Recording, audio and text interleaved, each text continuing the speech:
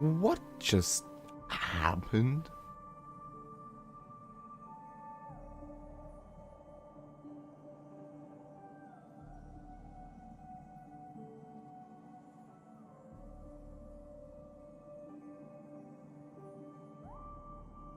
It's less of that we're back. The stream just decided to close itself.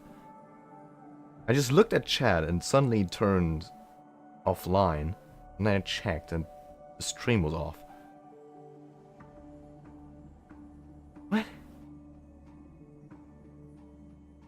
And because we're on YouTube, that means that I cannot work with the same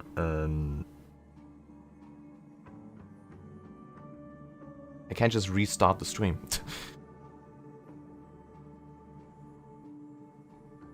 Well, that's one more reason to go over to Twitch.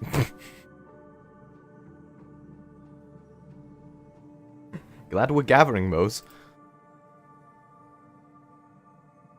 Well, I guess we'll wait for people to return because that was weird.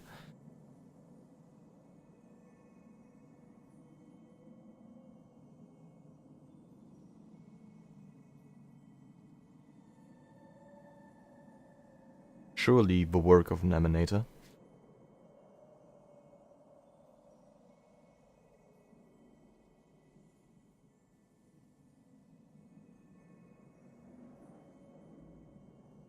Also, I am sweating. It is... I hate summer. It's worst season of them all.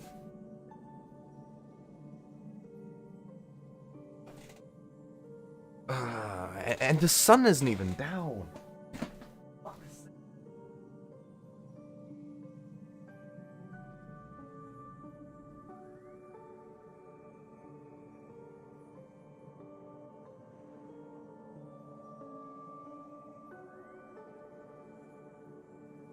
Sucks. Yeah, and I mean, it's not really summer yet. But fucking hell, it's already starting off good.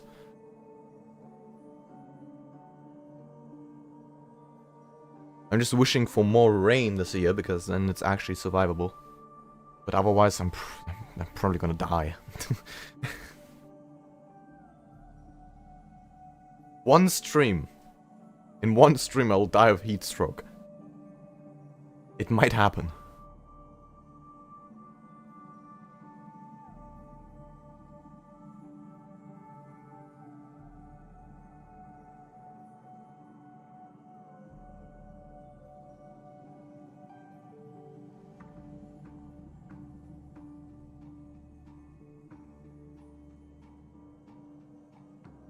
No AC?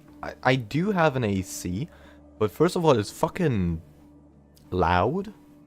It's good, but the problem is... It's a mobile one. And I live in the attic. Meaning, I basically have to throw the AC pipe emitting the air out of my window for it to actually work. And that's a hassle.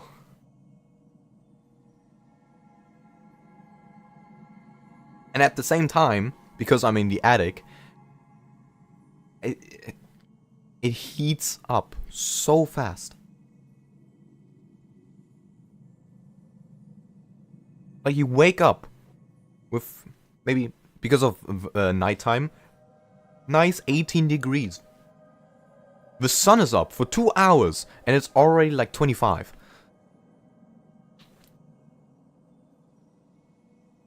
Fuck. Okay, let me quickly check if everything is alright this time without any mishaps. Well, there's no way for me to redirect the stream in this sense, so we'll have to work with this new domain, I guess.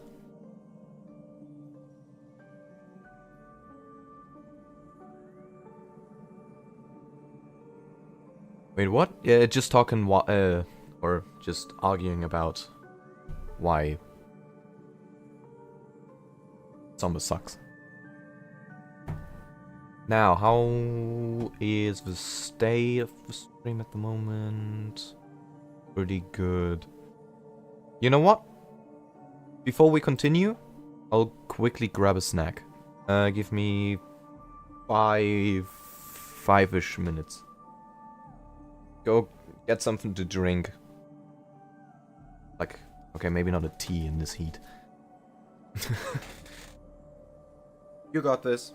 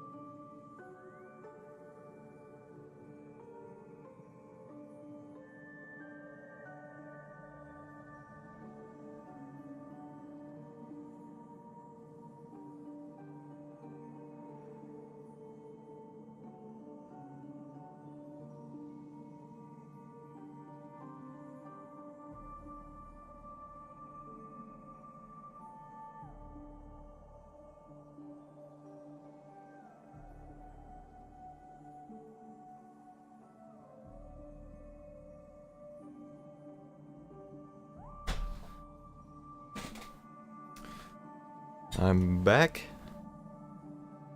You know what's crazy? I walked down the stairs and immediately got attacked by the cat. Just out of nowhere. Instructions unclear, got beer. Well. Works, I guess.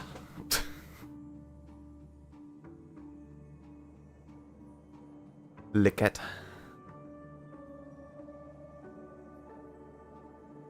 But yeah, such a rascal. I intended to call upon death before you arrived. To solve the riddle using more direct means. And then invite you to join. Huh? However, contrary to my wishes, I couldn't defy the script. And I didn't get a chance to explain it to you.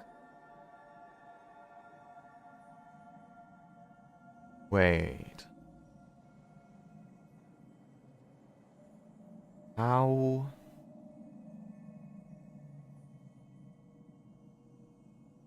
How did you think it's gonna go? It is how you see now.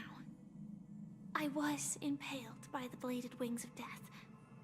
The heavy pressure of concentrated memoria, miasma, exploded in my mind as if it was actually reality.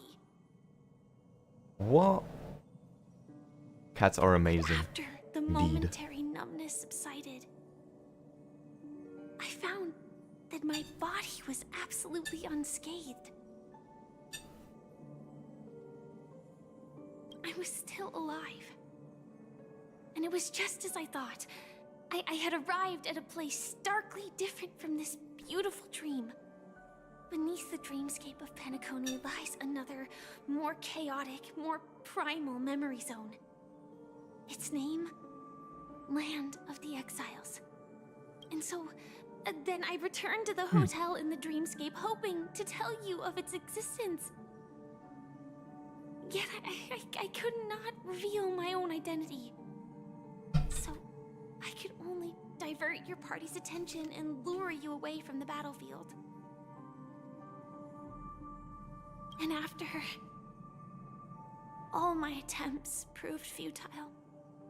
It wasn't until not long ago when a crimson blade of light shattered the high wall of the dream, causing you all to fall far into the abyssal depths of the dreamscape, that I was able to awaken you and your companions one by one. Oh wait, huh? Oh yeah, I missed what happened to us. And that's it. That is all that's happened so far. I'm completely confused. No, actually, what am I right now? Well, the situation until now is definitely cleared up. I know, it's tough to believe think all I this understand. without reservations. I just want to say, you are very close to the final answer. Just one more thing needs to be done. And then I can prove it to you. What is it? Now, Okay. let's leave this place. Please close your eyes. Take a deep breath and visualize the dreamscape's outline in your heart. And remember, you must not open your eyes at all times. Okay, everyone do it at the same time. 3,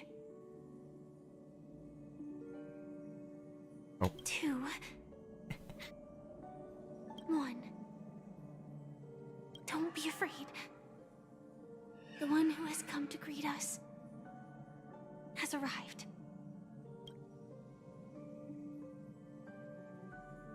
I gotta read, fucking hell. After a piercing screech, a thick and ferocious surge of memory crashes into your chest, churning and ravaging. Your consciousness becomes like scraps of paper caught in a whirlpool, breaking apart, dissolving and dispersing within the turbulent, muddy current. Innumerable voices resonated through a symphony of memoria like roaring thunder, and among them, one echo stood out with exceptional clarity.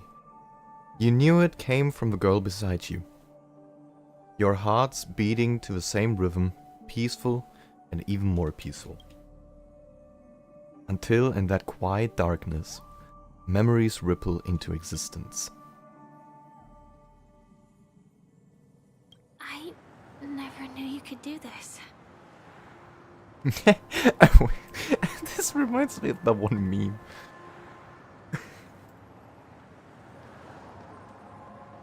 Has anyone seen wait, let me pull it up. Blade gets his driver's license. It's so stupid. Do you have a driver's license? I do.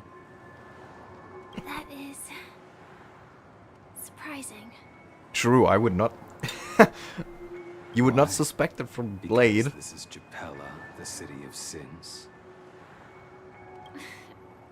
No, it's nothing. No, because it's you.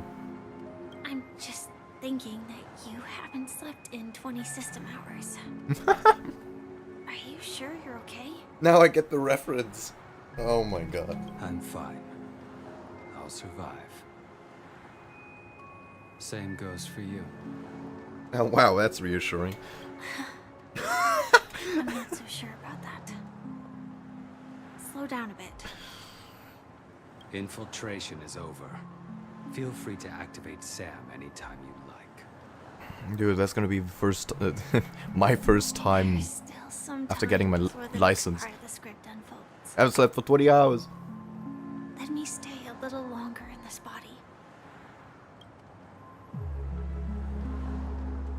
A long silence ensued.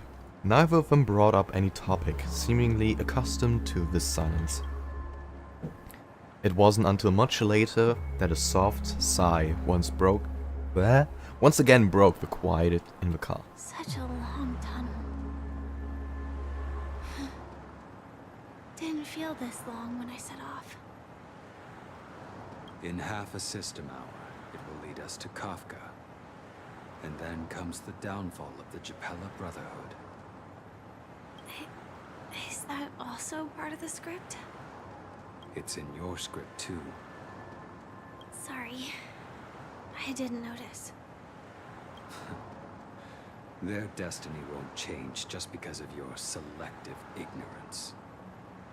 Whoa. I told you before, it's a bad habit. What about you then? Is this the moment you finally find the death you've been looking for? As always, it's a blank slate. It's not on this planet. Why the sudden inquiry? Because I'm currently in a car with a sleep-deprived driver. I just want to get there in one piece. Guys, would you go into a car if you knew that Blade was driving? This car has full self-driving capabilities. I'll just put my hand on the steering. Nope. Will that do? Yes. Okay. Hey, don't take everything so seriously. I see we got mixed feelings over here. Would always say there's only one type of destiny. The inescapable type. He can see the future, and we, likewise, are aware of our predetermined end. But before that moment arrives, we can still choose what we do. We all have this right, don't we? Still better than if I was driving. After today, Japella Surely will not. disappear from cosmic history, and the Everflame Mansion will take its place. In the not-too-distant future, you'll receive an invitation. That's your next stop. Land of the Dreams. Penacony. Maybe being Mara's truck helps with driving. I doubt it. I I hope you find whatever you seek. don't think so. Be it answers or salvation.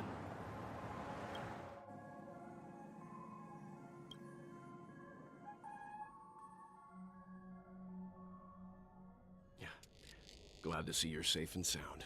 Where the hell? Also, hello, Welt. You are here Close your too? eyes. This is the answer. Isn't it incredible? The monster that we have always known as Death is actually the guardian of the land of the exiles. It abides by a certain rule, abducting people from their dreams and bringing them here. Okay.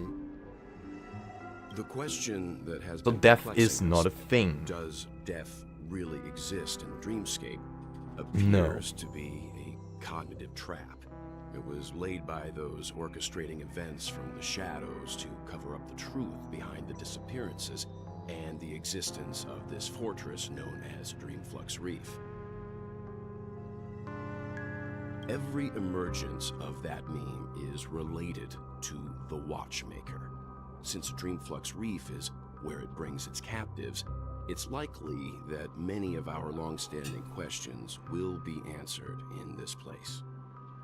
I mean, yeah, this is the only place we don't know about. The atmosphere here is Within the starkly dreamscape. different from the beautiful dream.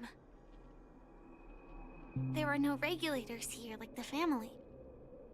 And they all look like they're mildly dazed.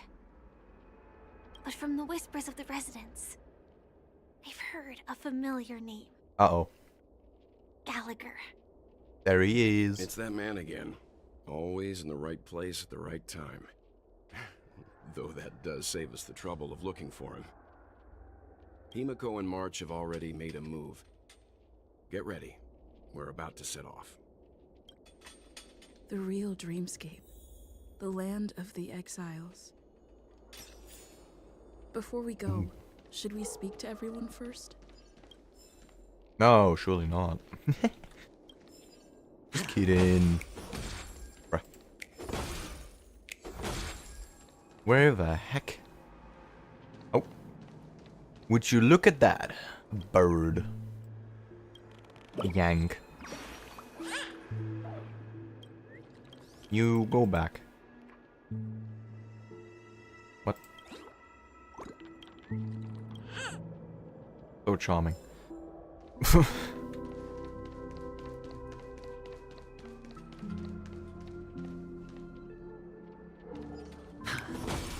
Yeah, okay, this place do be strange. It definitely gives off a very weird vibe. I'm really sorry for waiting until now to tell you everything. I mean, the timing couldn't have been better. Why couldn't you reveal your true identity? 2 reasons. Firstly, the script. Ah, the In script. the future that Always Elio the saw, script, hey. Sam and the Astral Express's confrontation was inevitable. I tried to break the shackles of the prophecy, but this is as far as I could go. That aside, there were also my personal motives.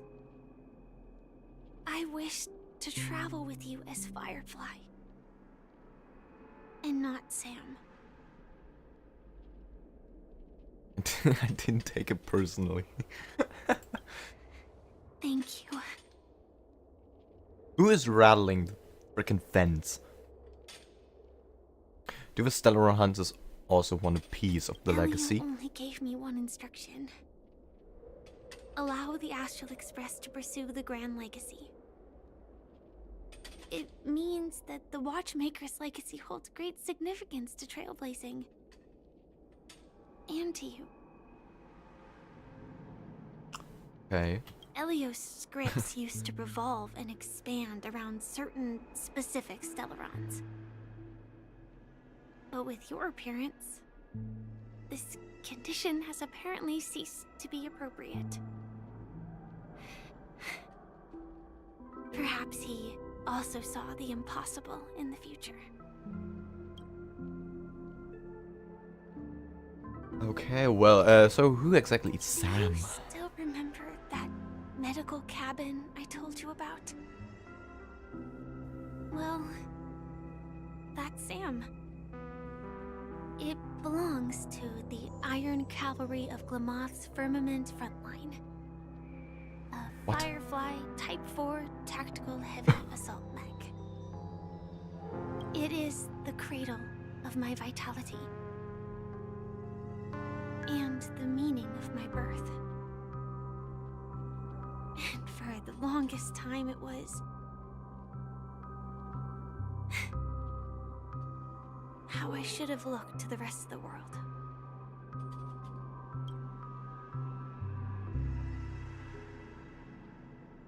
Okay, well, my next question would have been... Yeah, I don't even know. The Let's talk timescale later. of Dreamflux Let me just differs digest that. from reality. So we mustn't lower our guard. You're sensitive to Memoria. A slight misstep. And you could get lost in this memory zone. That is fucking crazy. He just owns a mech. Alright. Awesome. 2.2 is longer than 2.1. Well. Thank goodness. Because I want more. Just awesome story. I'm really sorry. Okay, it's just the The same. time scale. Well, Something on your mind? Let's talk about it. I don't even know. Across Blade Slash. No wonder Miss Acheron is so averse to drawing her blade. It's Hard to imagine such terrifying power could reside in an ordinary sheath. If it weren't for the fact that Aventurine's power originated from the preservation, the entire dreamscape would have been affected. Don't feel burdened by this. Even without that Stellaron inside you, Aventurine would still have found other methods to accomplish his goal. Let's just believe in Miss Acheron. And given her prowess, I don't think we've got anything to worry about. I mean, she could just destroy During our anything. investigation, he shared a vital piece of information. McHale, the former watchmaker who collaborated with the family to construct the Penacony we're familiar with today, had a falling out with the family for Best girlfriend I can specific get into reasons. a pub brawls and she'll bust me out. But I this see is situations isolated where a whole fucking mech You were clearly investigating. could come in handy. So then, why, as a security officer, is he changing the subject to talk When I about thought his I was past near with the the end, it went watchmaker? on for like ages after. That's a good sign. And now, with Firefly mentioning his name again, it's hard not to be suspicious.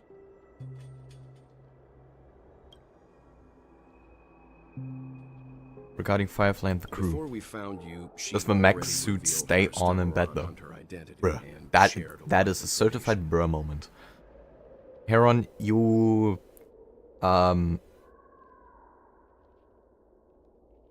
you're getting the stapler out for that.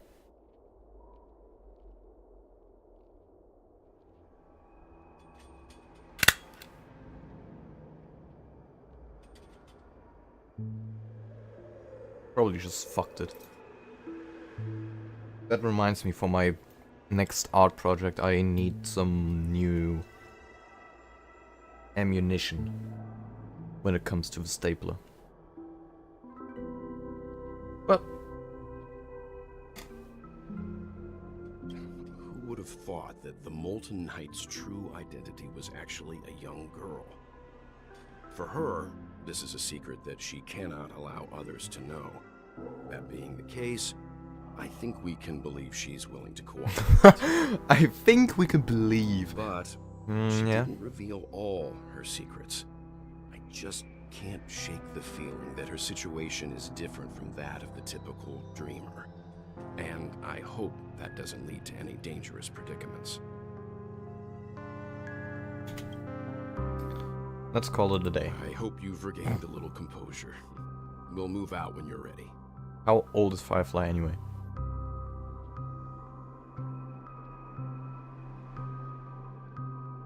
Yeah, maybe you should look into that first. It could get dangerous real fast. Oh, bird. Come here, bird. Pressed? Oh no. You'll learn eventually. Get the fuck out of here. Okay, what else? Hello. Welcome to heaven. Dreams, true or false, all are ephemeral. Are you drunk? Might as well drink more Soul Glad instead. Yes, she is. Well. What the fuck happened there? Hello. How many are down here?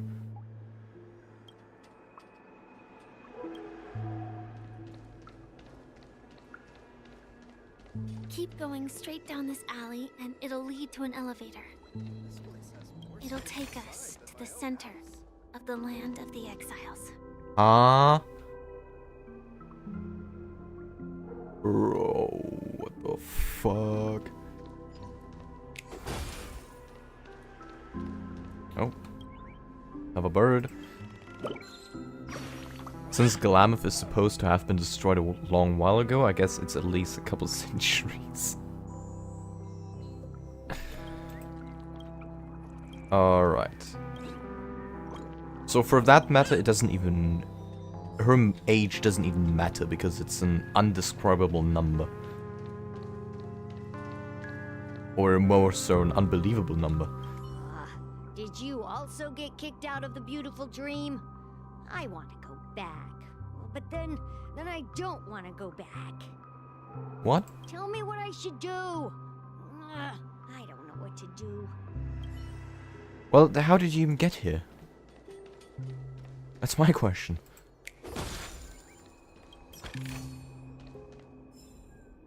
Bird.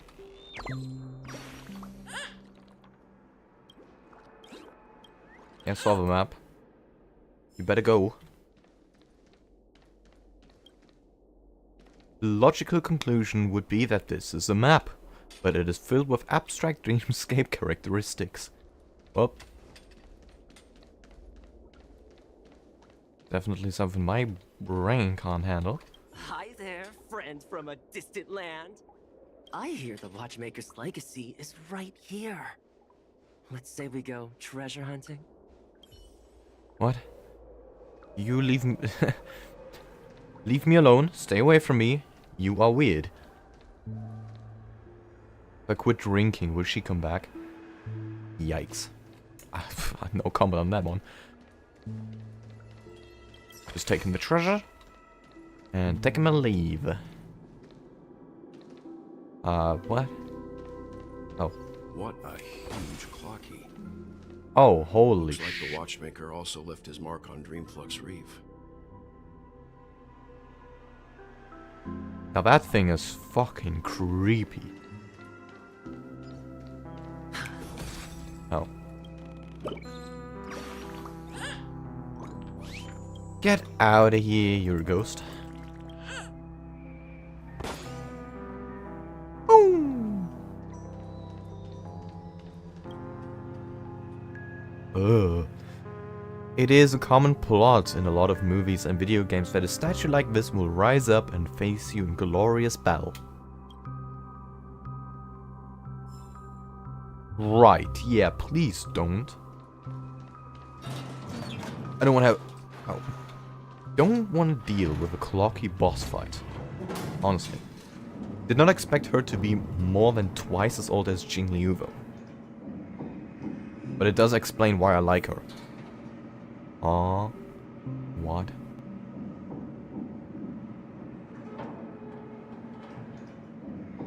In that what? Why could I investigate that? What? How far up are we going? Unbelievable. To think there's a settlement of this size within the dreamscape. And all beyond the family's reach.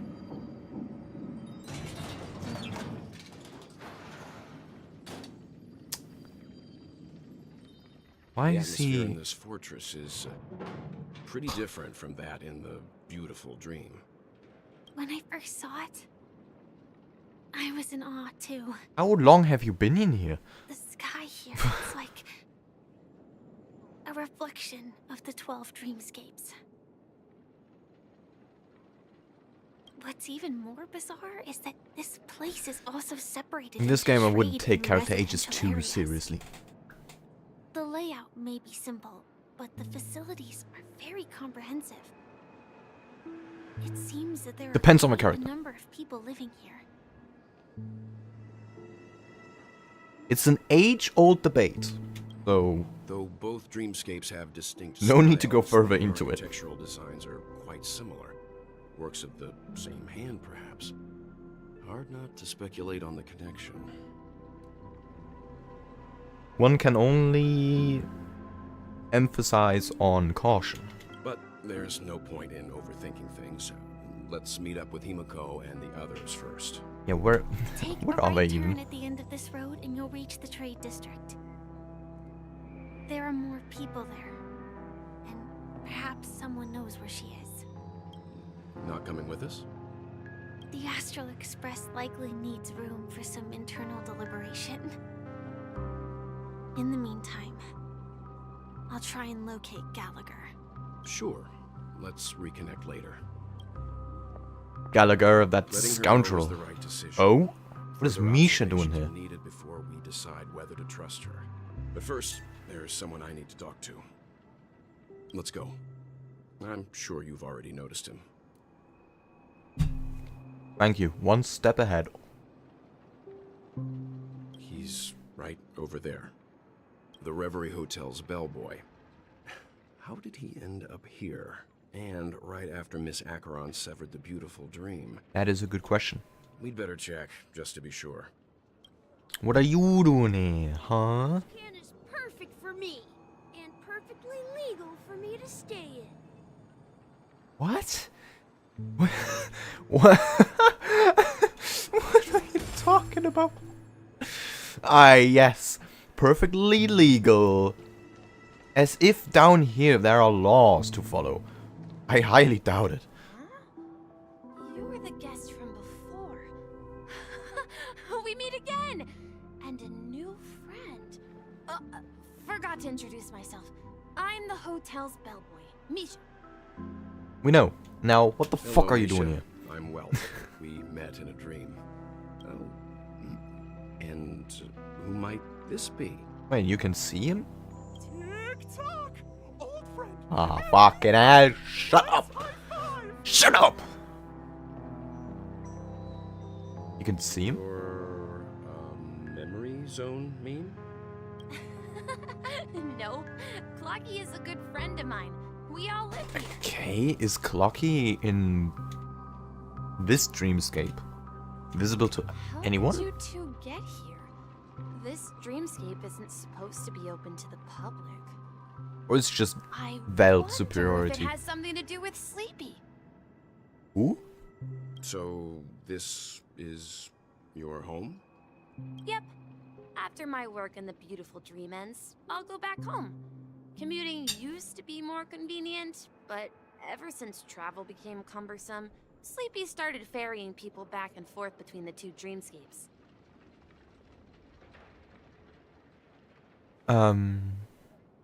Well, that's sad. This Sleepy. Can you describe what it looks like? Man works at the hotel but actually lives here. Sleepy is a memory zone meme. Looks Kinda sad. fierce and has many eyes. But it's actually really well behaved. Gallagher's been taking care of it. Oh, it's the fucking thing. So Gallagher is the one controlling Based it. on the description, that meme is indisputably death. Wait, what happened to Sunday then? Nightmare for the family, He just got but teleported out here, for so the he- people who live here He's just like, where the hell? couldn't be further from the truth. What is this? Death? Not in a dream, surely. Sleepy's just a little aggressive, and sometimes messes up by fetching the wrong guess. But it would never hurt anyone. What? It kidnaps people, that's more than enough. I see. Has it brought back any guests recently? It's just Say, like people naming their in the pitbulls last day or Cupcake two? or Princess. We're currently True. investigating a missing person case that occurred within the It beautiful dream. might just be a pitbull reference, you know. I see. It wouldn't surprise me of You'll Star have Rail. to speak with Gallagher, but he's currently busy hosting a visitor from the Oak family and specifically asked not to be disturbed. Just, you know, just imagine the Chinese being like, hey, you know that American meme with all the pit bulls? Yeah, let's just make some huge-ass monster who's nice, but a little overly aggressive. Mr. Yang, the person you're looking for, is it Miss Robin? No, not at all. Just as I thought. Considering what happened with Miss Firefly, this doesn't Oh. come as a surprise. I mean, are we trying to find her? If you're looking for Miss Robin, I can lead the way. She told me that she'd be willing to meet with outside guests. Is she stuck here as well? If it's not too much trouble. Also, we're looking for our missing companions. A woman with red hair accompanied by a Okay, so girl they're with all pink down hair. here. Have you seen them? Oh, I haven't. But please, rest assured. Dreamflux Reef is a small place, and it's not as bustling as the beautiful dream, but its safety is unmatched. How about this? Since it's your first time here in Dreamflux Reef, I'll be your guide and help you find your companions. And then we can all go visit Miss Robin together. She's gone to Mrs. Grace's to visit the children. She won't be leaving anytime soon, so there should be enough time. All right then, we'll follow your plan. Well, we now know the answer to both murder cases that have caused such commotion in Penacony. As for the intentions of the mastermind behind it all, we're still none the wiser. Mm-hmm. Sleepy is such a silly name. But it has to be Gallagher. Yes, that's my thinking as well. At least Not with the entirely kidnapping. certain, but we still have to find him one way or another. Say, you mentioned before that you saw Clocky that only you could see, right?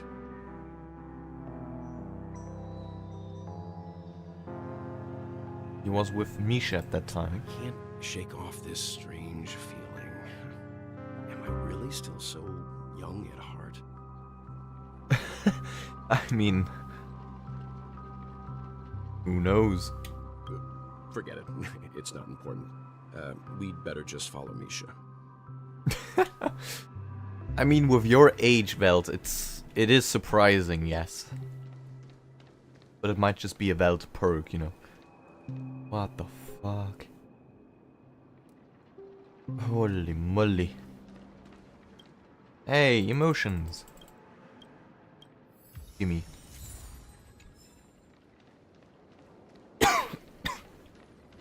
Oh, why the spicy?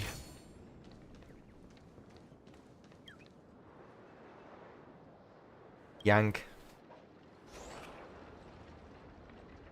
Hop. Jump high.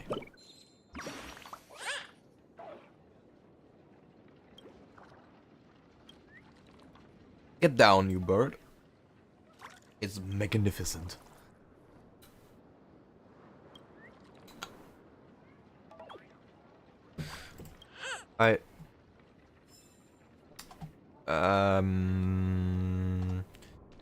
Where is Misha? Oh. Everyone, look! From here, you can see the most spectacular view of Dreamflux Reef. It looks like a black hole. A black Just hole? more. Oh, An damn. accretion disk formed from consolidated memoria? Was Dreamflux Reef built on such unstable memoria? Oh, so Mr. Yang is also versed in Memoria dynamics. What? I was just trying to figure out how to explain this huge hole to everyone. I bet you guys have a lot in common with Miss Kami. Heron, that is so unnecessary.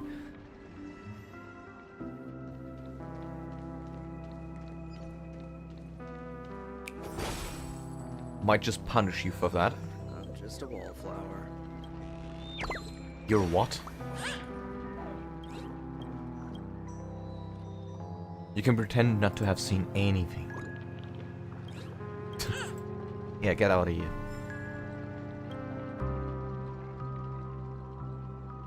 A dilapidate? What does that work? My brain. What does that even mean? Sign with an obscure coin slot. A concealed area is up ahead. Please line up to wait for your ride. Note, this stop only accepts 18 tokens. You squint your eyes and notice this line of fine print below the coin slot. Refusing to relent, you shove some ordinary coins in it. They're spit out right away. Looks like this one's a picky eater. No choice but to heart-wrenchingly sacrifice your tokens. Not yet.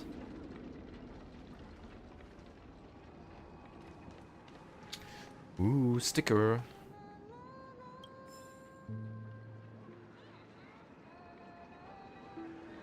Steaming manhole cover. Hot steam from under the manhole cover bursts upwards like lightning, as if it is chasing something, before dissipating straight into the heavens. Indeed, this one of the great 7 manhole covers. The manhole cover of The Hunt. What? Look! There she is!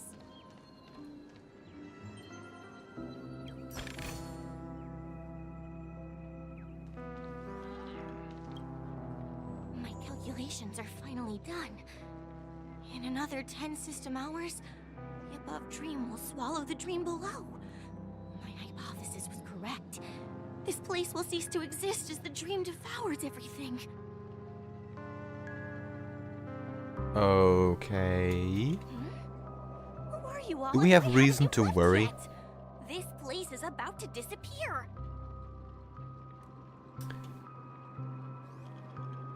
What are you doing out here? Kami, a dreamscape surveyor specializing in Memoria dynamics. And this is my life's work that I'm researching. See that Okay. huge gaping hole? It was just No. a narrow rift many years ago. But now, it's grown into a giant hole. The surrounding Memoria has been flowing towards the other end of the hole at a constant velocity, slowly but surely.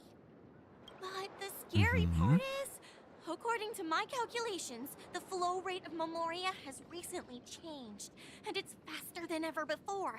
It's almost as if something is sucking it in from the other side.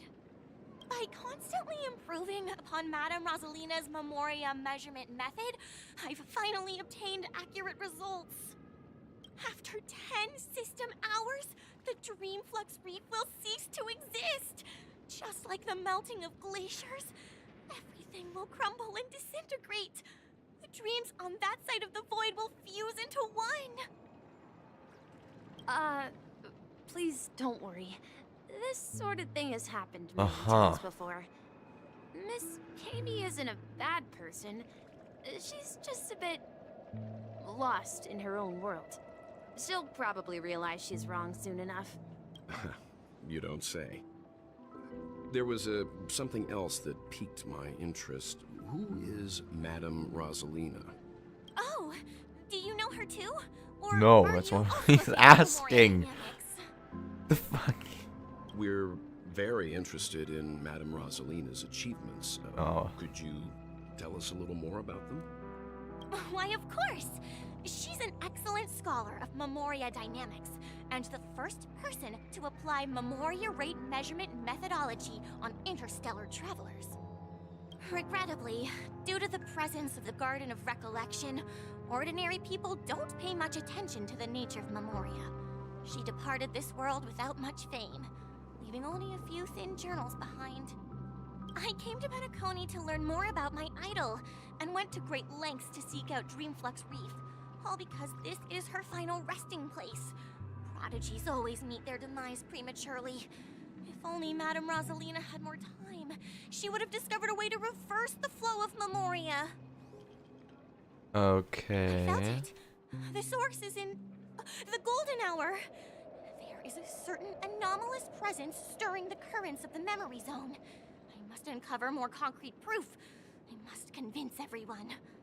Okay. Does the name Madame Rosalina sound familiar to you?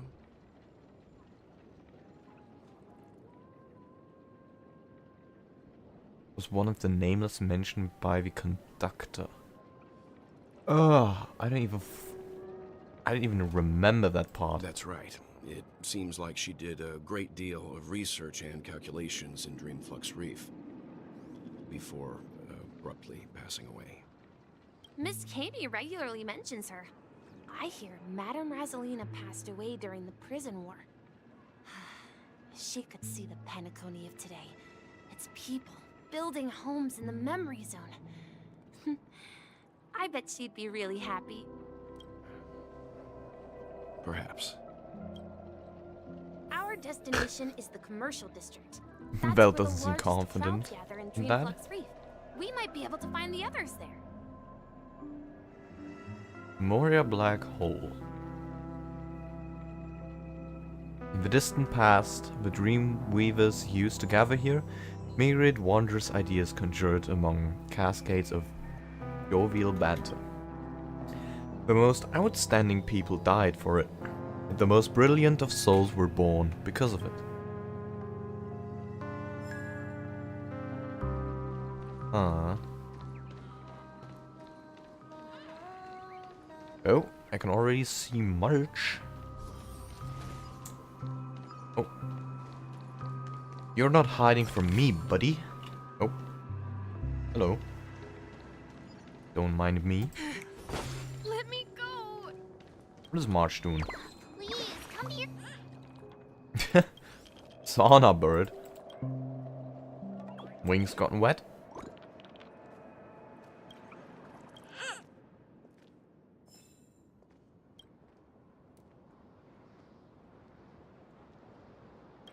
Okay. The manhole cover of abundance. Right. March? Ghost! There's a ghost! Don't come near me! Are you on drugs? Oh my. I'm human and so are you. Can you get a grip? Mr. Yang and Miss Trailblazer, I've been waiting for you. Quickly, come help. I bumped into a member of the family on the way here. He was so scared and I just wanted to calm him down. But... Let me go! Let me go! I've only done good in my life. Why can't I rest in peace after death? He's out of his this is how it mind. turned out. You scared him this badly? Haha, you're a regular comedian. What did you do? He thinks he's dead. Although, when I first fell in, I also thought the same. Dear guest, this is not the afterlife. This is Dreamflux Reef. That's right. Did you hear that? Repeat after me. Dream Reef. You're talking to someone invisible. If I'm not dead, what am I? I shouldn't have pushed my luck and tried sleeping in my dream. Curiosity kills the Papashi. Why? Why would you sleep in your dream if you're already sleeping? What? What's wrong with sleeping in dreams? Stop asking! You'll alert the monsters. All the dead are right here. All of them. You're not talking about the memory zone meme, are you? Don't say that name. It's He's out of his mind. coming. Calm down. Oh, what? Ah! What? What is that? Hold on a second. Deception's Crown restores HP after being attacked, but additionally gains physical and fire type weaknesses and takes increased break damage. This state will be dispelled after being weakness broken. I don't have either of those at the moment. So what the fuck? Come on, man.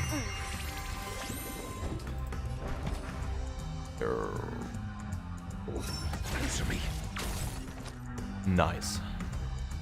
Love it. The dice have been cast. Bust. Stupid Or maybe safeguard. I'll take it all.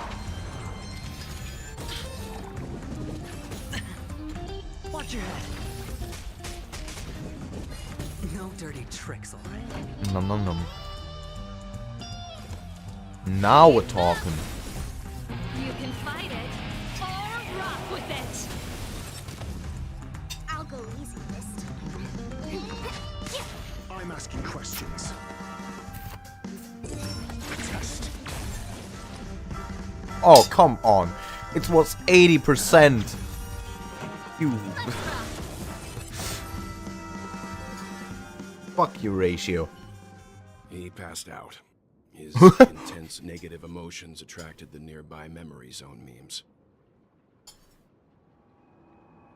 Bro, he I dead as see. hell. But why aren't the other people around here scared? Unlike in the Sweet Dream, people here don't see memory zone memes as dangerous monsters. What? And even if they pose a threat, people can easily escape by forcing a wake-up call. But we can't just leave this man here. Can we take him somewhere safe? Yes. We can ask Jessie for help. I've gotten to know many locals while waiting for you guys. Everyone here is living a self-sufficient life. I don't know how to describe it, but this place feels like the real dreamscape. What? I mean, Definitely doesn't look like it, but I guess. Your hair color's different. Yeah, get out of here.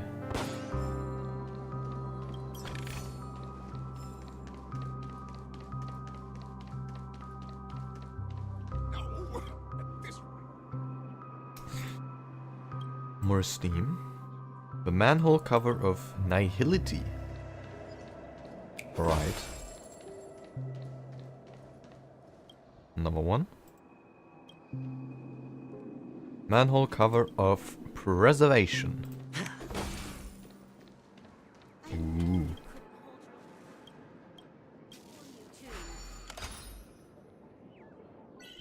And for some puzzling, oh my.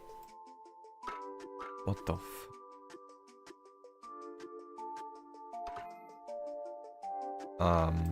Hmm.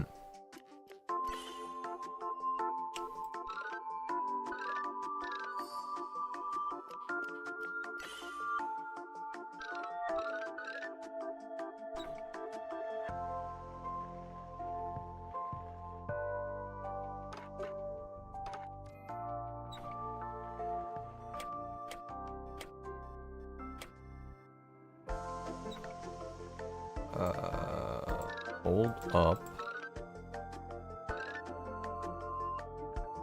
Oh, wait, here. So many.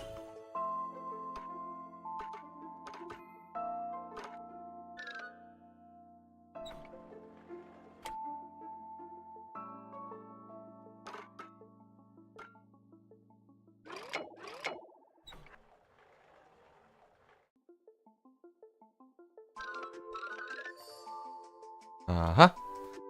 Got it.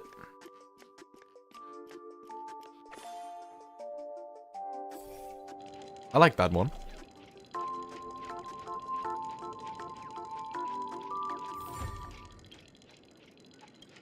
Hey. Thank you. Oh, fence. Let's see how you handle a stroke of genius like this. Say. Oh. Why? What? Don't talk to me. Okay. Adios. Evening, Jesse. Is it evening? Welcome, Miss March. Who might these be? These two are my friends. As for the man Hello. lying on the ground, he's a scaredy cat who fainted from fright. I see. Another poor guy who accidentally ended up here. I'll take care of him. There have been a lot of new faces lately. Things must be tough in the beautiful dream. The few remaining havens of freedom in Asdana will soon face trouble. Do such things often happen here? Not really, but they're becoming more frequent now. Ooh. Guess it's one of the signs of the Sweet Dreams collapse. This man has had quite the shock.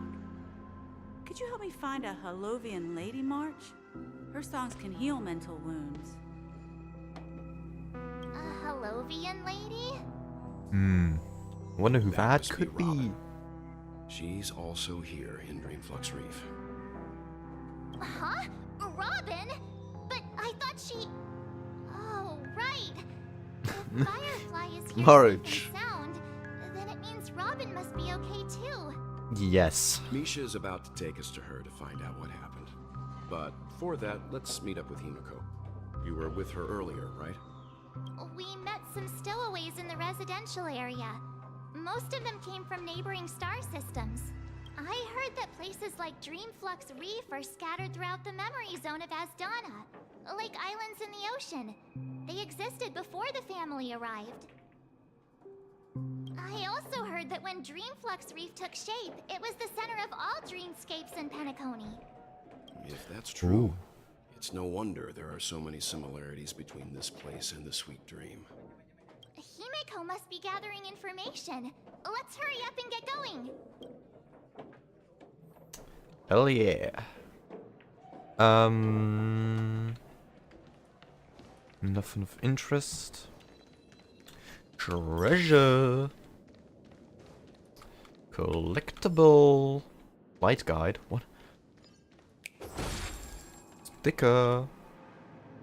Why is there a chair? Okay.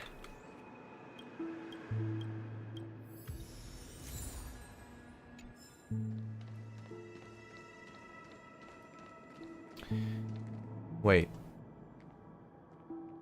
I need to go back.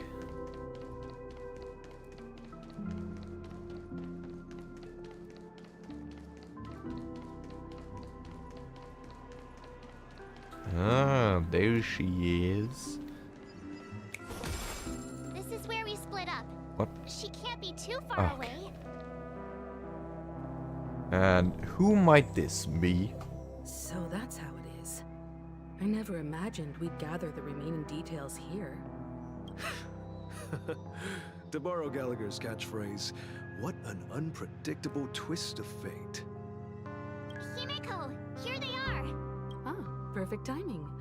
Now that everyone's here, I'd like to introduce everyone to Micah, who's partly in charge of the Land of the Exiles. Micah, these are my companions. It's a pleasure Hello. to meet the Nameless. You know us? I've been keeping an eye on you since the day you arrived in Penacony. We would have met under more appropriate circumstances if Dreamflux Reef hadn't been isolated from the 12 Dreamscapes. Please, allow me to formally introduce myself. I'm Micah, the Gravekeeper of Dreamflux Reef. Gravekeeper. That sounds Keeper. very interesting. Life in Dreamflux Reef is pretty liberating. Everyone here mostly keeps to themselves, without meddling in others' affairs. My daily task involves cleaning a few tombstones. You're too modest, Micah. When lost dream chasers stumble upon this place, you're the one who takes care of them, guiding them back to the sweet dream, or showing them how to survive the wild Red Dead dream Redemption chaos. 2. PTSD triggered. So, I know nothing guardian about that. Of sorts. Were you talking to me, Mr. Yang? Hmm? What? On that note, Mr. Mika, which tombstones are Wha- referred what? to? We didn't come across any graveyard when we arrived. What kind of altercation They're was actually that? just symbolic stones. But since you're curious, Mr. Yang, I'll take you there. I have a feeling you might find something of interest there. But before that, you have an important guest joining you. An important guest? Who could it be? This way, please. The Norway roads here at investigation Dreamflux Reef are report. a bit run down, so watch Word. your step. Yeah. The shop owner is on vacation. Off you go. Oh, missed that one. Whoops.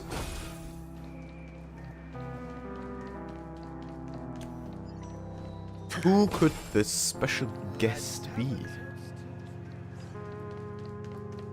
So this is the so-called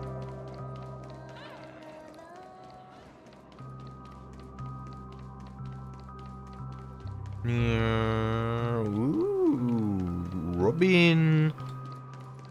There she is. It really is her! Miss Robin! Hold up. Nothing ever beats a good drink. My guy, bruh.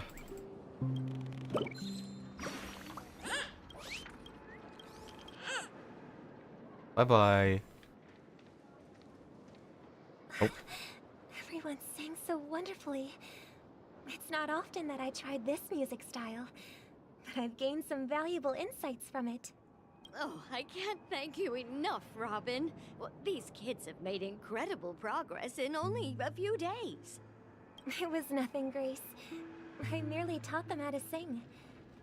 It was you who brought hope into their lives. Life must be quite difficult for them in reality, I imagine. That's right. Whenever it's time to say goodbye to these kids, they're reluctant to leave. But I've explored every corner of Dreamflux Reef, talked to everyone I met, and they all told me the same thing. This shattered dream is not worth clinging to. It seems you truly are a child of the Harmony. Emma and Andy are orphans I took under my wing. Carol there, with her blind eyes, used to work at a nutrition center in the outer ring of Penacony. And as for Gary, he's been living with autism since he was a child. They're not old enough to enter the sweet dream managed by the family. If we compare people to birds, these kids are like fledglings with impaired wings. But in this dream, well, they can fly freely. Even if they stumble along the way, well, they're still relying on their own strength. And me, an old lady with no legs. Well, without this dream, I couldn't even walk toward them. Oof. I'm glad that you found a new life here in Penacony. It's just... That's deep. Don't worry, Robin. Dreams have their significance, but they aren't everything.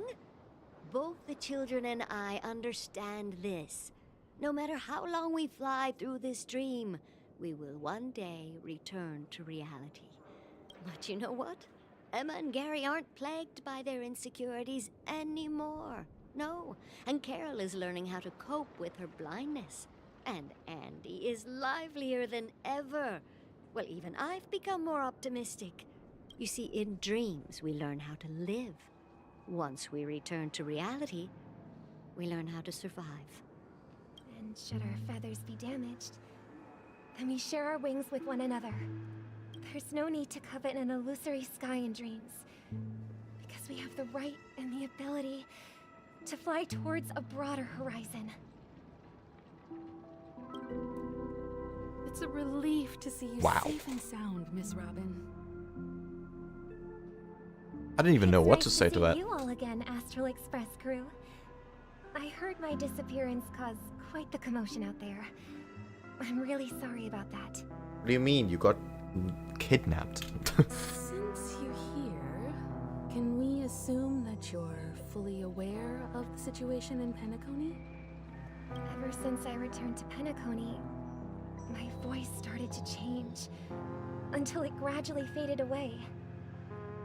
At first, I thought it was a temporary ailment, perhaps due to having been away too long. I thought maybe it just takes some time for my body to acclimate to the high concentration of Memoria and Asdana. But now it seems the root of the problem goes way beyond me. There are elements around me that don't align with the Harmony. And losing my voice is just one of the signs of the Sweet Dream's collapse. Ooh. Yeah, we've seen a couple of Sweet Dreams those. collapse. That memo keeper mentioned the same thing. So it's real. Yeah, well, March, how did you get here? While I was away from Penacony, the boundaries of the 12 dreamscapes kept expanding outward. But whenever I mentioned the anomalies in my dreams, the family heads refused to talk about it. Only my brother was willing to respond. Later, I discovered the secret letters from the IPC ambassador, which further convinced me that there are hidden secrets beneath the surface of Penacony. So, following the clues in the Oak family's dossiers, I found my way here. The land of the exiles, concealed by the family under the guise of death. A dream within a dream, where Penacony's past is buried. So did Robin get here by herself? Hearing you speak, it sounds as if your voice has made somewhat of a recovery. I hate to admit it, but the harmony in this place resonates more broadly than within the Sweet Dream. It's regrettable, but the family has experienced betrayal.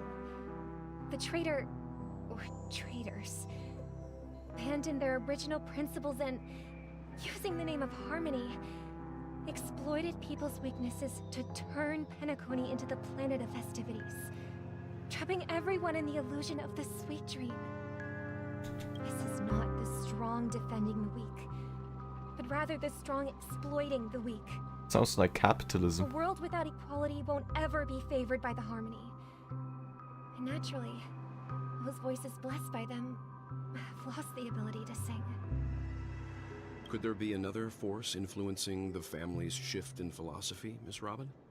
Considering what happened with Acheron, it's difficult to conceive of another entity within the realm of the Harmony capable of influencing everyone. Unless a power surpassing that of an emanator is involved. I'd heard about what happened to the Xianzhou Alliance. But as far as I'm aware, the family hasn't faced any such external interventions. So no invasion this time. Perhaps I've just been away too long and missed something. Regardless, I mean, I wouldn't- cannot accept my home is moving towards the very opposite of what the Harmony Wouldn't bet on it represents, either. while still claiming to uphold it. I must uncover the reason why Mikhail cut ties with the family, and who exactly it was who betrayed us all. Do you remember our arrangement, Mr. Micah? Well, here's my answer. I've decided to forgo my role and never step foot on the Charmony Festival stage again. Ooh. Sunday's not gonna like that. Look here, brother. A little bird. Looks like a fledgling Charmony dove. But Charmony doves don't live here. So how did this little bird get here? Maybe its parents abandoned it? It looks weak and frail. Why don't we find something soft and make a nest for it? This place is too dangerous for a fledgling. Let's take it with us. We can put it on the wooden shelf in front of your window. Okay. A bird like that must have a beautiful singing voice. But where will it live? I'll ask the family head to build a cage for it. A cage? But then it won't have the freedom to fly, right? Let's see.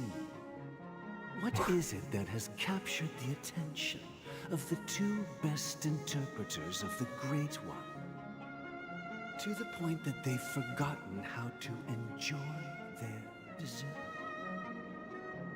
Oh, poor little thing. Doesn't look like it's doing well. Do you want to rescue it? I don't know about the kind voice part. I do. But I don't want to lock it up in a cage. Why? Even if it's small. You mean and why? Can't sing. It didn't come into this world just to be locked up in a cage. Birds. They should be flying free in the sky. That's quite the romantic idea. And what about you, a young scholar? Do you agree with your sister? I think she's right. But if we leave it out in the wild, it won't survive for more than a few days at best. Ah, I see. It seems our little scholar is still a bit unsure. Well, let me tell you youngsters a story. As you probably know, Charmony doves can fly through the air. When they fly really high, the friction caused by the flapping of their feathers against the atmosphere creates amazing lights, so that they look like shooting stars. We've seen this spectacle so many times that we think it's just something they can naturally do. But that's not the truth. Their radiant display is the result of countless struggles against nature over generations. Their ancestors were too weak to survive on the ground, so to escape predators, they started seeking new opportunities in the air. Okay, so it's basically just theory of evolution. After countless attempts by many generations, one of them finally figured out how to fly. It soared into the sky and never looked back at the ground again. So, you mean birds aren't born to fly, but they find a way to do it through their determination, right? Well, that's an idealistic way of putting it. So, what are your thoughts, Sunday? I think people believe birds are meant to fly because they've never seen those birds crashing to their death. That's an interesting perspective. So, Oh, have interesting. you decided what to do with the bird now? For now, I'll keep it in a cage until it can take care of itself because I want it to live, no matter what. Good idea. Well said, kids. It seems each of you has found your own answer. Your insights are truly remarkable. And I hope they come true in their own way. We will take good care of it. Won't we, brother? Yeah, but Mr. Gopherwood, there's one thing I don't quite understand. And what might that be, my son? What if this little Charmony dove never learns to fly in the end? I mean, if there are fledglings in this world that can never fly throughout their lives, should we let them go back to the sky, Interesting. only to see them crash to the ground and die? Talking in your sleep, birdie? Time to wake up. Very philosophical. I like that. Where? Huh? Need a hand? I'm still alive? That is funny. Man just killed Sunday just to bring him down here. Yeah. Happy about that. Where is Robin? Tell me. Now. I knew that was going to be the first thing you'd ask. Wow. This isn't really surprising. Now, is it? Sister's here, safe and sound. She's probably walking around the streets now. If I were you, I'd be more worried about myself. After all, right in front of you is the guy who just stabbed you in the chest with a dagger. Oh, he stabbed him? What the fuck? If you wanted to kill me, you wouldn't give me the chance to speak. Just tell me your demands, lackey of the Watchmaker. So, you figured out who I am, huh? No Huh? wonder you had the guts to go against the Dream Master and the Four Families. Looks like I made the right choice. Choice? You are aware of my plan. I'm happy that I got See both through Robin my and her act. light cone. Good on Time you. is running out, so let's drop the charades. I'm suggesting we cooperate. Cooperate? What makes you think I'd cooperate with you? The fact that the famous Robin has chosen my side. Plus, some clues about a traitor and a bright future for Penacony. Any of that catch your interest? I find it hard to believe a man who's full of deception. Fine. You don't have to trust me. What you should trust is the sense of justice inside of you. Fuck, he got me. Show me Robin first. All right, as you wish. Here she is. Huh? What? What's your trick this time? Just kidding. I mean, this lady will lead us to Robin, right? And the crew, too. There are too many people who use Bro. explanation. Fucking hell. That'd be great. Please follow me, Honorable Oak family head. My brain, Now, man. all the actors It's cooked. are on the stage. What the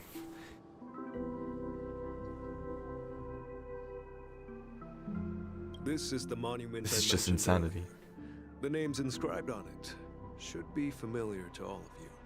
Rosalina and Tiernan. When Penacony was known as a frontier prison, it was the Trailblazers who connected it with the stars. They were the heroes who saved Astana, and their names deserve to be immortalized, not just on this small stone tablet, but in the annals of history for all of time. However, today, the planet of festivities is nothing but sweet dreams. That heavy piece of history is all a distant memory. just like that prison. If their names are inscribed here, then that means...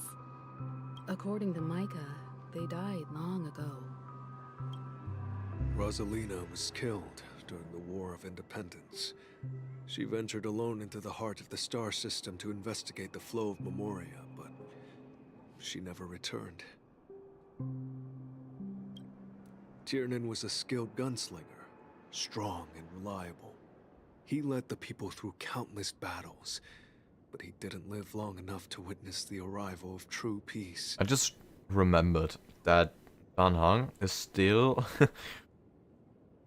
at the Express with Butil. In the decade While we're doing following the this. war, Penacony faced challenges internal and external. To protect Asdana, Tiernan took up the way of the Trailblaze and led the Lampmoth family to explore beyond the system, only to be surrounded and wiped out by the swarm. God damn you, propagation! Though I had expected as much, the tales of these heroes truly are sorrowful. True to the title of Trailblazer, they spent their lives venturing into the unknown. But what about this tablet? There are no names carved on it. When Dreamflux Reef was created, its owner was still alive. Oh, Gallagher. However, he insisted on erecting a monument for himself, saying that it will happen someday. Here we meet again. Everyone from the Astral Express. Robin. I mean... Well, good thing we don't have to search for you anymore. So many. I did my job. I gathered everyone here. Gallagher will explain the rest to you. Take care. It was all planned. Alright. Brother... There's no need for words. You're safe. And that's all that matters. Aww. What a reunion. Huh. The atmosphere sure is livened up with all these people in here. Oh? I brought Gallagher here. It's time to face the truth. Yeah, time to beat him up. Explain yourself, scoundrel. I promised to give the siblings some privacy, so let's talk about our business first. What do you say? That sounds sensible enough. Since you went through the trouble of gathering the family heads, the crew, and the Stellaron hunters, I'm guessing you have something important to say, Mr. Gallagher? Oh, is it that obvious? What? Yes, of course. The look on your face is practically screaming, I'm the one behind all this. Why else would you scheming this entire thing? You're right, Mr. Yang. It is indeed time to come clean on everything.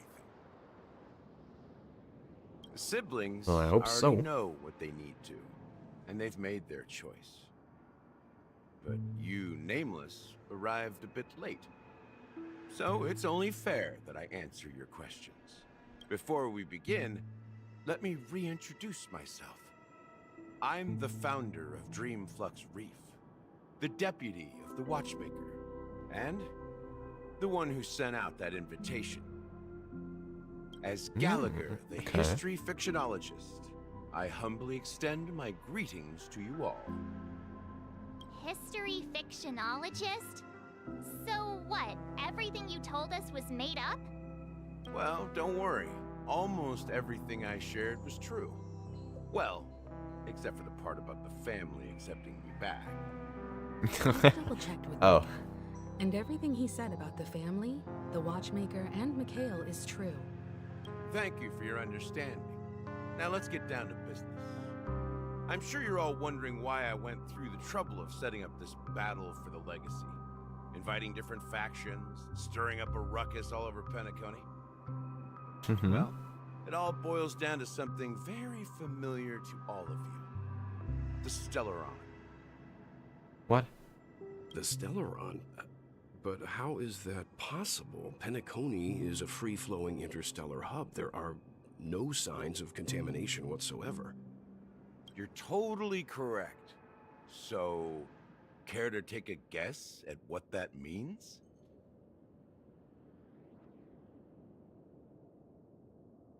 What? Has been completely I wish sealed? that were the truth. No, But if that of course were the not. case, I wouldn't have invited all of you. That would have been too easy. The sweet dream doesn't come out of thin air. If you think of the memory zone as the sea, creating the land of the dreams is like filling that wild ocean with earth to make an island. To achieve this feat, without the help of an emanator of remembrance or enigmata, the only way is to use a Stellaron. And that's not something you can achieve with a simple wish. It requires vast quantities of knowledge, time, and manpower. I'm sure you get what I'm hinting at. In Azdana, the planet of festivities itself is a Stellaron disaster. The planet of festivities itself is a Stellaron disaster? It all started a long time ago, back when the Watchmaker and his crew liberated the frontier prison. They faced countless challenges as they began building Penacony from the ground up. That's when the idea of using the Stellaron came into play. The Stellaron first entered the Azdana system during the war. The Nameless warned everyone against the folly of attempting to tamper with such a power, and most heeded their words. But there are always people in the shadows with ulterior motives. The turning point came after Tiernan's death. With two of the Nameless gone, the Watchmaker had to go to the front lines. It was at that moment his rivals saw an opportunity. By the time a representative from the Montour System's family arrived at the Watchmaker's call, the Stellaron had already been activated and was seeping into the primordial synesthesia dreamscape. And I suppose the family happened to possess the knowledge to seal the Stellaron? Not just that. They knew far more about the Stellaron than the average person. They helped Mikhail swiftly quell the civil unrest and played a part in building Penacony under the disguise of the Harmony. Those three eras were known as the Age of Dreaming. The Watchmaker, who had been left in the dark, sent out invitations across the universe, spreading the hype around the land of the dreams. So he's the only one who didn't know about the Stellaron. That is Then, how did they silly. turn against each other? Remember the island in the ocean metaphor? The truth is, the Stellaron was never truly sealed. It existed in a different form within the dreamscape. Think about this. What would it cost to create and maintain such a lavish dreamland? It's people's lives. The opulent dream is built upon the decay of spirits, with a toxic elixir called pleasure flowing through the dreamscape. It tempts people to indulge in the dreamscape, and gradually their minds succumb, becoming nourishment for the sweet dream. Confusion, laziness, cowardice, weaknesses that plague humanity were magnified and nourished by the family. Penacony became a new kind of prison, even more impenetrable than the previous one. Okay. Sadly, we realized this far too late. By then, the family had a firm grip on Penacony, swiftly quelling any opposition that arose. That is a lot heavier. At my wit's end, I had to use the power of the Enigmata, and sought refuge in this And I thought it chaotic would be. realm. Over the years, I created a meme within this dream for our use. Dormancy. That's its real name. We exploited a loophole. You see, regular people can't fall asleep again while they are inside the dreamscape. So this is the true meaning of the impossible. You sent out invitations in the Watchmaker's name to find forces capable of resolving the Stellaron disaster and draw them into Penacony to uncover the truth. It's not just that. Above all, I wanted to see what happens when the major factions engage in a struggle for the legacy. Since this is the Watchmaker's first announcement in decades, the traitor within the family is bound to reveal themselves. So, the legacy is just a facade. If you want to consider the Stellaron as the legacy, I'm totally fine with that. If that's the case, where is the Stellaron now? That's a question for Mr. Wings. The Stellaron is still under the family's control. Mr. and as Wing? the head of the Oak family, I'm sure he holds all the answers. Yeah, Mr. Wings, come here. Where's your little Go ahead. Stellaron? I'm sure Mr. Wings holds all the answers. As I suspected, the core of this issue lies within the Stellaron. There's always the That's Stellarons. serious. Is there anything I can do to help? Nope. Where is... Oh well, he left. Are you done talking? So, will you tell us where the Stellaron is? It is the Penacony Grand Theater itself. Oh. As I suspected. Ow. The Oh, oh, oh. embodiment of the family. The edifice that first materialized within the Sweet Dream. That's what turned Penacony into its current state. As for the person who employed its power, it is in fact Mr. Gopherwood, the current Dream Master. Well, that was easier than I thought. Did you conduct your own investigation already? Correct. When I was trying to track down the person who murdered my sister, apart from you, Gopherwood was my second suspect. Confronting me first turned out to be a smart move on your part. Ooh. I didn't have other options. The Dream Master has been elusive, and even the heads of the families can hardly get an audience with him. Moreover, Mr. Gopherwood has been kind to my sister and me. And I didn't want it all to end like this. What do you mean by that? To be honest, my brother and I are also victims of the cancer of all worlds. We grew up as orphans, and were adopted by the family when they came to help. Mr. Gopherwood recognized our potential and brought us to Penacony. But I can't just stand by and watch Mr. Gopherwood become an enemy of the Harmony. I won't use my voice to support an evil cause. I won't step on that stage and sing, no matter who the traitor is, or what orders they give me. I won't let the Charmony Festival become an event that destroys Harmony itself. Or the paradise in our dreams. Indeed. For the paradise in our dreams. Okay, Sunday is As the very head of the Oak heartbroken. family, I'm responsible for ensuring Penacony's promising future.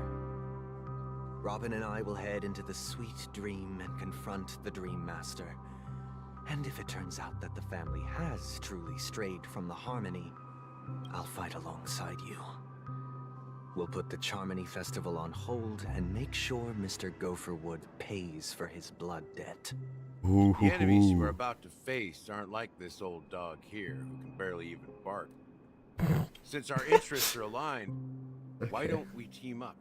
Maybe, just maybe, we'll have a shot at success. What do you mean just maybe? We have always been What are you gonna following do in if the it doesn't footsteps succeed? of our nameless predecessors. And there's no reason to stop now. Yeah, we Nameless won't back down from a challenge. Isn't Oh that yeah. right, Trailblazer? Always.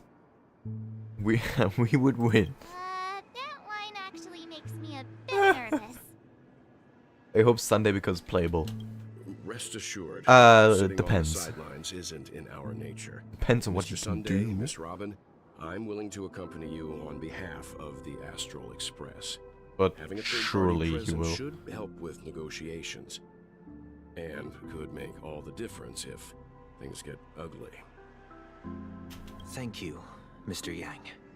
Thank you all very much. The Charmony Festival is about to start, and time is against us. Everyone, let's gather over here. We still need to make some preparations. Ooh, hoo, hoo. This is exciting. It is a lot more text than it was in previous patches, but it's very nice. I enjoy it. Though it is a lot more to grasp and understand.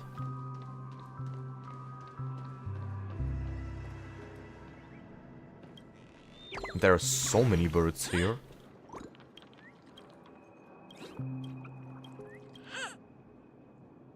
Off you go. Damn.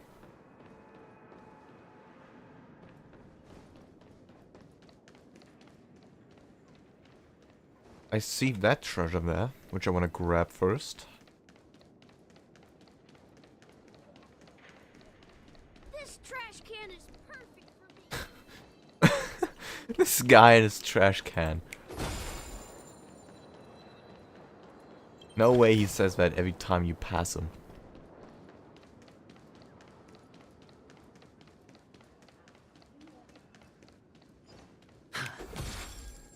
Huh? Alright, Belt? I may have been quick to step up to the plate, but confronting the Dream Master could be a very dangerous affair. Yes, we don't even know what powers he possesses. Even you're saying that, Mr. Yang? How powerful is that Dream Master? Well, we don't know that. He's the leader of the families of Penacony, and he has the entire power of the Harmony behind him. Not to mention the Stellaron in his possession. True. Must proceed with great caution. Maybe you can just stay behind this time, Mr. Yang? No, that won't do. What? Even if we count Robin as an ally, something felt off about Mr. Sunday just now. Although, I can't quite... Belt is our strongest guy here. I have to make sure he won't turn against us when things start to get dicey. We need Belt. You're still carrying the keepsake the IPC envoy gave you, right? May I borrow it for a moment? Sure. Oh yeah. We forgot about Aventurine. I knew it. Shouldn't he be here? What do you need As it for? I suspected, this chip Aventurine gave to you is actually a miniature transmitter. If I'm right, he intends to use it to track your location or contact you when needed. As it so happens, this may actually be of some use in the current situation. Aventurine? Is he still alive? And what does he have to do with our mission to confront the Dream Master? Remember what I said earlier? Working with the IPC is a way to keep the family in check. If negotiations go south and the family show their true colors by going after the Stellaron, I'll use this transmitter to send a message to the IPC. It'll be just the opportunity the IPC ambassador was hoping for. That sounds insane. The question mark in all of this is Aventurine's current status. But the IPC is always listening, especially senior strategic investment department heads like him. Getting the message across shouldn't be a problem. Good luck to you, Welt. Well, you take care too. If anything goes wrong, don't worry about me. Just make sure to seal the Stellaron. Spoken like a true hero. Even Indeed. if the Dream Master is innocent, the family's corruption runs deep. I won't make the same mistake Mikhail did. Let's wish him the best of luck. Don't you have something Hell yeah. else to tell us, Gallagher? Why would you say so? Before we departed, the conductor asked us to inquire about the three nameless in Penacony. We've already collected intel about Razelina and Tiernan, so the only one left is Legwork. If I'm not mistaken, we've already met him somewhere, haven't we? It's not enough to say meet, but the answer is pretty obvious. After all, I've hinted at it in quite an evident way. What? I've been watching over you ever since I received the reply from the Astral Express. And I've seen the great effort you all put into linking different realms together across the cosmos. And now, after getting this far all in one piece, you have truly proven yourselves. Miss Himiko, were you the one who repaired the Express and got it sailing through the cosmos again? Yes. And you two, young Nameless, you have very interesting life stories and extraordinary skills. Keep them coming. I don't know much about my life story, but I do have extraordinary skills. You're full of energy. Please send my regards to the conductor, Pom Pom. Please let them know that their friend had fond memories from his time aboard the Express, which he reminisced on every time he had a good drink. As for the last Nameless, he embarked, disembarked, and embarked again, traveling in a great circle, ending up back where he started. On his deathbed, he told me to find the Astral Express and deliver an invitation to the future Nameless. He left behind a special gift, a true legacy. Something that belongs only to the successors of the Trailblaze. Come with me. Now is the time to reveal it. Ooh. Oh. This is gonna go crazy. Back here again. Sometimes I feel like you're still alive, old friend. Like you've still got so much to say and do. I've kept my promise, brought the future Trailblazers you've waited so long for. I don't know why you were so obsessed with that train, but I remember your last words. Don't let us down, old man.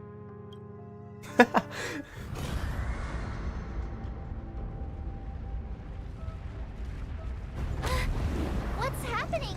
Oh.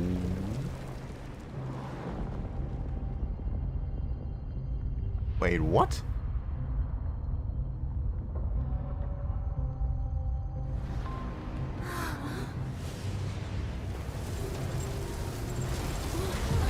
Hmm? What just... Go ahead. His resting place lies in the garden up ahead. Alright. First and last Nameless of Penacony. Mikhail Char Legwork, the Watchmaker.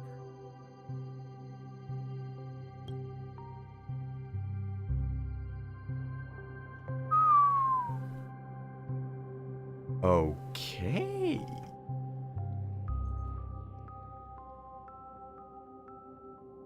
Well, that definitely comes as a surprise. Nothing I would have suspected in any way.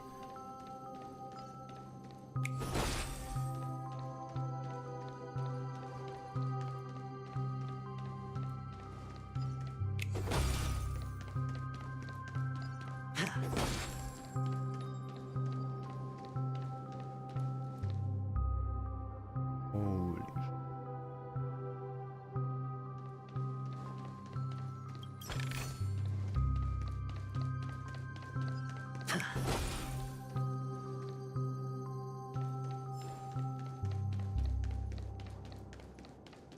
This is so menacing.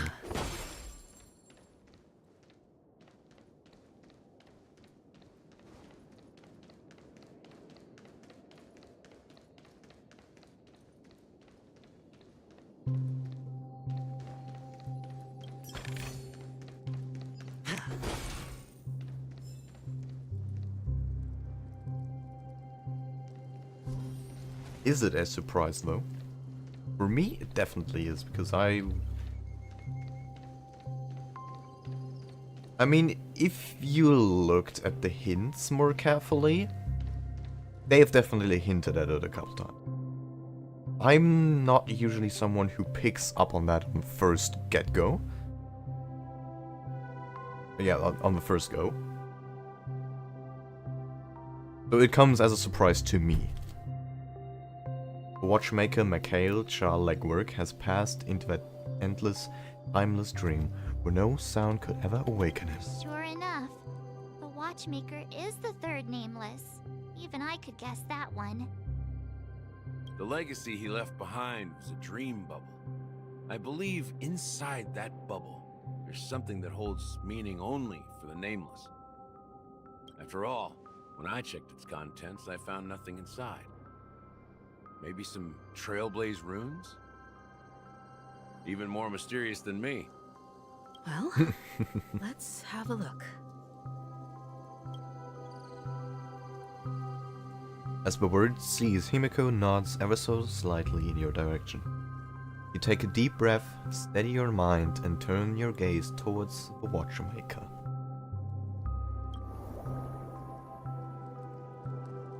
You press your hands against the dream bubble, and the thick, viscous memoria converges under strain, then stretches outward from your fingertips. As if weaving a delicate web, it gently cradles your palm.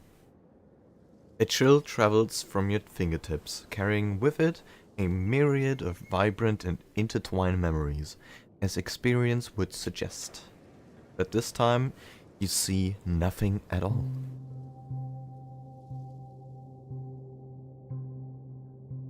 Take a deep breath and try to read the bubble again. The dream bubble is clearly extraordinary. Perhaps the approach was wrong, you think, holding your breath and closing your eyes. With one knee to the ground, you press your forehead against the thin film coated in memoria. Yet before you, there remains an abyss of darkness. No crimson sun descending upon snow-capped mountains, no gentle laughter, no twinkling stars, no echoes of swords clashing, and most of all, no traces of Trailblaze. There is nothing and nothing is there. Indubitably, this is but an empty dream bubble. Wait, what's going on?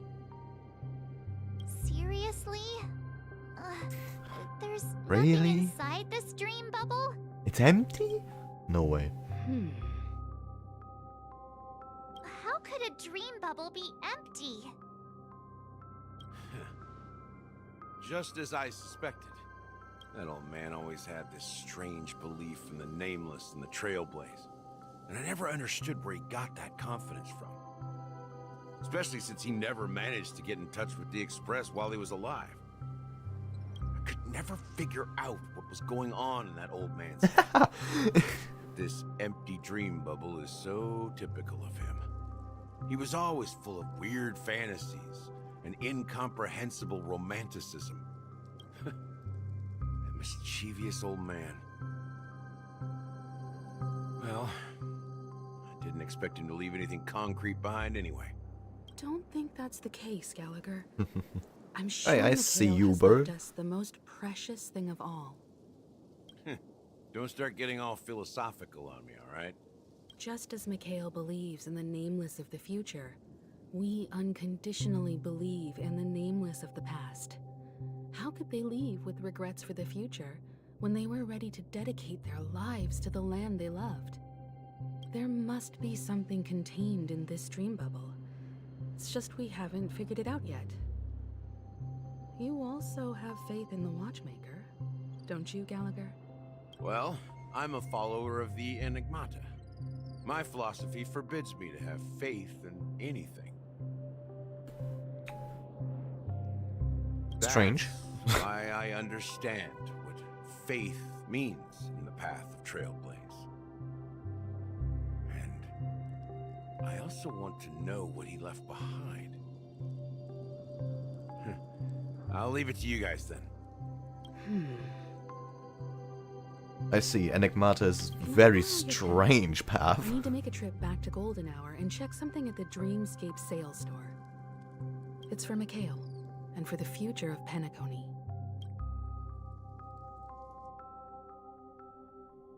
Boot Hill and System Welcome to House. the Reverie Hotel. How may I help you? Right. Greetings. We're the Nameless from the Astral Express, and we'd like to check in. The Astral Express? But I thought... Yes, my companion's already checked in. My name is Dan Hung. and I believe my personal information is recorded in your system. I see, but your companion said you wouldn't be coming due to a change of plans. Now the plans have changed again. And you are... Someone. Me? I'm Pom Pom, a new nameless What? who's also with the Astral Express. What? No way. He's my fellow trailblazer. We responded to the family's invitation before he boarded the express, so he wasn't registered in your system. Is it possible to accommodate him as well? There's no way this works. Oh, I see. Another one of the Nameless had a similar situation. Oh, never mind. Seems like a lot of people are joining the Ah, yes, Trailblazers Pom Pom. these days. Since there's a precedent, it shouldn't be a problem. Just give me a second Ah, to fuck. contact your No way, it works. No, it was the worst excuse you could have. guests, but it seems I'm unable to reach the other members of the Astral Express. Ah, well, it doesn't surprise me. What do you mean by unable to reach them? By definition, they're dead. My apologies. This is the first time I've encountered a situation like this. However, the system indicates that those guests are still in the dreamscape. Good afternoon to all you son of a nice ladies. How about this? The son of a nice Give me ladies. their room number, and we'll go check Welcome, out welcome. ourselves. I'm afraid that's not possible. I need to verify both of your identities before I can share any guest information. How about you just wake up someone? Let's say, Welt? No, don't do I'm that. sorry, but there are strict rules regarding forced awakening. It cannot be done without the proper clearance. Don't screw up the plans now. What are you guys So even... nothing works, huh? What's your No. solution then? Are you saying we sleep here? At the reception? Please be patient. We need to contact your companions in order to confirm your identities. And now it seems you need to confirm our identities before you can contact our companions. It seems so. Oh, fudge. Look. Fudge. nothing personal, but if you can't handle this, go find someone else who can. Okay? Calm Please down, dear Bootil. guests. I do recall Fudging that hell. Sunday, the Oak family head personally handled this issue earlier. Oh, please wait a moment while I contact him. Yeah, I can't do that. I don't think she's trying to give us a hard time. She really just doesn't know what to do. I have a bad feeling about this. You tried to contact them on the express earlier, but they didn't respond. Yeah, because we're busy. Hello. Doesn't seem right. I need to leave for a moment. You can stay here with the receptionist. That's what you do. That's what happens when you leave someone behind and they go on their own journey. Sure thing. Just don't keep me waiting forever. Oh, he will. Don seems pretty worried about his companions. No way. I should give him some space. Stressing out about it won't help anything. Pew! God damn, that's fast.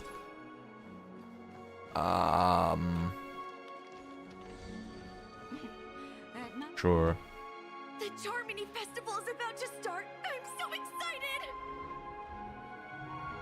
Hey! You guys here for the Charmony Festival too? Is he even allowed to take guns with him? Well, I didn't come all the way here specially for the festival. Honestly, I don't really even know what it's about. But I heard it's a lot of fun!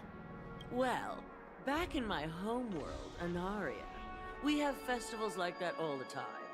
My dad threw me a birthday party one time that was just as extravagant as the Charmony Festival. Oh, come on! The Charmony Festival is a once-in-an-amber era event. How can a birthday party compare? I doubt that his Well, censorship never know, right? is because of YouTube. Maybe on her world, birthdays only happen once in Amber Era. Anyway, let's forget about that. Have you heard about the, unsettling things happening in the dreamscape? Unsettling What could possibly go wrong? It better Yeah, not ruin brutal. the They don't Charmony know. Festival. So- I've been looking forward to it. Relax. With a big event like this, there's bound to be lots of gossip and rumors.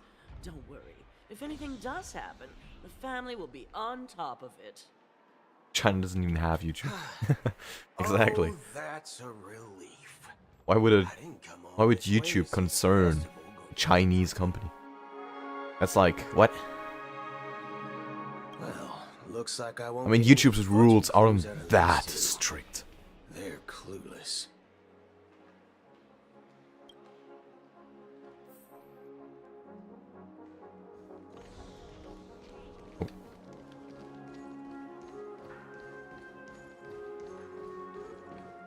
And even if so, Greetings. what would I'm YouTube Cody of the have Bloodhound family, head of security for the hotel.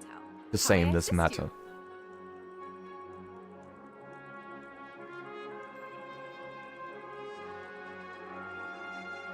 Would they actively forsake half of the world in terms of whales? I mean, no, but what does it have to do with YouTube?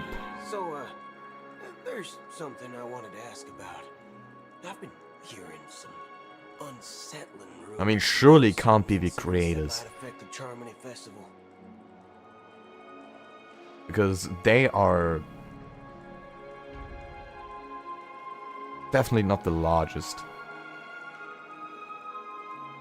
Do you think there's anything The Star to be creators, worried and about? definitely I've traveled all the way from the Honkai Federation. not worth it. I don't want my trip to be ruined. Even without the censorship, they would have their way around YouTube's guidelines. Wait, you haven't heard? I'm not sure where you heard those rumors, but they're completely baseless. I can assure you, as a representative of the Bloodhound family, that everything is going smoothly for the Charmony Festival. At present, all of the families are focused on making sure the festival starts on time. Even the Dream Master himself has arrived. So don't worry, your trip won't be in vain. Ah, that's a relief to hear. She doesn't appear to be acting. So, it seems that even the hotel staff are out of the loop.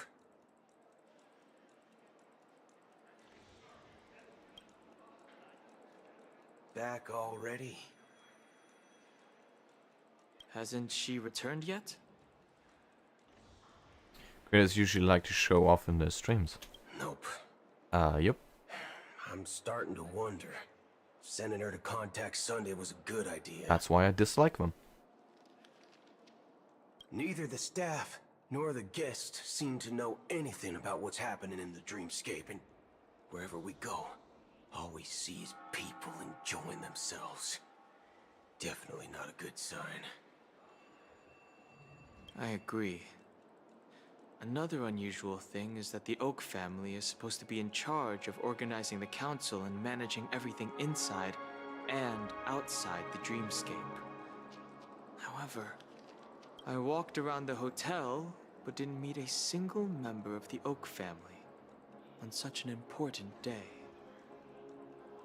Well, I'll be forked. If I remember correctly, the head of the Oak family is that Sunday guy, right? We shouldn't linger here too long.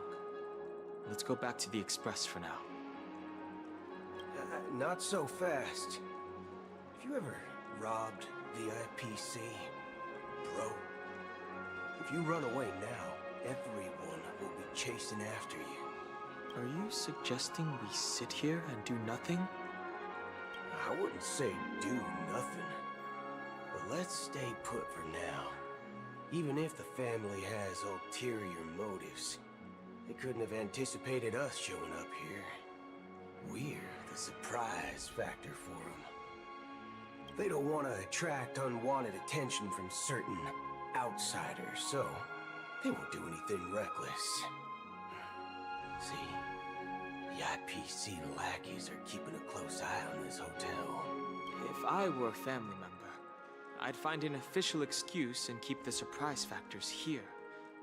If we just wait here, That would be like walking into their trap. Of course, we don't need to walk into their trap. I gave a backup plan to the Memo Keeper.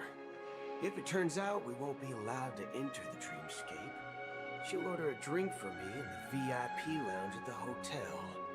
In reality, a secret signal. That's right.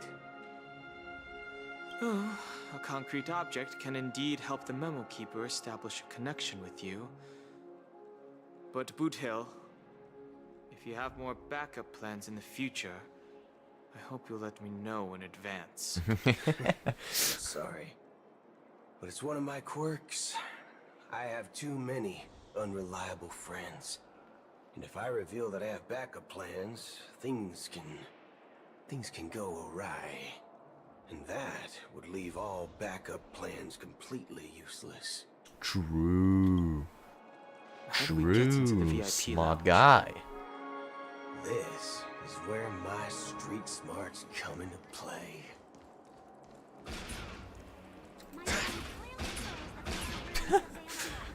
Casually shoots up the place. You're the Yikes. lobby manager, right? Yes, I am. How may I assist you?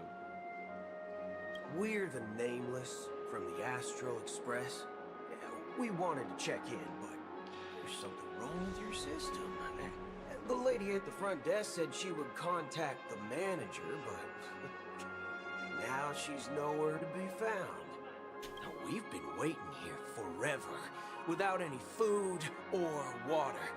What the fork, man? Is this how the family treats its guests? What the fork? Is this your idea of Man, what the street fork? smarts? Starting an altercation? It's called standing up for your rights. Of course they have to word it that way. I apologize for the inconvenience. Please wait while we try to contact Mr. Sunday. You I'll can't. arrange 2 premium Actually, seats wait. in the Didn't they VIP say they lounge so you will can return? rest there while Oh, they you wait. could. See? Just like that. Just Also- don't call yourself Nameless next time. Disgrace to the Nameless. Something else. Certainly worthy of the planet of festivities. Shaken, not stirred. Ah, Good canal. evening, gentlemen. Oh, fork canal. Every law and regulation is just semantics. Hey, They exist for a have an reason. order for a bottle of His Donna's White Oak. Can you help us find it? Donna's White Oak.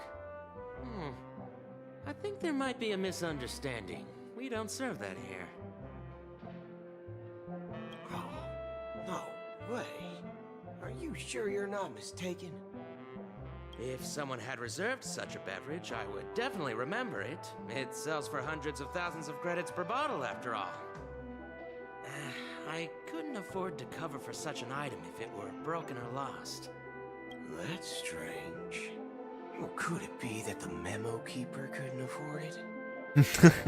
What should we do now? That would be stupid, man.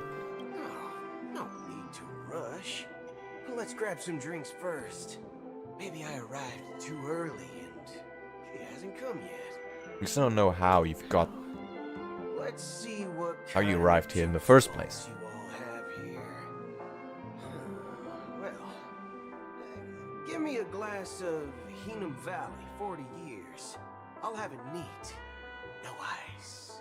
Wow, that's the most expensive one on the list. My guy, you got. Taste for the finer things. How can he even afford it?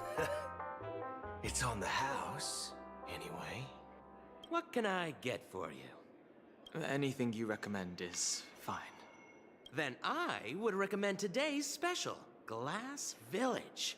It's classic Soul Glad mixed with Laboon juice. It's refreshing. What and is suits Laboon your juice? Cool demeanor. Just 1 minute. Fucking hell. This flavor. Dynamite barbecue with rocket fuel. Ooh, really hits the spot. Truly, the finest sherry cask-aged malt juice in the cosmos. Now, can you pay for it? Dynamite barbecue with rocket fuel. Is that really something that humans enjoy? Hey, this guy doesn't know anything at all.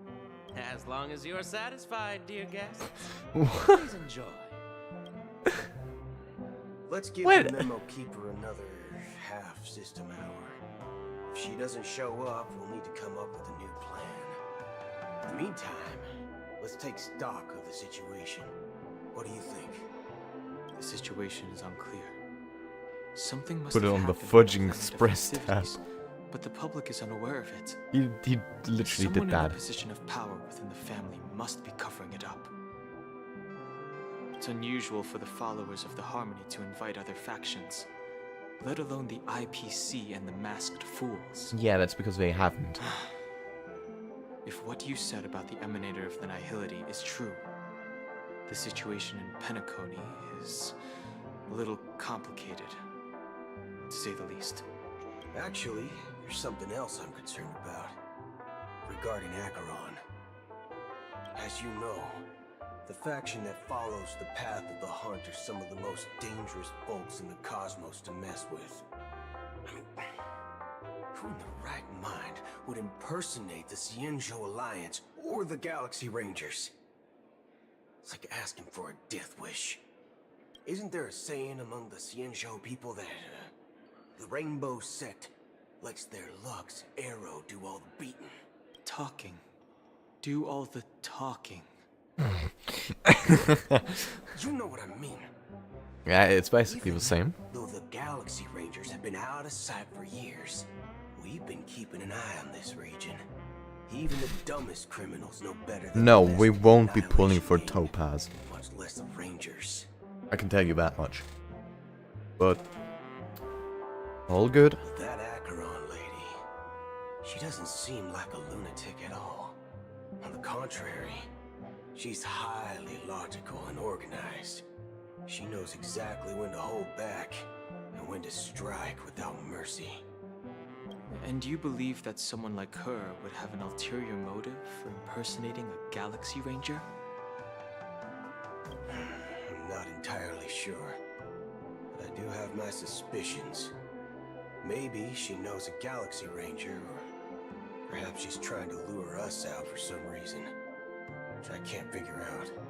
Anyway, what worries me more are the anomalies within the family. They've summoned followers from various paths for the festival. No matter how generous such a gesture is, this move seems highly unusual, unless the invitations weren't sent by them. If that's the case, it's even more intriguing that the family insists on organizing the Charmony Festival, despite the chaos. Well, now we know that they have to. Maybe it's Shipei the Harmony pulling the strings. You find it beyond human understanding because it wasn't arranged by humans at all. People do stupid things out of irrational impulses. They abandon their principles when self-interest is involved. They believe in things they know they shouldn't, and fudge, they even break their own rules. Fudge. But Eons don't. They stick to their determined path and never turn back, even if they reach a dead end. You think Shipei's will is behind all this? It may not necessarily be Shipei. There's definitely some higher entity involved. Oh yeah. I know it may sound pessimistic, but if human free will were reliable, why would we even need Galaxy Rangers? It's much simpler when you boil it down to the eons and paths. Like how Lon always follows the path of the Hunt, or how the Express stays true to the Trailblaze despite Akavili's disappearance. But in my opinion, Akavili's fall holds significance for the Nameless. Oh, so you're saying the Nameless now have to take responsibility for their own choices because their absolutely right leader is gone? Exactly. I believe the purpose of the journey isn't just about following a path that's always considered absolutely right. It's more about doing your best to choose the right path for yourself among countless possibilities, even with limited insight and judgment. I don't know what you've been through, but I agree that people must take responsibility for their choices, because no one else can do it for them. Isn't that kind of the purpose of the Galaxy Rangers? Need to uncover the imposter and figure out her true intentions. Aren't you kind of playing Judge? Just in case. Hmm. I have a backup plan if the Memo Keeper doesn't show up. This is my final backup plan. I promise. You sure have a lot of cards up your sleeve. Yeah. Well, going back to my old career would make things a lot easier. By the way, when you were walking around the hotel, did you happen to see any important-looking guests? What's your plan? It's simple. We just grab some hostages and use them as bargaining chips with the family. Maybe we can even take their identities. No need for that. We'll return to the Express now. Wait, are you getting scared? Draw your weapon. Let's make a big scene. Are you leaving, esteemed guests? Would you like to cancel that Asdonis White Oak you just ordered? Huh? Asdonis White Oak? But didn't you just say... Ha ha. Looks like you are a bit intoxicated, esteemed guests. You ordered a bottle of Asdonis White Oak just a moment ago. Looks like your Memo Keeper friend has finally arrived. Oh, right. Sorry, my memory's not the best. You know, too many modifications and all. Anyway, let me check. Well, fork me. It's Asdonis Oh my White God. Oak, all right. And there's a note. I'll be waiting for you on the Astral Express. No mistake. That's her message Well, to we you. gotta go back anyway. She knew Let's the go. hotel wasn't safe, Wrap it up. So she suggested we find another place. Well, looks like we took a detour, but now it's back to the Astral Express. So, what are we waiting for? Let's go. Hell yeah. Hello. Two guests just boarded saying they were looking for Boot Hill, so I told them to wait in the parlor car. Two? Oh, just in time. 2 guests? Yeah, or 2. Ah, fucking hell. Welcome all passengers on the Astral Express. It's her again. What's sneaking in like that? Who else? No Who regard else? for etiquette. So obvious. My apologies, conductor. It was an oversight on my part. I assumed you were already acquainted with the garden. Given the chaotic situation in They Penacony, always the do nameless this. are the only ones we can truly trust right now. You are the Memo Keeper. Pleased to meet you, Dan Hung. I've seen you in others' memories.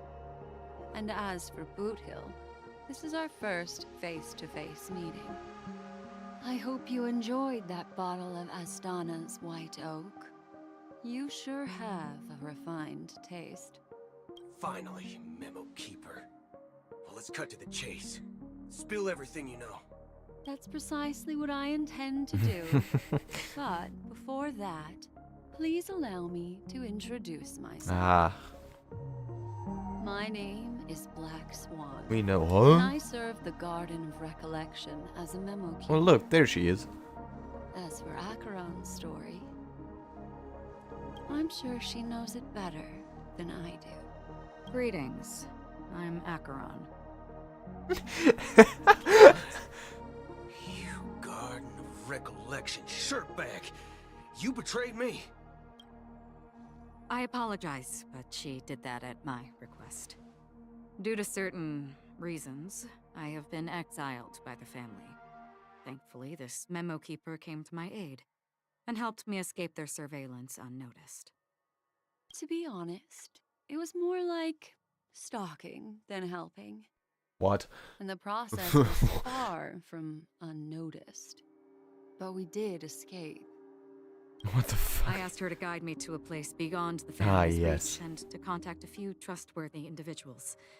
Namely, all of you. Just Trustworthy? I mean, I'm not even surprised. Son of a nice lady. You think I'm dumb or something? What? Oh, God. I'll put a few bullet holes in your head and see what secrets spill out. Then, we can talk about trust. It doesn't have to be like that. I'm willing to answer all your questions, but not right now. No If my cover hadn't been aggression blown, we on might the have had more Express. time, but at the moment, we don't have any other options. No other options? No fighting. What do you mean?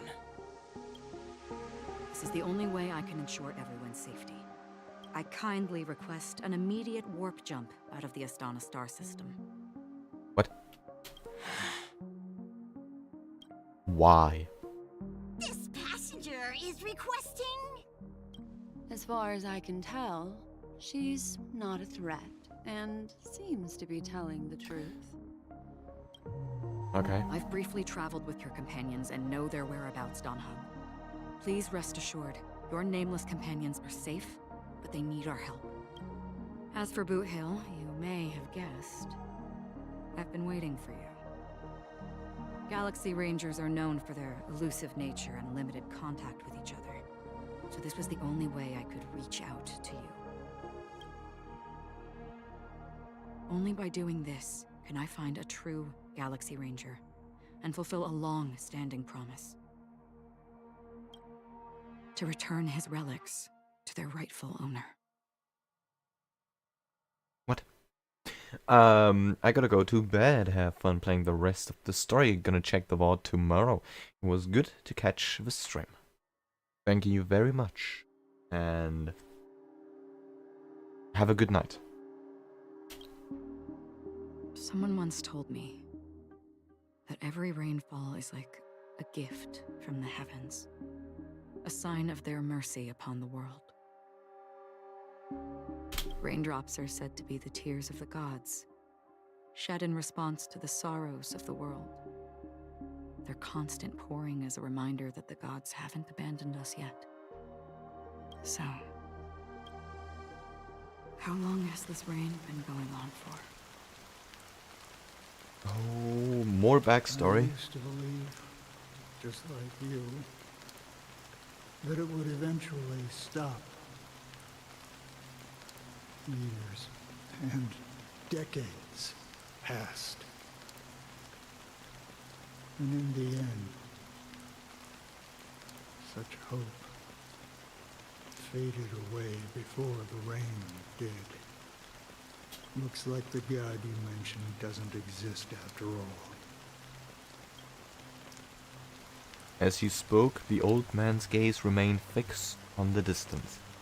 Amidst the fine drizzle of black rain, countless shadowy hands emerged from the sea, shrouded in an ethereal mist, reaching out towards the sky one by one. Well,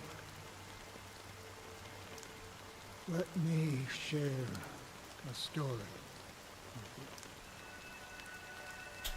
you. Mortals who walk the paths are like sailors on a vast ocean, leaving behind a trail that creates countless ripples of possibilities. These ripples last longer than the fleeting lifetimes of humans. And for some, their presence leaves such a strong mark that it's reflected in the waves. Like those shadows on the ocean. Sin-thirsters, the obsessions of the Pathstriders, they emerge from the depths of IX, seeing themselves as masters of their own destiny, unknowingly repeated the actions of their past lives. They emerge from the nihility and head toward it, leading purposeless lives. However, these hollow phantoms, they were once my dear companions. A group of Galaxy Rangers. Are you watching over them? Watching over them? No. I'm guiding them. This towards is sinister. It was a brutal, I don't even know what to make of this. a crusade that shook the universe. The universe witnessed the fall of Zulo, the Lord Ravager, but it came at a price. A price so hefty that only those who were there still remember. The unwavering determination of the Hunt followers persists even in death. So someone must guide these lost souls to their life beyond. They were heroes in their time, and they shouldn't be reduced to mere puppets of nihility. As for me,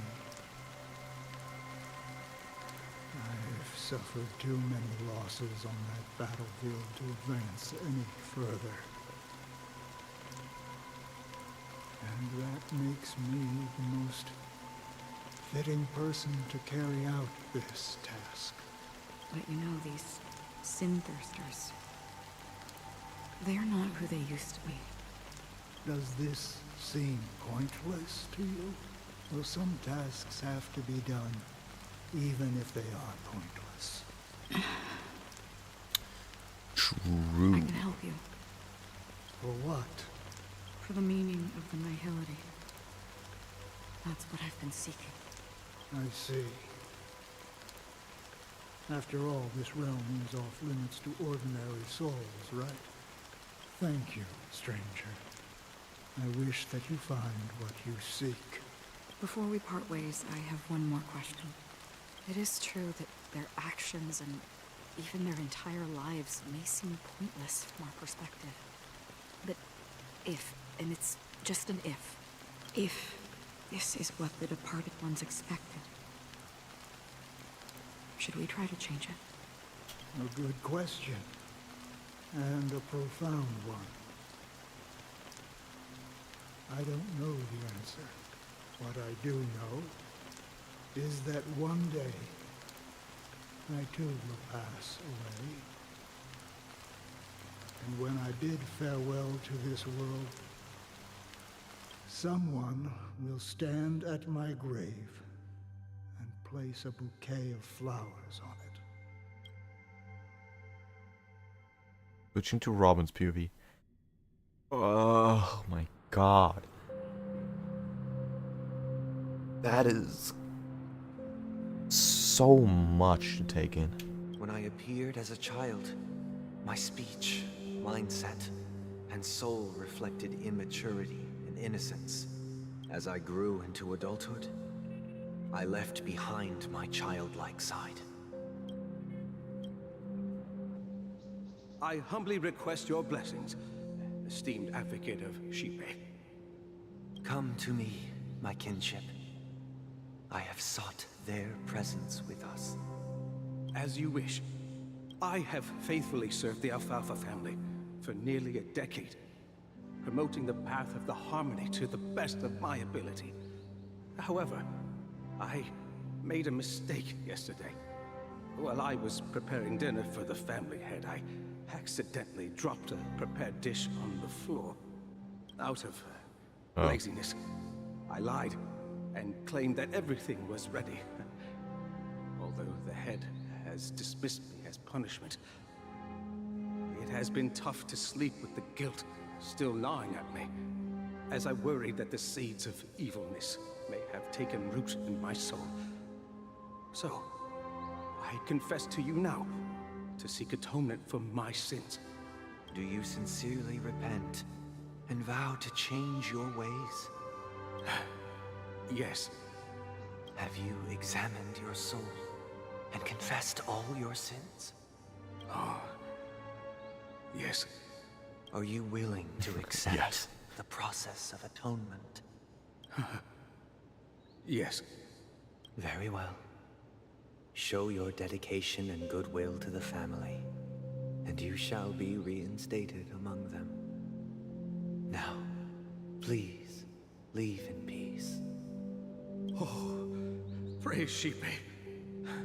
And thank you, esteemed advocate.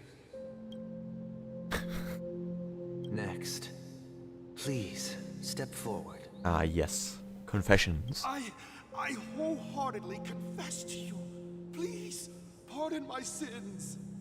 Rest assured, I have implored their presence to be with us. As long as you are sincere, absolution will be granted. Oh, great. You know, I arrived in Penacony as a stowaway. I sold everything to get a ticket. My house, my land, and my 2 children. I see. What? That is mental. Well, my children were starving, and I hoped they'd have a chance at survival if they became slaves here. If I can strike it rich here, I'll lift them out of that situation and give them the life they deserve. Okay. But the Bloodhound family got wind of it. They're on my tail, hunting me down. I thought I could bring my kids here. It was all my fault. All my fault. The family is ready to forgive all sinners. I'll ask the Bloodhound family to cease their pursuit. You don't need to live in fear anymore. Oh, thank you. Thank you. I'll work my hardest to What a redeem moral my debate. children and make them part of the family. Praise the harmony. Next, please step forward. Hey, long time no see, Mr. Sunday. The most esteemed individual in Penacony, and the next leader of the Oak family, right? I have sought their presence with us. Let us proceed. Sure, let's just get this over with. I have sinned, please forgive me. I wasted half a pizza at breakfast. Please forgive me. And a bottle of Soul Glad. That's it. Nothing more. When we wrap this up, I've got a Robo-Ball game to catch, you know? Do you seek to atone for your sins through good deeds? My sins? Starting to sound like a saint, huh? Well, let me tell you something. Neither the family nor you have the right to judge He me. knows. You think nobody knows what your precious family has done? About the watchmaker? Huh? Don't kid yourself, Featherbrain. Those dream chasers might be fooled by your Featherbrain? attitude. Don't fool yourself. Okay. Holy. Before you Calm start down, man. your holy verses, answer me this. Where does the power of the Oak family come from? And your power? What makes you think you can sit there all high and mighty, looking down on everyone else? Well, I've spent enough time in confession today to enter the Harmony's paradise, right? Then I'll take my leave. Good luck with your election, and, don't make me regret my investments in you. Ah, yes. Make him regret it. Revered triple-faced soul, hear my doubts. Who can judge the strong when their power hides their crimes? Who can vouch for the weak when they will pay any price to Oh, survive? someone's going for E1 Topaz. Arrest them. Who can comfort the purest souls when even they get led astray? If the strong defending the weak is truly the foundation of paradise, then who is responsible for the suffering and anguish in this wretched world? The struggle of the harmony, am I right? Brother? Brother? Brother, are you alright? Nothing is as simple as a harmonious choir. Fine. I've been working long hours, and I just made a trip to Dreamflux Reef and back. So, I'm a bit out of sorts. But it'll all be over before we know it. You've been working non-stop on the Charmony Festival, Mr. Sunday, and no one could have predicted this incident. Now she bakes and Even cooks. if the Stellaron does pose What? a grave threat, I still feel sorry for all the trouble we've caused you. Oh. No need to worry about troubling anyone. The Charmony Festival was meant to spread joy and harmony across the cosmos. But now that we know the truth, I'm afraid we'll have to cancel it. It has always been our wish to make everyone happy, so... we'll do our best to explain everything to the Dream Master. I'm sure he'll understand. I don't know about that one. Smoothly. I'll refuse to go on stage. Without the Chord Master, the Harmonious Choir would not arrive, and the Charmony Festival would be just a grand performance, and nothing more. I'm relieved to see your determination. You know, since arriving in Penacony, we haven't had any contact with this Dream Master himself. I'd heard of the heads of the 5 major lineages, but the Dream Master is a mystery to me. The Dream Master rarely grants an audience, even for us. But, given the urgency of the situation, he's agreed to meet us in person. Ooh. Perhaps you'll be the first guest to meet the Dream Master in years, Mr. Yang. Let's hope we can reach a consensus that satisfies everyone. Indeed. Let us hope so. It's about time. We'll have to get ready for the meeting. I apologize for any inconvenience caused by the urgency. Don't worry. I'll be waiting here. I think we're long past apologies. Mr. Sunday! Hey, come over here! What? Thank you for everything you've done. I'll be waiting here. You go wait then. Assist the guest. What are you doing here, you scoundrel? Mr. Sunday. Hey there! Okay, see the moon in the sky? It's about the size of the cap on my Soul Glad bottle. If I just reached out my hand, I could grab the moon, couldn't I? The moon? You mean the Grand Theater? Yeah. Look at me. I've been away from home for too long. I must be missing that moon. But it's no big deal. The Grand Theater here looks much better than the moon back home. It's just magnificent. They told me not to sell everything I had just to come to Penacony. How short-sighted. Selling everything you had?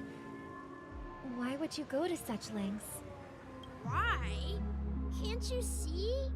Life back home is miserable. It's not really living It's at all. miserable. It's better to be Oh, here man. in Penacony. No pain, no worries about tomorrow, just sweet dreams. You can do whatever you want. That's what I call living. Yeah, now this is the life. This is so well, so well made. Huh? Huh? Did you say, young lady? I didn't quite catch that. Oh, it's nothing, sir. You see, the traffic on Glock's Avenue can be dangerous. How about I ask a Bloodhound family member to escort you to Ideen Park over there? so you can continue enjoying your sweet If it's dreams. better here, why are you drunk while in Penacony? Well, for this individual, you wouldn't be able to afford alcohol. Well, alcoholic so glad, I guess. Oh, yeah, that's a great idea. Now they can, No one. and they're having You're fun. the leader of this sweet dream. You're totally a lifesaver. See you around, Mr. Sunday. And it was nice chatting with you.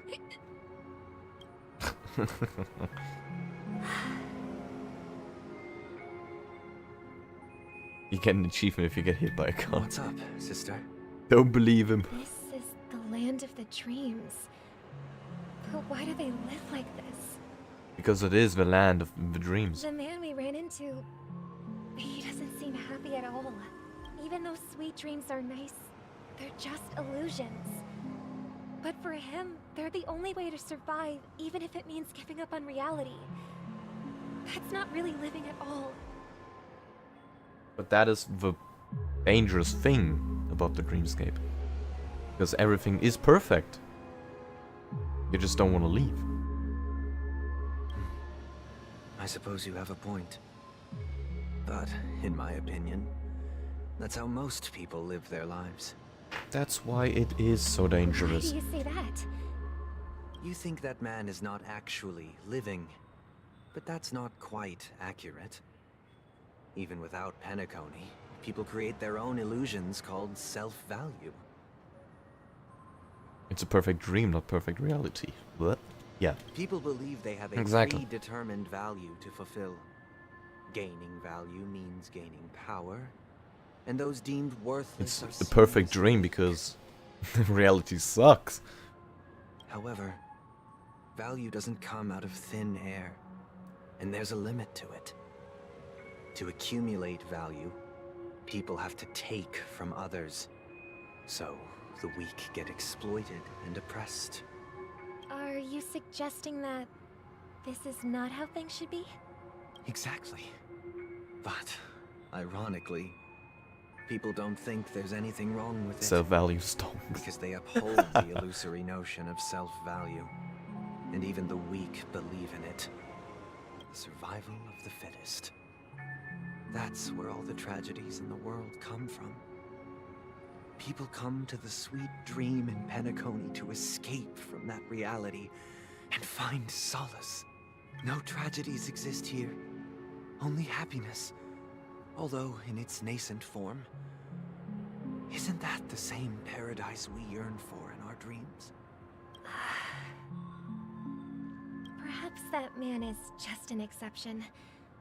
Let's not jump to conclusions. We should experience the dreamscape ourselves. Just as I did at Dreamflux Reef. Yes, seeing is believing. I'll accompany you. The Dream Master hasn't shown up yet, so we have some time for a stroll. Indeed.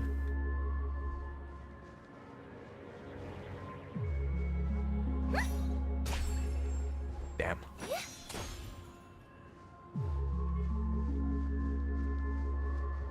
Cheerful Glad guess. to meet you again, Robin. How are the preparations for the Charmony Festival coming along? We're all so excited about it. It's going smoothly. Thanks for making the trip to join the festival. Second.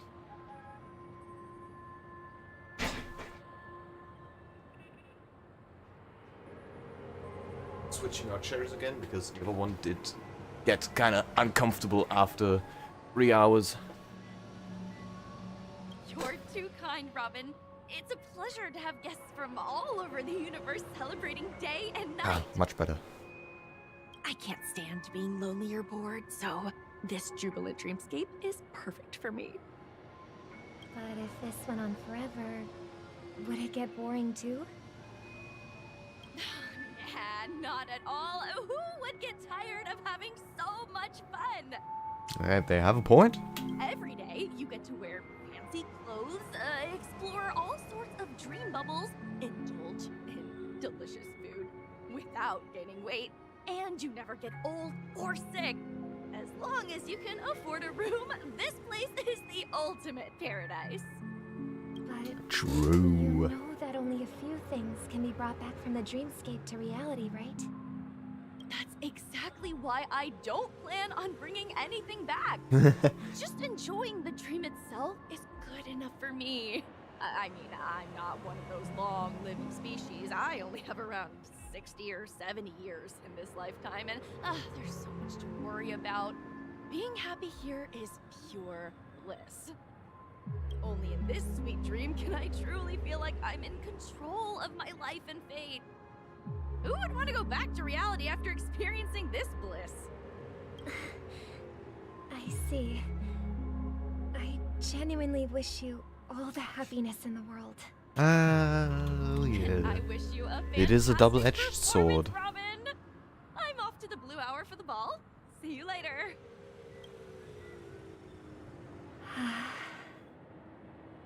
Seems like that guest's perspective didn't resonate with you either. She had a valid point. And I could sense her genuine happiness. It's just that... What you're trying to say is, she thinks she's in control of her life.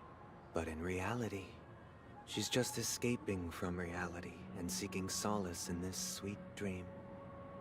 Once she steps out of this sanctuary, everything will be lost.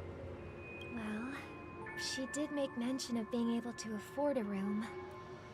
Didn't she? However, the paradise in our dreams, it doesn't have to end. No. And the paradise we yearn for shouldn't be just a fleeting dream either.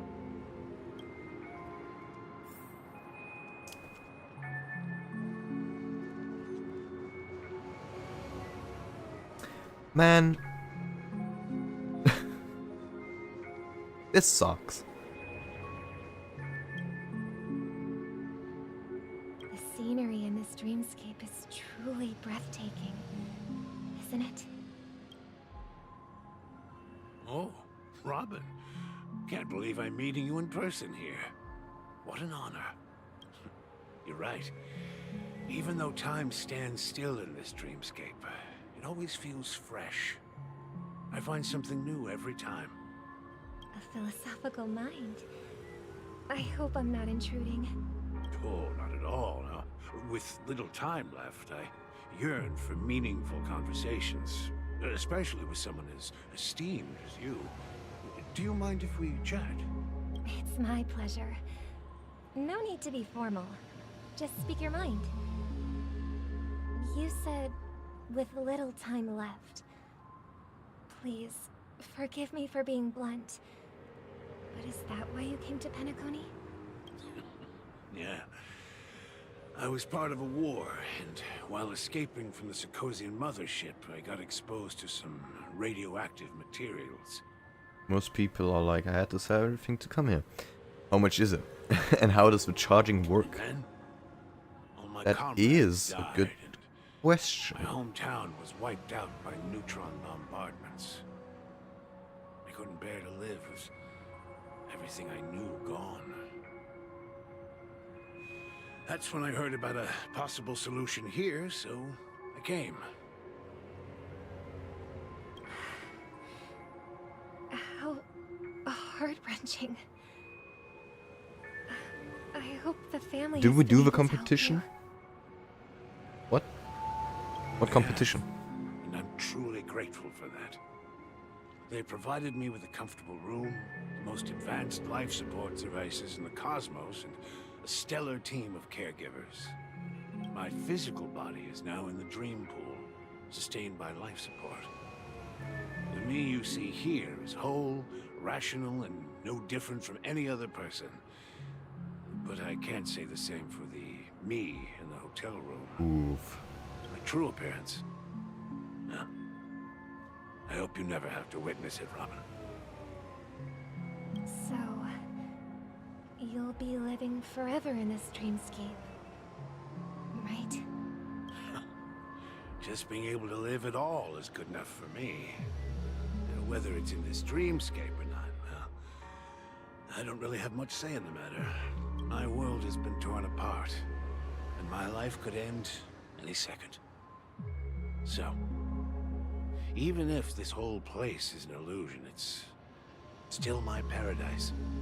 And I'll treasure every moment I spend here. How I envy those everlasting things. For someone like him, yeah, this place seems like the perfect retirement home. I wouldn't say it's a retirement home. It's an actual way to live. Tragic. Because otherwise he would not be able to live. Fortunately, I mean, you heard him. He's on life sweet support. dream gives some joyful memories to hold on to. For the rest He of his cannot life. do anything.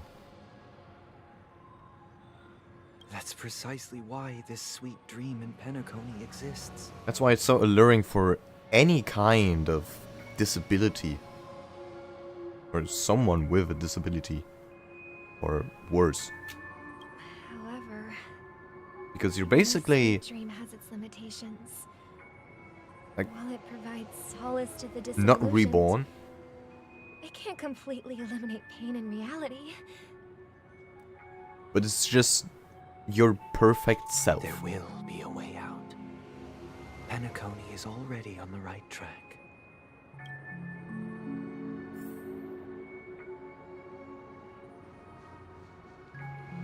Meet the other Robin. Oh, Firefly. Firefly. Fucking hell. My brain's already cooked.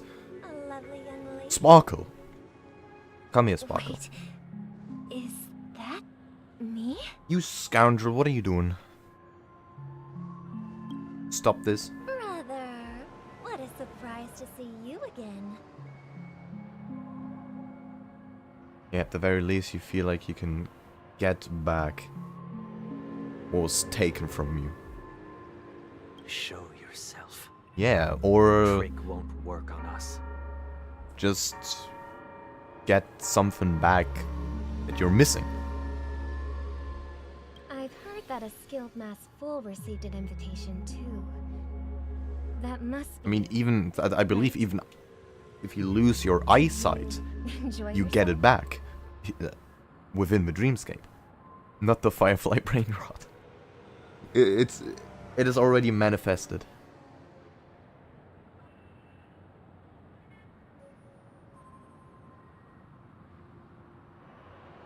Barely.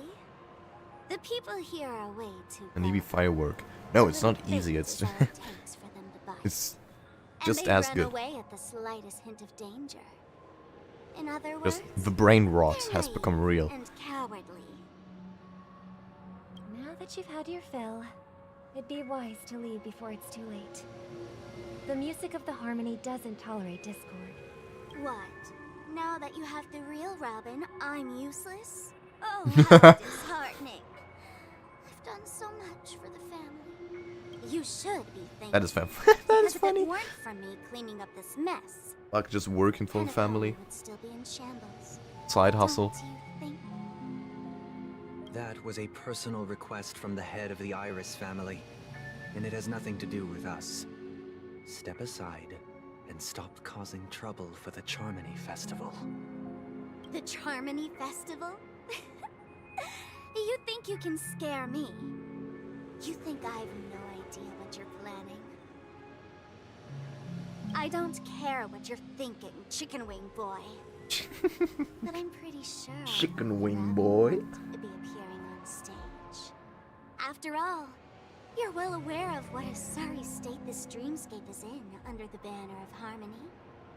Penacony, the land of the dreams. Is this truly the paradise you desire? Stop it. No. What's the rush, chicken wing boy? Did I get to you? Our paradise is none of your Kill concern, her. last fool. Leave now, or the family won't tolerate you anymore. All right. I'll go. But Robin, I suggest you seriously consider this. Do you really believe those living in dreams can escape pain and find true happiness? Don't ask me such difficult questions. Well, I've done my part. And now I'm simply waiting for the fireworks to begin. Here, the last two gifts for both of you. And don't lose them. If by some unfortunate chance the Charmony Festival starts against all odds, Remember to use them during the show. And it'll be thrilling. Bang! I heard a raven cawing in the distance. It seems the Dream Master will arrive soon. I'm so curious to see what Sparkle has been cooking up this whole time. Oh.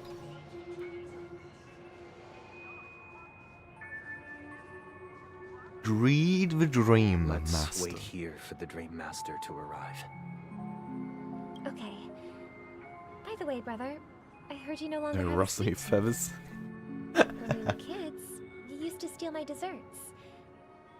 Seems like a lot has changed during my absence. Damn. Well, someone has to stay awake even in this sweet dream.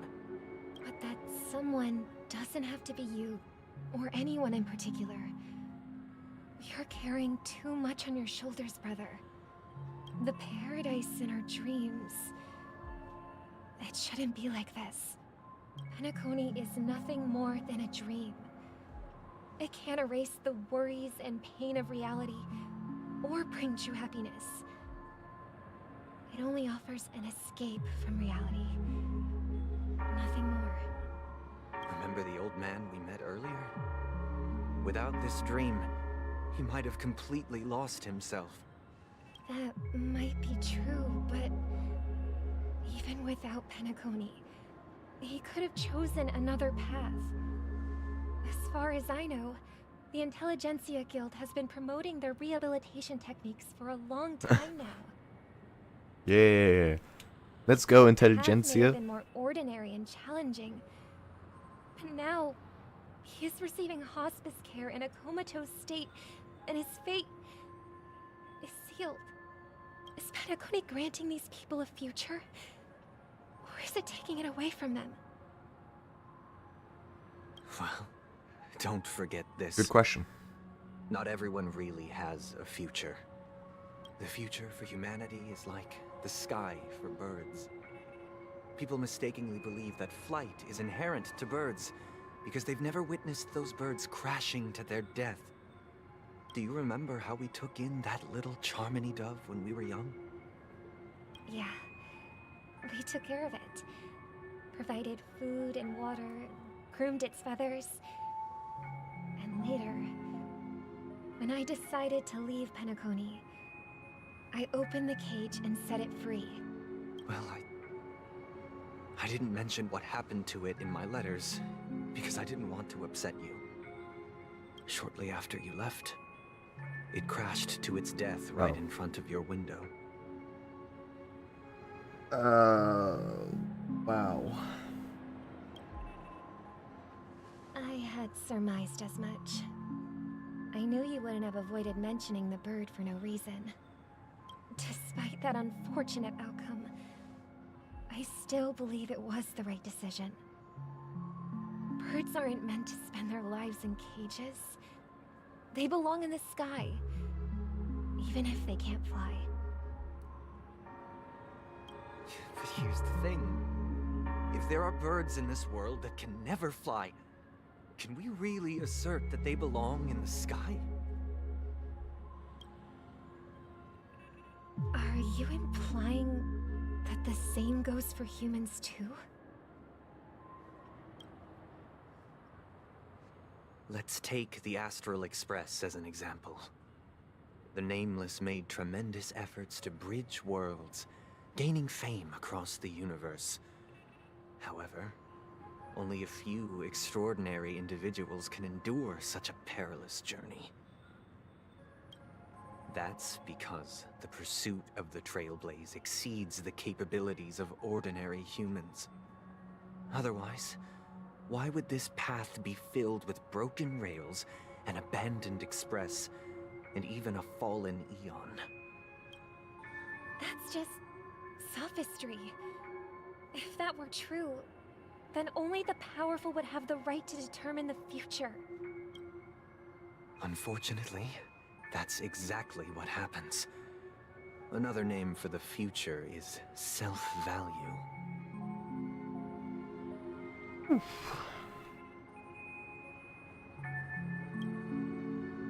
While this world has its fair share of I have heroes soft who hands. inspire What? people and garner admiration for their heroic deeds, the majority of ordinary people will never become heroes in their lifetime. Some are born weak and vulnerable. Some find themselves trapped in unfortunate circumstances. Some fall victim to malice and cowardice. When it comes to survival, everyone is equal. And the weak can only watch as their value gets constantly diminished by external forces. That's why we should care for the weak and support them as if their suffering were our own. That's what the Odes of Harmony have always taught us. While the Harmony holds noble aspirations, the strong will always be strong, and the weak will always be weak. Even in this carefree dream. Human nature contains greatness, but it also harbors inherent weaknesses that can't be eradicated. In the end, if people can't even secure their own survival, they won't care about the illusory future of equality. As long as the law of survival of the fittest prevails, there will always be fledglings crashing to their death. But if people don't live for the future, do they merely exist for survival? If even you, my brother, don't believe that the Harmony will save the weak, then which eon can make our dreams come true?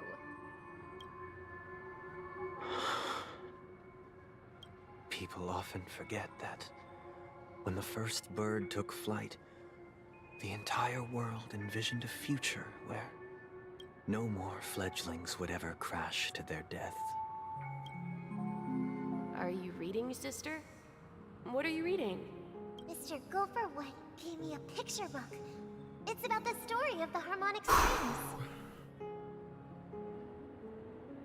If I could become a chord master, I'd like to summon Dominicus, the harmonious choir. I want to sing with everyone and spread our wishes so that all can feel happiness and joy. Well, I definitely now understand I see. Then why this I would patch summon the feels a lot harmonious choir longer too. than previous one. Don't you have a wish of your own, brother? It's a lot of Of course I text, do. story, and It's backstory. just that it includes your wish and everyone else's. I long for a true paradise where everyone can find peace. And it's so deep and philosophical. Let's build a stage there and invite everyone to our performance so that both our wishes come true through the power of the harmonious There's a choir. lot more here. Well, at least one thing. At least I can deal with this. I think my philosophy classes in school have prepared me for this It's moment. a deal then. Yeah, it's a deal. But But it's still difficult to grasp. Maybe you will have to become a star first.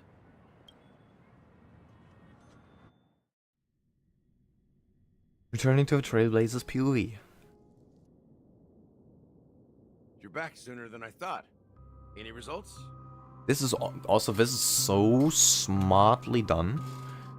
Because we have all these different POVs. They can Yes. stretch And now, it's up to us to forge ahead. the story immensely. Praise for nihility? He's already carried Yeah, out but his then last again, with nihility, My final everything is mission is meaningless. complete. But pardon me if I sound curt. It's good to have determination. So there you don't even need to The path pursue Mikhail left for you is a brighter not future. an easy one to tread. Or a future at all. The trolley problem now make the future psychiatrist play Penacony. Why else would he have True. chosen to sleep in solitude? I think that Staking that is a everything on philosophical something nameless struggle. in the future. A philosophical and psychological struggle. But you have the numbers. And in numbers comes strength. So that might just delay your inevitable a little more. Got any more encouraging words? As I see it, relying on Welt's negotiations alone is far from enough. Regardless of whether the other party will be compliant, negotiating simply allows us to meet them as equals and won't grant us an upper hand. Penacony is our rival's home turf, and we already have very few chips left to play with. Rather than idly sit around while the family's got us blocked off, an offensive approach might be a wiser course of action. We're more familiar with the Stellaron's That properties sounds than insane. most. And since it's the key to stabilizing the sweet dream, it's vital to the family's interests. By attacking their core interests, they're bound to retaliate hastily. And as the saying goes, haste makes waste. That's right. As long as we pose a threat to the Stellaron, either with words or otherwise, we have a chance at gaining the upper hand.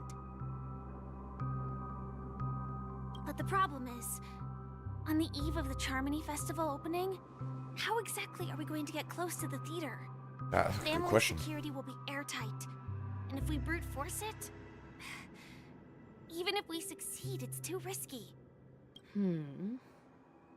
So, no one's gonna say anything?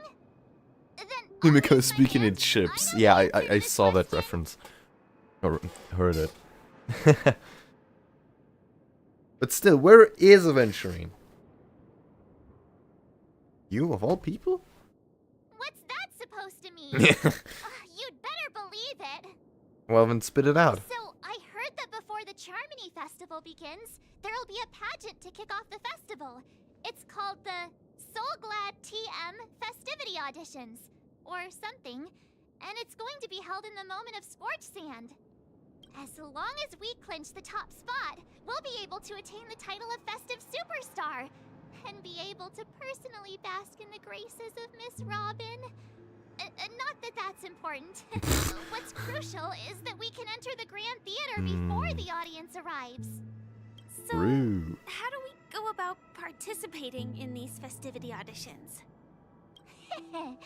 I've already procured special invite tickets from Miss Robin's fan club. How?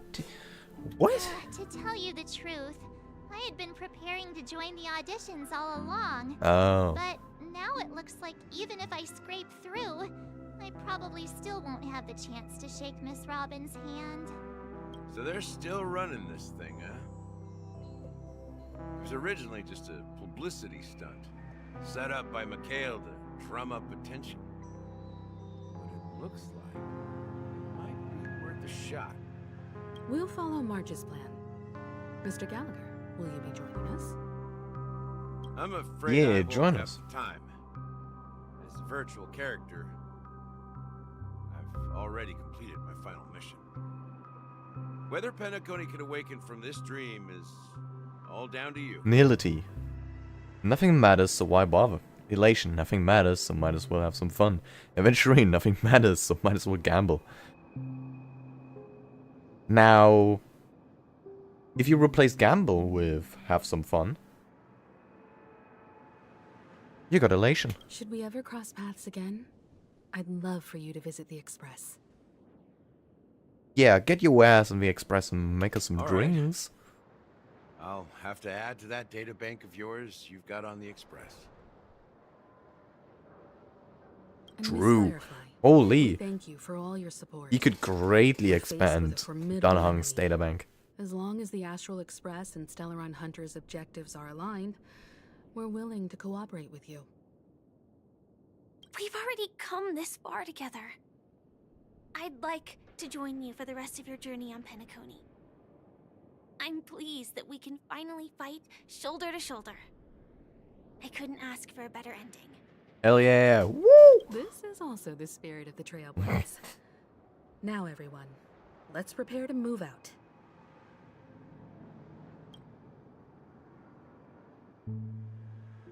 Genius Society.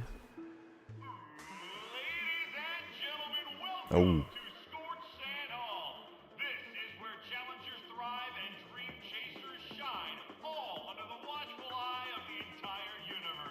Okay. God damn. What is going on here?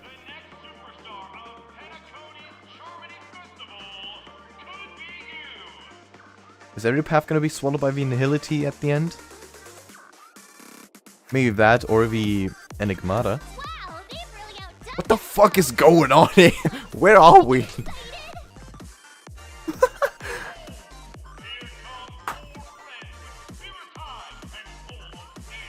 Heyo. Fucking vibing. Let's go. Oh shit. Hit my mic.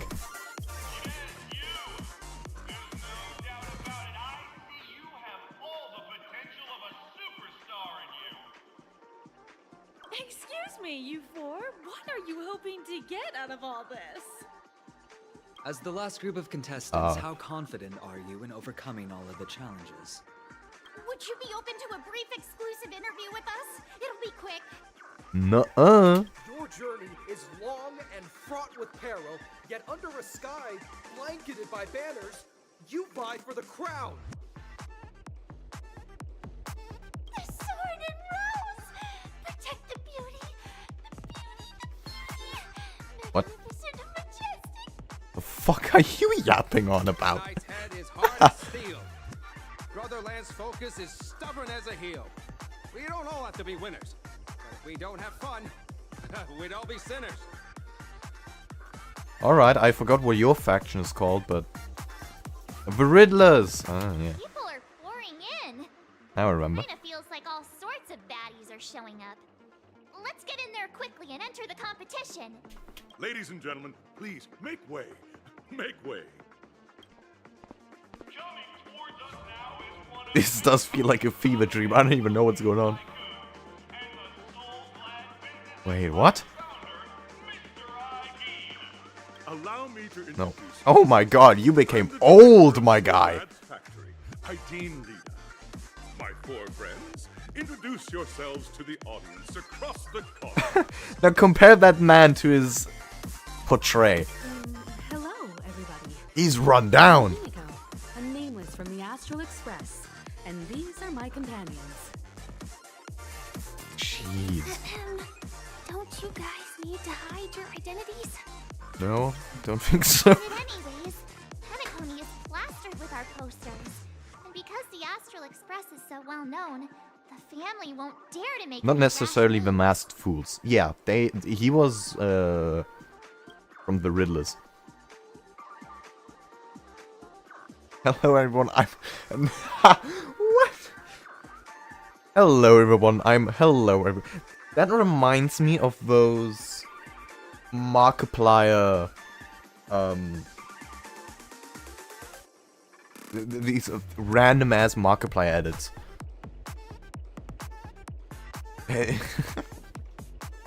Yeah, you could call them brain rot edits.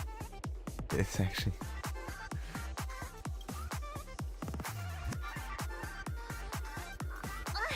Don't expose my net handle to everyone! Hello, everyone! I'm March 7th. I'm an ordinary girl who loves adventures. Hello everybody, my name is Portuguese. Hello, everyone. I'm Firefly. I am also an ordinary girl who enjoys You're so Portuguese. So it's a bunch of nameless guests. This final face-off is bound to be spectacular. Time is precious. My four friends, come with me. The missing link between YouTube hoops and meme videos. Yeah, but it's really running towards brain rot. It's actually... those videos are just... insane. Also, the music is getting fucking loud in here. Calm down.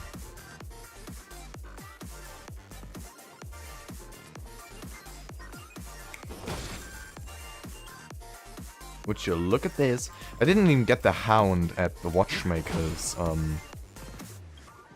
place. I have to remember that. That's right.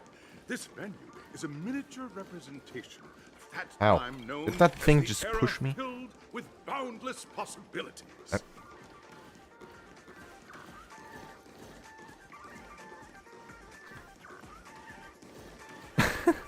This place is insane.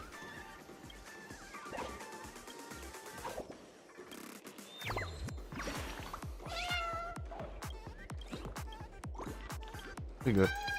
Get out of here. Dude, these screens could actually just knock someone out. That's funny. Nope. You get out of here.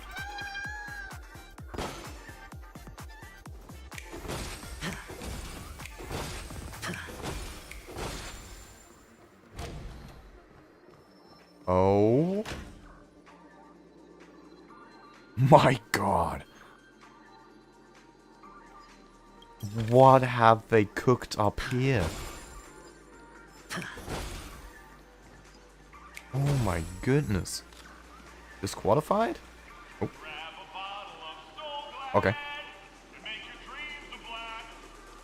Nameless, your arrival reminds me of the grand occasion when Penacony was first established. I was still a young, bright-eyed lad back then, lured here by the watchmaker's ads, full of zeal and ready to make my first fortune in life. Once, during a particularly grueling day, I passed out and was resuscitated by a drink from Mr. Sousa.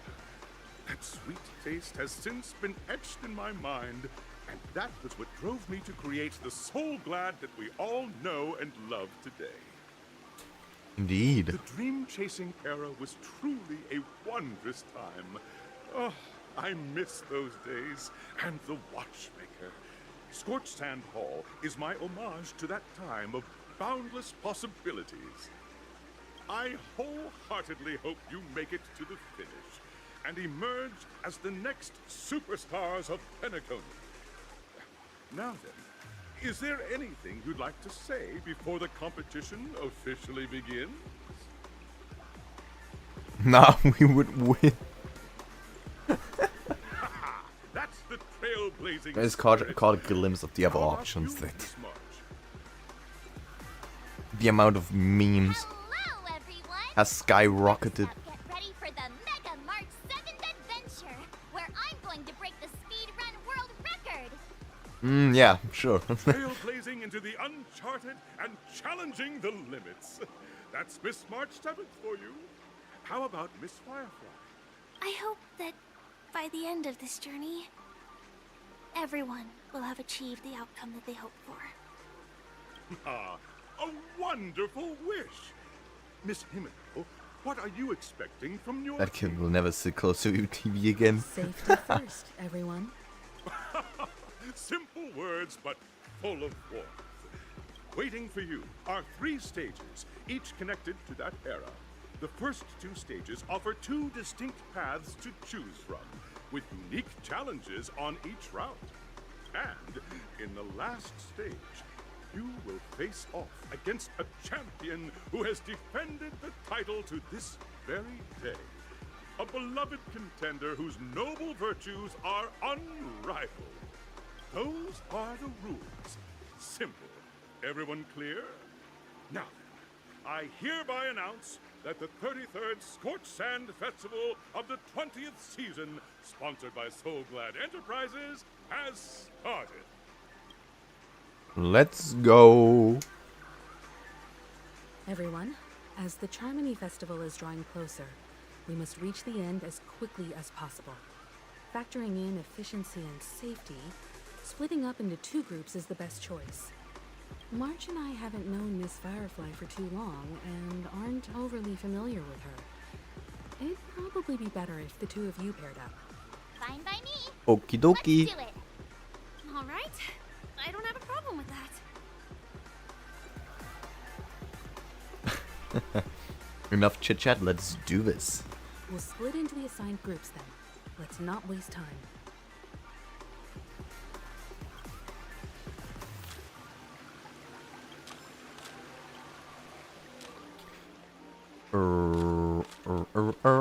Anything else, bird?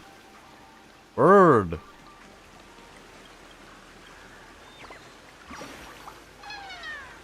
Imploding, what? You better go.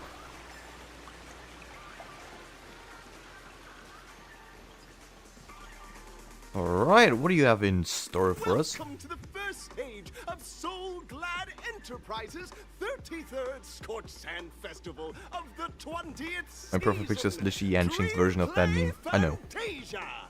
In this stage, you can Thanks for letting everyone know. In the School of Acting Challenge, you have to complete 3 performances from 3 scripts and move the panel judges. In the School of Action Challenge, you have to defeat 3 groups of enemies convincingly and reach the end. Now, make your choice.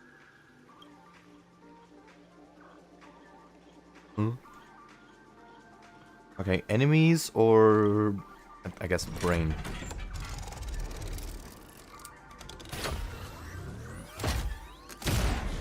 Whoa. What the fuck?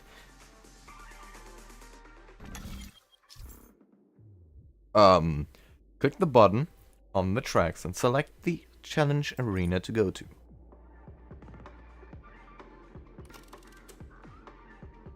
Acting challenge, action challenge.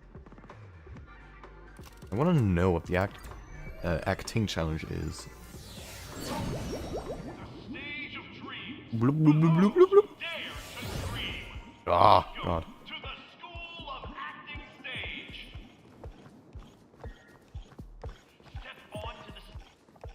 Competitors, allow me to introduce the rules of this challenge to you. Yeah, my phone hated me after this quest. Cutscenes were making very hard. And they are unskippable. There are 3 stages up ahead. On each, That is you'll great. find an outline of a script. These 3 scripts were written by the legendary filmmaker, The Watchmaker, and depict various stories from Penacony's era of pioneering.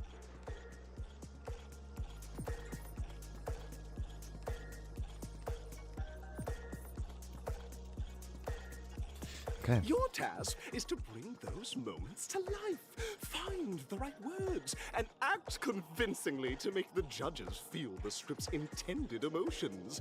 Oh, I wish you a successful performance. Again, this might have been a bit harder than the other one. The record score for this stage is held by a participant with fiery red hair. His exceptional performance brought even the strictest judge to tears. It's like he wasn't even acting at all.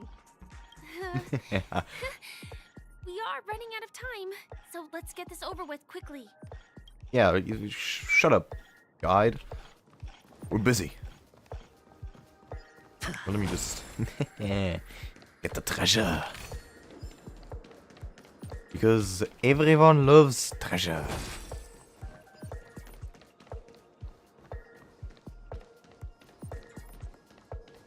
Bird. Gotcha. Go take a rest.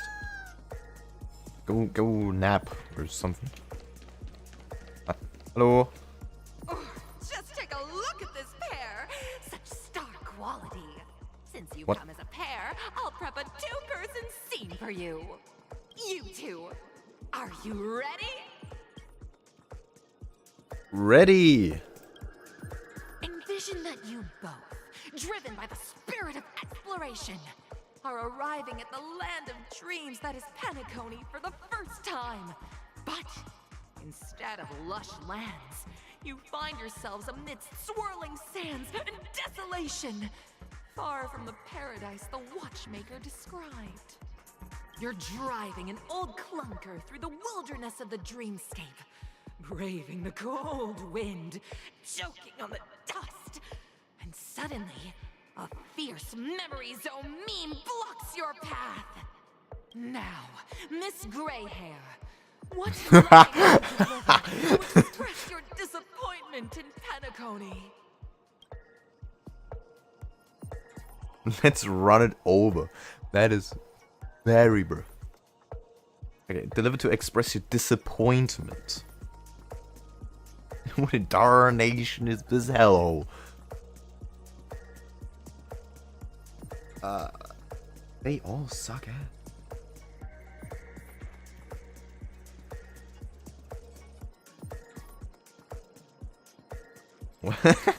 What in darnation? Very good.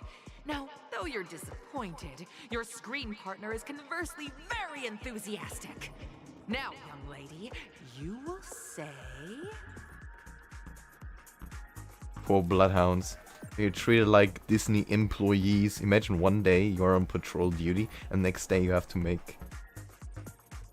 you have to... Oh.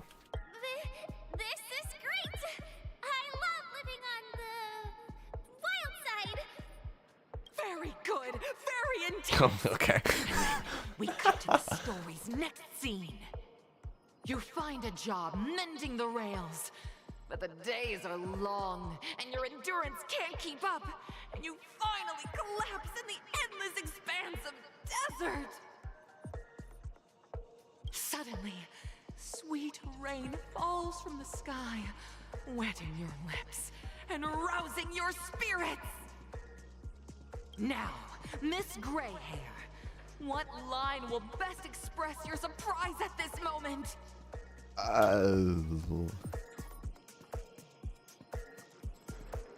Truly abound with opportunities.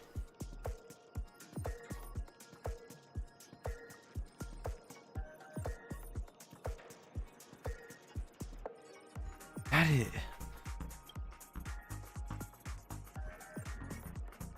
But at this moment, your This partner sounds just so weird. gazes into the sky, both her eyes closed.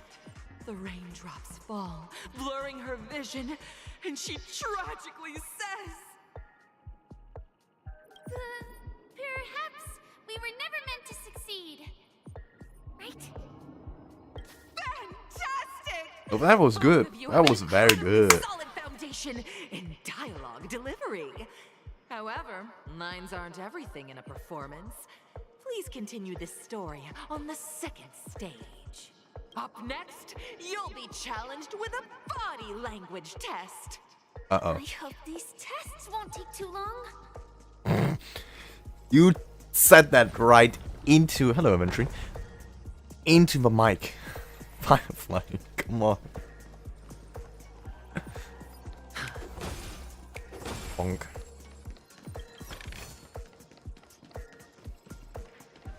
Bird, any bird? Hello, any bird?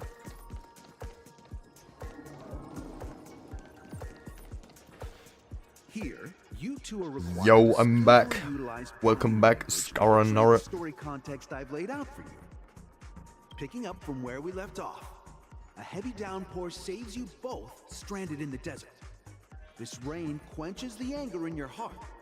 You look to your companion, now completely devoid of fighting spirit, wanting to comfort her.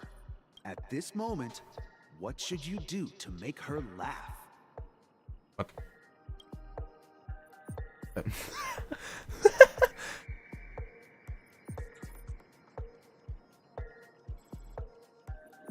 I'm prepared to move out. What? The story is in very poor taste for adventuring. True.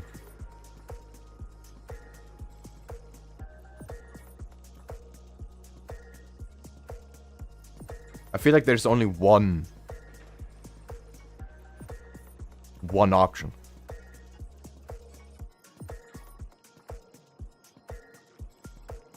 Are you guys vibing? Holy shit, what is my candle doing? Calm down.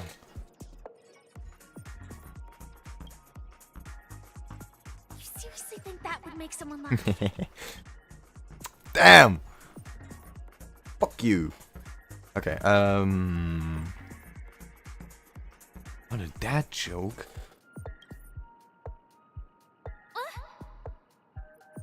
What? I mean, the dad joke is the worst you could do. Oh. Right answer. Your companion sees you rolling about in the sand and thinks about the arduous obstacles along this journey. She can't help but let loose a laugh, rekindling hope in her heart. And so this girl... I'm gonna get back on my feet and keep moving forward. A tug at the heartstrings. Hell yeah. Continues to develop. The heavy rain leads you both to sense a business opportunity. So you start venturing into the umbrella industry. But just as the business begins to pick up, competitors start flooding the market with low-priced goods, squeezing your market share. Wait, how, bruh? What? This doesn't even make sense. Choice. The goods you stockpiled at high prices have to be sold at a loss. This is a pretty self-destructive move, which drives your business to the brink of bankruptcy. At this moment, what would you, who refuses to admit defeat, decide to do?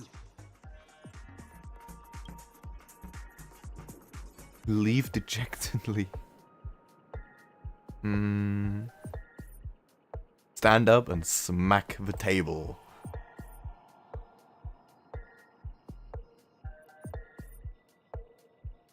You slam the table and rise up. They think you'll back down? Impossible. Dream chasers can be knocked down, but never knocked out. Fantastic! But it's a pity your friend does not agree. Oh my god. She sees nothing but despair in her future. And then... If I were in that situation and my companion suddenly started to act like a lunatic, I would be like, oh, we are fucked. Yes. Penacony in utter disappointment. Is that okay? Of course! Absolutely!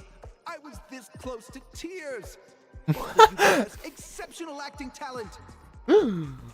However, the true test is yet to come. You're about to encounter the harshest judge this show has ever seen. You'll need to rely on perfect performances if you want to win them over. Okay. Exciting. Indeed, indeed. Moving on. What do we have here? Oh. Oh, god damn it. I see treasure, I take treasure. I can't reach treasure. God damn. What the fuck are those? Okay. Strange, might I say. Oh, bird.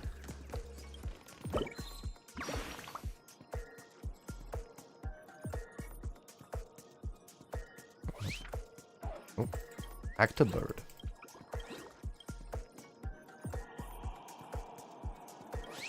Full marks. Carry on. Potato fries, damn. I'm liking those. All these people either have brain rot from all the soul glad, or are peniconing. Oh, they're very patronizing. I don't know which is worse. Once upon a time in dreams. No idea. Two companions arrive on Penacony with nothing but a dream. Their desire for achievement is met with continuous setbacks. Ultimately, one continues on, despite spiraling into debt, while the other concedes defeat and leaves. I see a typo, I think. Many years later, their paths cross once more in the thriving Penacony. Yet, they refuse to acknowledge each other because...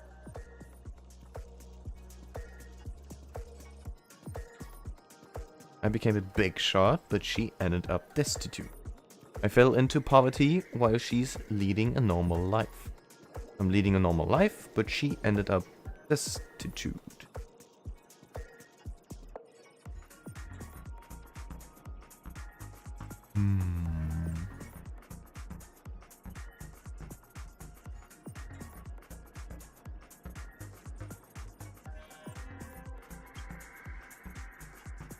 Against the backdrop of a revitalized, I think it was the most the extreme. joy of reunion mixes with the sorrow Seems to work. of past separation, the awkwardness of being strangers, and the shyness of a long-awaited encounter, all converging at this very moment. Give it a shot. Try and convey this bittersweet scene to me. Bring it to life with precise and emotive acting. Is this ever going to end? Shut up. I know. Why don't you try that clockwork thing you used before? Firefly, you're talking into the microphone. Oh, well, here we go. Your performance is far from satisfactory.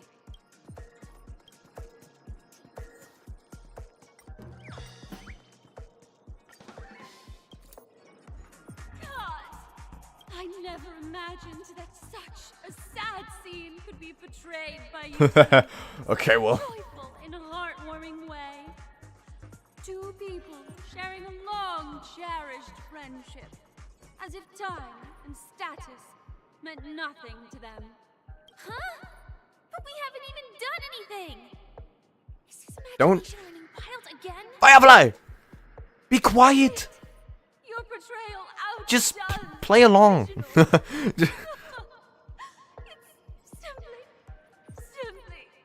beautiful.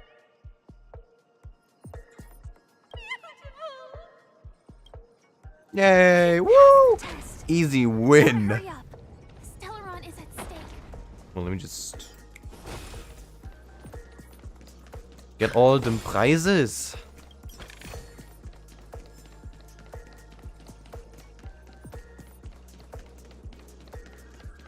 What the fuck are you guys?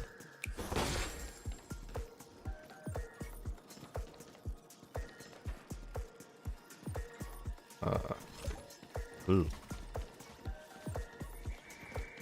I'll come this way sooner or later.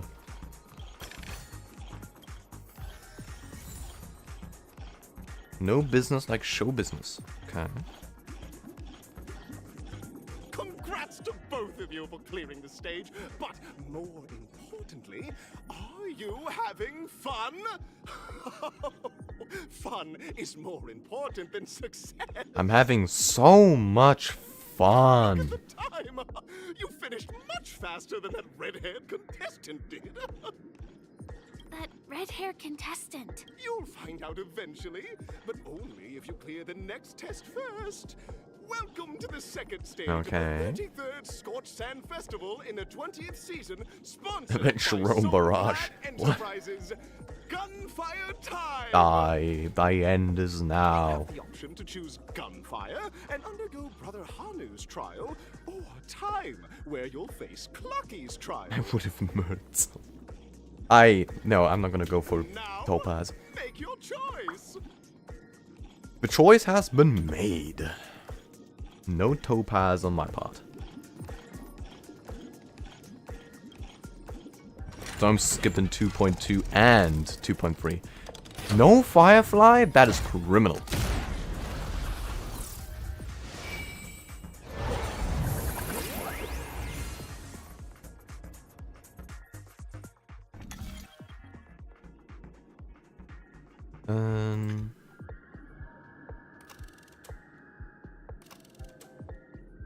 What?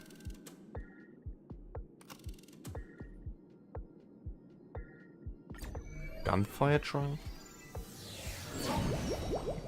You know Robin, Topaz, Ratio, and Venturing's best team, you know? Welcome to the Yeah. enchanting universe created by the Watchmaker. Do you see the problem? Awaiting you is the morally Robin, ever charming character of the Topaz. animated Clocky series, Hanu.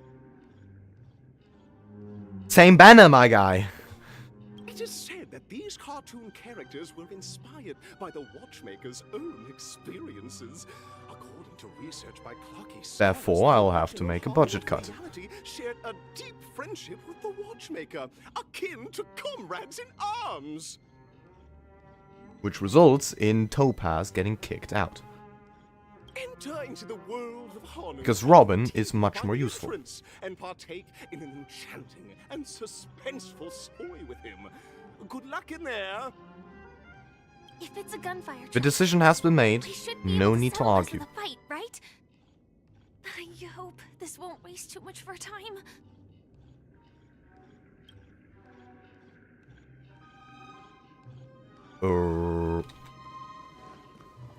End of a world of Hanu's adventure. Oh. Upside down bird. I think they ran out of titles. It's funny. Well, well, well. Ready? 1, 2, 3. It's morphin' time. Are we both in control of this Hanu character? How does that look like? What? Very good. Looks like you've got the hang of it.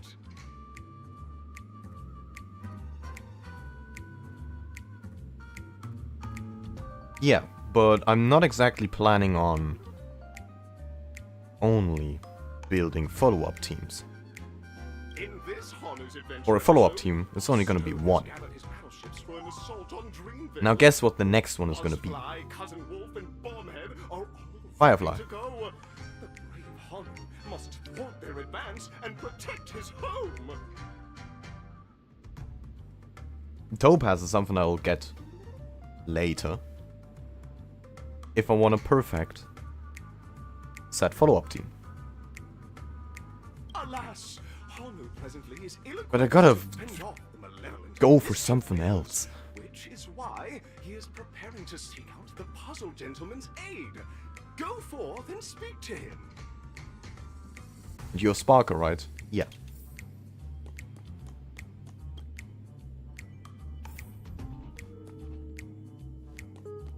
Oh, brave Hanu, you look like you could really use some help. Sure. Puzzle. Long time no see, Hanu. You look pretty Go for a main How DPS. about an intense and thrilling game of Dream Jigsaw to blow off some steam? Yeah. Firefly.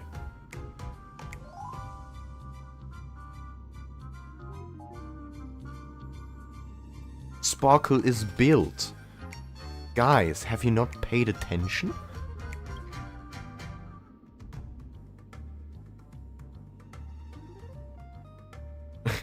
That are really cool sounding. It might just be the coolest in history. Oh my! Are you telling me that Boss Stone has rallied the villains to seize Dreamville? What a dreadful twist of fate! Listen closely, Hanu. I'm aware you're in need of a suitable weapon. And I also know there's one just up. But you know what? You'll have to play an exhilarating round of Dream Jigsaw first. No Jigsaw, no moving forward. Okay, fuck you.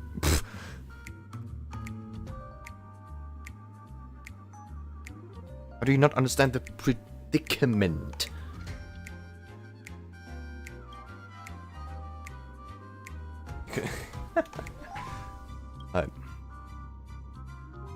Now Perfection. scurry along, Hanu.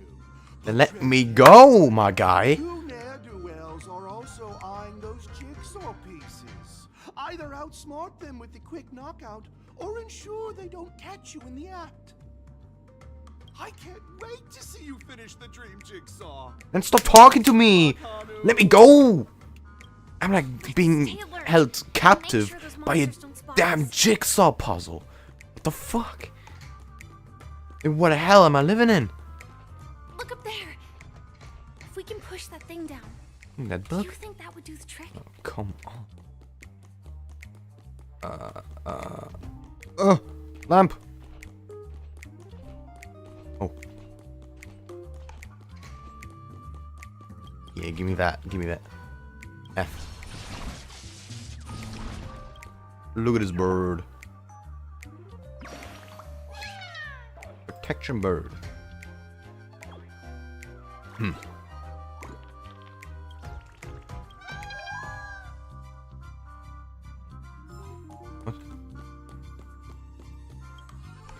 I don't think he did anything. Ooh, treasure.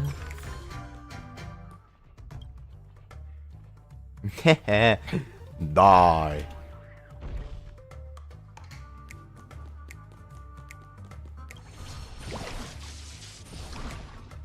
Ooh. Give me that. Finally, that's all the jigsaw pieces. Let's hurry back.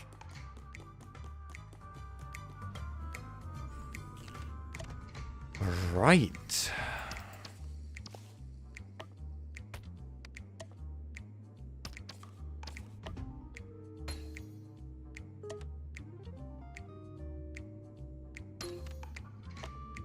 This one, boom, boom, boom.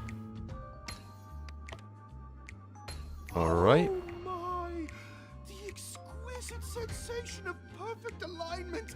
My organizational itch has been quite thoroughly scratched. Hurry now, Hanu. Touch that TV set and transform back into your old self. Then head upstairs. Your weapon awaits you there. Are such haphazard instructions really okay? Okay. Most special indeed. Disconnecting from that thing so suddenly has left me feeling slightly disoriented. Don't faint. I'm warning you. What the fuck? I'm not gonna carry you all this way, Firefly.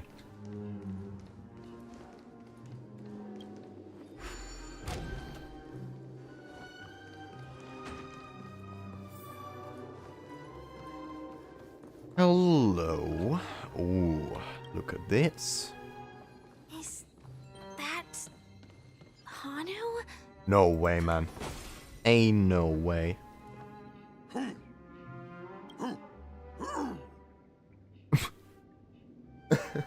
Okay.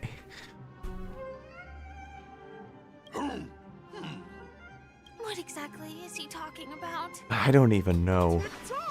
Oh. It's time for me to make an appearance. Where did you come from? I can also see him. Is this character part of the show? How would I know? In Dreamville, Clocky is everywhere and can do anything. Like right now, I can be your translator. Tick-tock. Perfect. Okay, he sounds angry. Battle! We must do battle! Oh. That makes sense, then? Does align with his sound. The enemy is at our doorstep, and we have no path of retreat for the future of Dreamville. Touch that suspicious-looking TV right now. Okay. I can do that. Jumped inside that TV. Sheesh. Logic in Sheesh. this plot and dialogue is really being pushed to its limits. True, these could be more actors.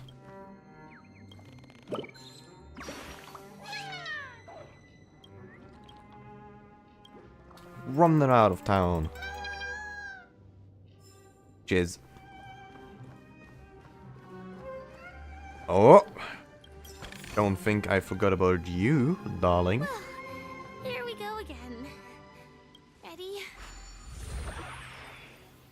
Never been more ready to get flashbanged. Who knows? I might even be able to perform some high-level moves with Hanu. What does that even mean? Say high-level movies just now. That's right. Movies? The What? upcoming script is just exploding with all sorts of high-level shenanigans. Last Okay. I saw, Hanu was preparing for battle. Suddenly, he hears heavy footsteps coming from the hallway. Like a clock at the abandoned amusement park. Yeah. Possible. Hanu won't go down without a fight. He instantly sprints for the storage room, ready for a do-or-die showdown against the baddies. But we still don't have any weapons in hand. As guess what? Hanu's favorite bazooka just so happens to be in that storage room. So get a move on. What a coincidentally convenient plot twist. It'd be even more awesome if the organizers allowed me to wear armor. Nope, Firefly, not today. It feels like cheating otherwise. Can't wear a frickin' mech. The storage room. It's behind the shelves, right? The mech shall not be He wasn't lying. the answer to all There's problems. actually a bazooka here. Give me that, give me that, give me that. Yes, sir. I didn't even know how that worked. I didn't even know if this was Now the correct we should have a path. way of dealing with those baddies.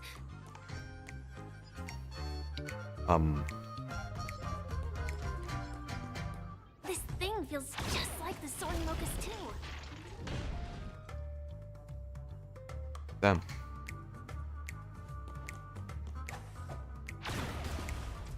Die. Oh.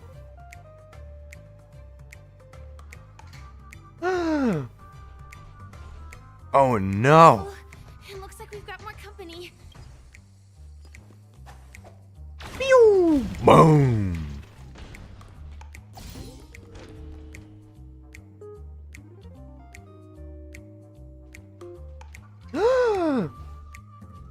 Oh no. Here we go again. But no big deal. We're pretty handy with this bazooka now. Oh shit.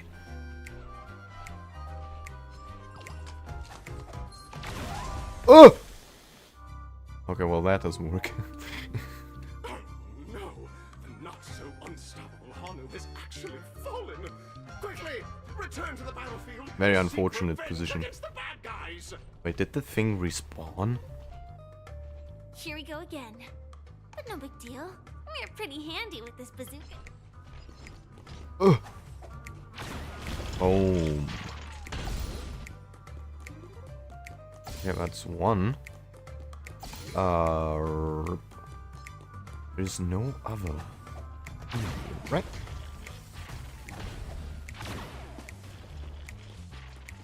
Nice hit. That should be all of them, right? Oh my! Hanu is on a streak! Everyone! The stage is complete! Quickly! Head through the TV to the next stage! Okay. Let me just pick this up.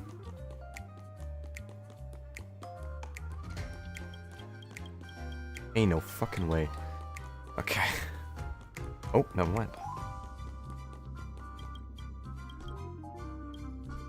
Man. Okay, then.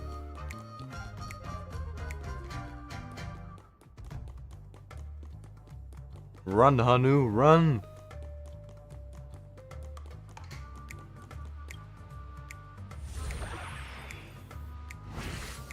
Well, that's that. But it is gonna be hard to let go of this bazooka. Never mind. Let's hurry over to the next stage. Firefly, you have a damn mech! You don't need a bazooka! I mean, you could probably just ask for a bazooka next time you're with Kafka, but, you know, to each their own. Just saying, it's a possibility.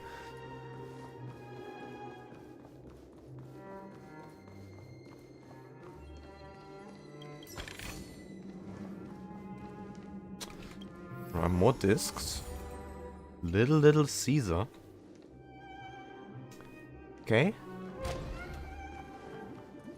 Holy moly.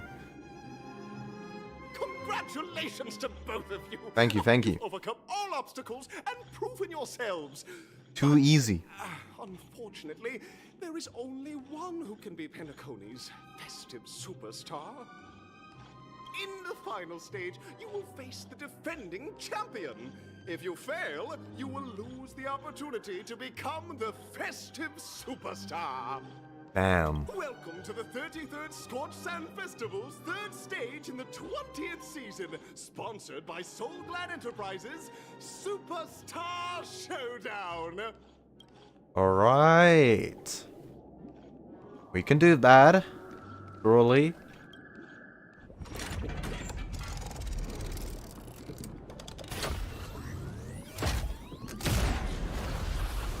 Jeez.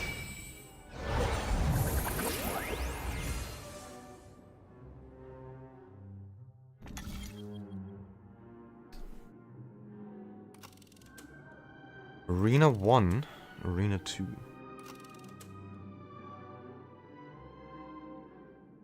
Arena 1? I don't know.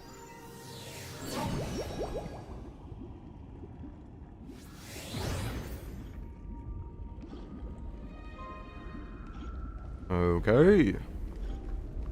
This looks weird. Huh?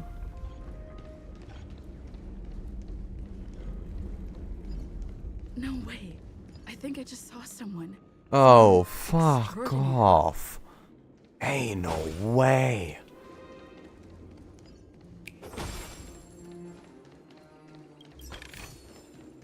Don't tell me it's this nerd out of everyone. Let me just get the birds.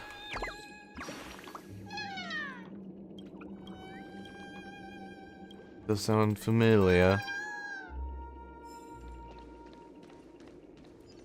What am I supposed to do here? Well.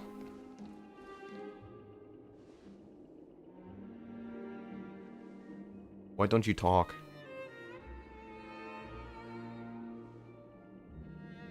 I mean, to be frank, in the story I've never seen you before, Genty, so... A night of beauty? It was you all along. And they've taken his voice.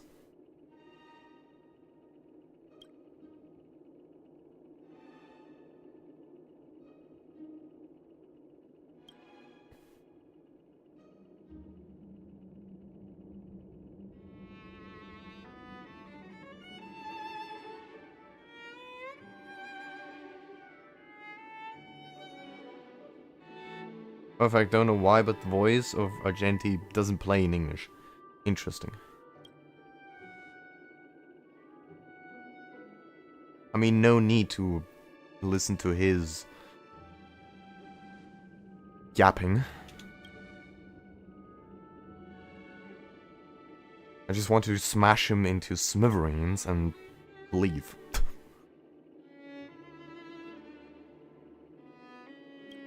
Uh-huh.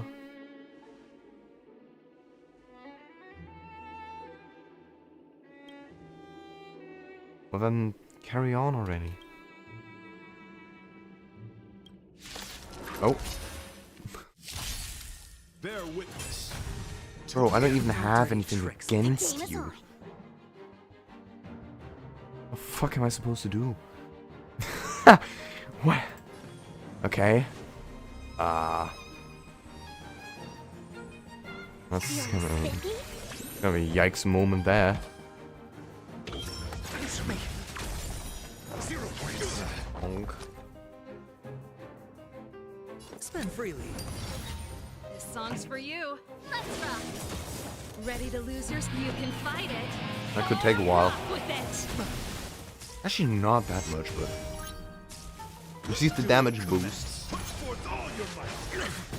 Watch your head. Oh. Barrier Dice what? have been cast. What the fuck is going on? Bust. I've never fought this boss before. Let's play for a while. Come on, 2 points? To the challenge. Can you find the answer? Your answers? Oh wait, I could just use a skill. Whoops. Test. SAS. Knowledge, the measure of truth and falsehood. Monk. No shield required. 0 points. Pretty good crowd today. Keep up. Bonk. If you pick the right dialogue options, then you wouldn't have had to fight them. Yeah, I didn't pay attention to them at all. I'm asking questions. Not like it matters, really. 0 points. Bonk. Hedge your bets. Now I have a barrier? Oh. Ready to lose your you can fight it. Okay. Rock with it. Very interesting boss, to say the least. Bear witness. The only thing I can do is do raw damage. So, yeah, there's that. Feeling spiffy?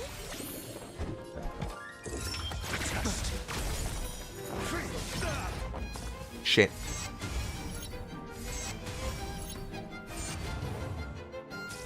Let the duel commence. Watch your head. Sure, I'll play along. Pretty good crowd today. Keep up. You can fight it or rock with it. Really? What is he, beautiful trash can? Can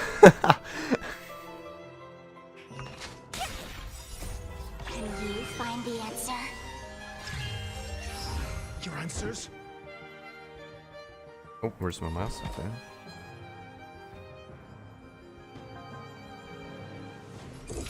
Answer me. Fuck. 0 points. Hold up. SAS knowledge. Got a surprise for you, Agenti. Boom. Ow. The dice have been cast. Bust. Or maybe I'll take it off. Watch your head. 0 points. Bear witness.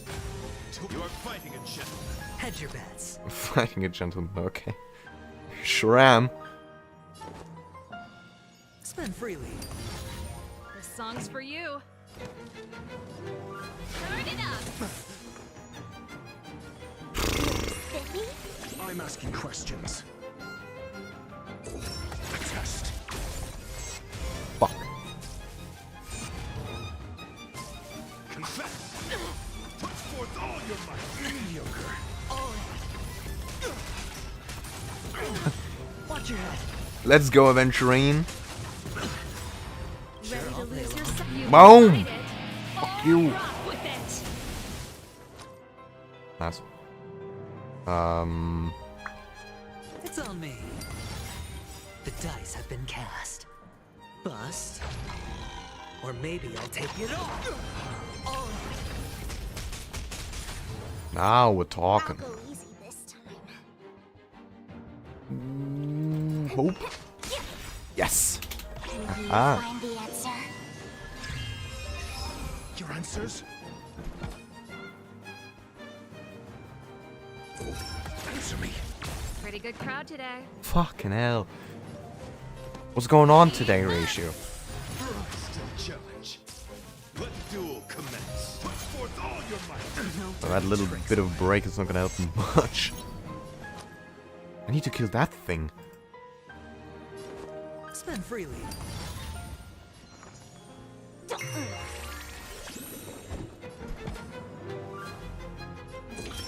Test. Free the flesh. Watch your head. I say so and attack the other one. That's SAS silly. knowledge, the measure of truth and falsehood. Bear witness. Oh my god. Song's for you. Let's rock. Bro, I'm gonna lose it. 0 points. Ready to lose your you can fight it or rock with it. Do be a war of attrition, but No dirty trick. I don't know for what that achievement is for.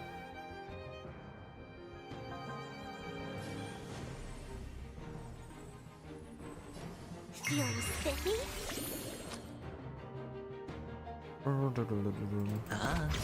The dice have been cast. Bust. Or maybe We'll just I'll do take that. it off. 1 point. Fuck. The gamble. The gamble is real. Answer me. 0 points. Yeah. Ow. Ooh.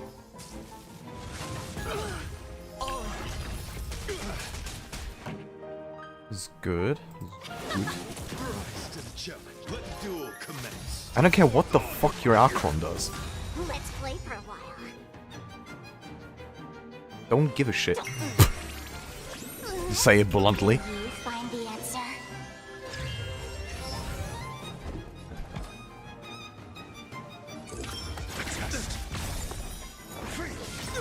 Watch your head. Time to die. Measure of truth and falsehood. Shit. Oh, never mind. Just enough.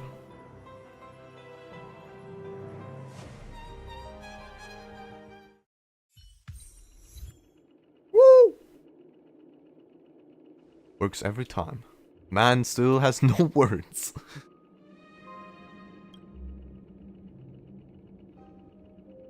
I don't know what have much time. you're even doing here. May fate allow us to meet again, Knight of Beauty. No, don't say that, Firefly. He's In annoying. that case, let's make our way to the end. Penacony's really thronging with talent. I hope we make it in time. Go for it. I will. Okay, good. I was afraid the game was soft locked. That would have been hilarious. I mean, not really, but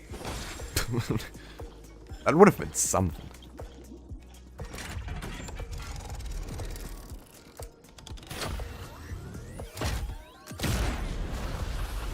Jeez. How do you not get a concussion from this?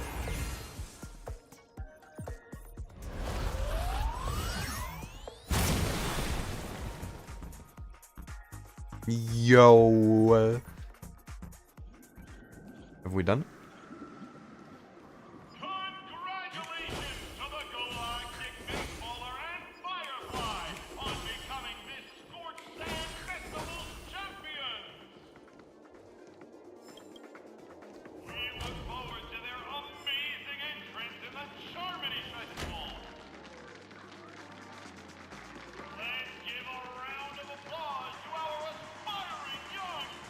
Jeez. Let's go.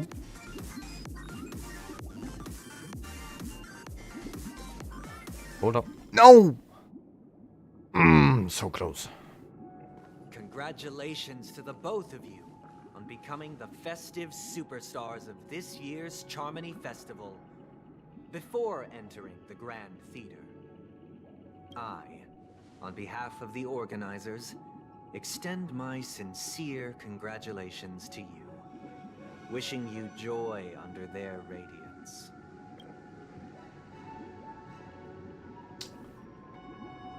What are you doing here? As previously promised, my sister, Mr. Yang, and I have met with the Dream Master. We delved into the truth about Penacony and its Stellaron, and have come to a consensus. Both I and the Oak family cannot acquiesce to your request.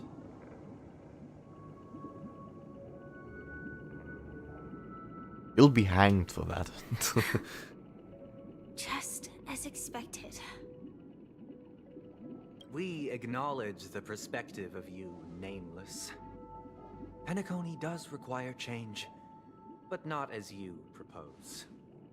The planet of festivities cannot and will not revert to a place characterized by chaos, disorder, or anarchy. Through your journey of overcoming obstacles, you must have glimpsed the essence of that era. The vulnerable ruthlessly eliminated, equality non-existent, common folk living precarious lives, eking out a dreary existence. Ultimately, only heroes like yourselves fighting for manage to chicken achieve boy. success. But I would dare ask, Shut up, chicken wing if boy. you did not possess the special status of having a Stellaron, and you were but an anonymous and frail member among the masses, which Penacony would you prefer? A dystopia for the survival of the fittest? Or a sweet dream paradise for all?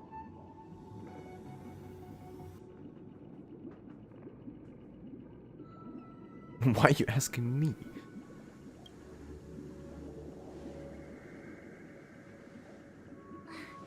That's not the point. Don't let him mislead you. What do you mean? I haven't answered. Mr. Sunday, even if the members of the Oak family I've given an answer on what to do about the Stellaron, now's not exactly the time to be holding an extensive discourse about Penacony's past and future, is it? The Stellaron issue concerns the life and death of everyone on Penacony. If anyone has a better suggestion, the crew is more than willing to listen. Also, it'd be best to tell us the ins and outs of that meeting. This way, we'll at least know what Welt and Miss Robin are dealing with, and the reason why they failed to make our appointment. Ah, Navigator. That is precisely my intention. With all present, let's begin by discussing the details of that meeting. Let's talk about our tribulations and choices, our ideals and beliefs, and our final course of action. The only path to take. Fuck.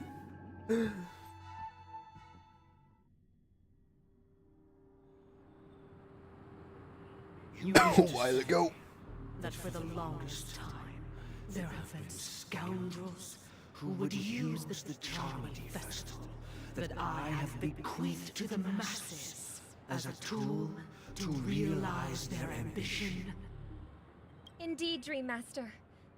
Once the Charmony Festival begins, the Stellaron's powers, along with the song, will be broadcast across the entire planet of Penacony. And then everyone in their dreams will be unable to awaken. This is indeed surprising to me. The dreamscape is maintained by the collective effort of the 5 families. If someone were to use the Charmony Festival to recklessly disseminate the power of the Stellaron, this individual must hold a position of great authority. Do you have any suspects? I'd like to ask, did you really not know of the Stellaron's existence? I would have never thought that this nameless would point the spear at me. Quite astonishing indeed. If I have offended, the Astral Express extends its sincere apologies. But the current circumstances are dire and leave no room for meticulous inquiry. We're doing this out of concern for the dreamscape's safety. So, if you could, please alleviate our Spear, now how about we try Black Hole? Dream Master, just to prove that the Charmony Festival has nothing to do with the Stellaron.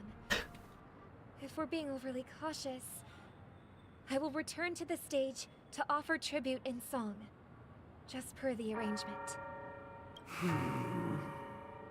Sunday, Robin. I've watched you two grow up, and know your dispositions like the back of my hand. Both of you, right now, can surely be lauded as their most devout advocates. I already know your resolve. The magnitude of this matter is enormous, and cannot be taken lightly. Since Mr. Yang has asked with such earnestness, I will personally respond in kind. I didn't mean Mr. Yang to point that Black Hole to the Dream Master. To heed your call. Someday, might I ask you to beseech them to cast their light unto me, and question me in their stead, so that no lies may be concealed? I will do as you command. Robin, could I entrust you to be present as a witness, to document the truth, and to proclaim my innocence, so that all slander may be utterly dispelled? I will do as you command. May thy will be carried out on earth, just as it is in the heavens. Oh, triple-faced soul, please sear his tongue and palms with a hot iron, so that he will not be able to fabricate lies and make false vows. Let us begin. There is nothing else to prepare. Understood? Question. Have you devoted your life to your god, never worshipping other gods? Naturally. Do you love your god as you do yourself, always heeding their admonishments? Naturally. Have you strayed from the path expected by your god, betraying their name? Never. Have you ever been inordinate with your asks of your god, coveting more than the foundation of the creation itself? Never. Then, a final question. Do you swear to fulfill all vows, past, present, and future? With the Eon as my witness, if I do not deliver on my words, or if I renege on my vows, may I be cursed in accordance with divine law. They have seen your faith, and have endorsed your faith. With this, it can be evidenced... Just a moment. What is it, Mr. Yang? I have another question I hope to have answered. To my understanding, the family's harmony and prosperity have never relied on so-called divine laws. The god you both mentioned, are they truly Shipe? Mr. Yang should know that those belonging to the family toil together as if they were kin, embracing solidarity and unity under their light. All duplicity is laid bare before the harmony. Such a delicate and complex symphony.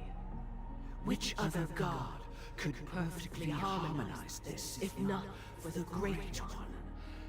Shipe. Perfectly harmonized. Therein lies the problem. It isn't an outsider lurking in the shadows who changed the harmony, but a dissonance that has surreptitiously emerged from within this very symphony itself. In the distant past, there existed... He's him after all. With one flick of the wrist, they crafted the laws of the cosmos. Their followers formed the Beyond the Sky Choir, spreading solemn and reverent hymns throughout the universe. Later, they fell. The route traversed by this eon clashed with the harmony, ultimately being absorbed and fused into it. The chorus that once reverberated across worlds fell silent, and when it echoed anew, it was transformed into the hymn of harmony. Though an eon may perish, paths with no masters still linger. In the all-forgiving harmony, echoes of bygone dissonance may subtly arise. Mr. Yang, being overly astute can be a detriment. Especially when you find yourself alone and without allies. So this is how it is. For the sake of our grand cause someday, please afford these two an opportunity to rest. What? What are you doing?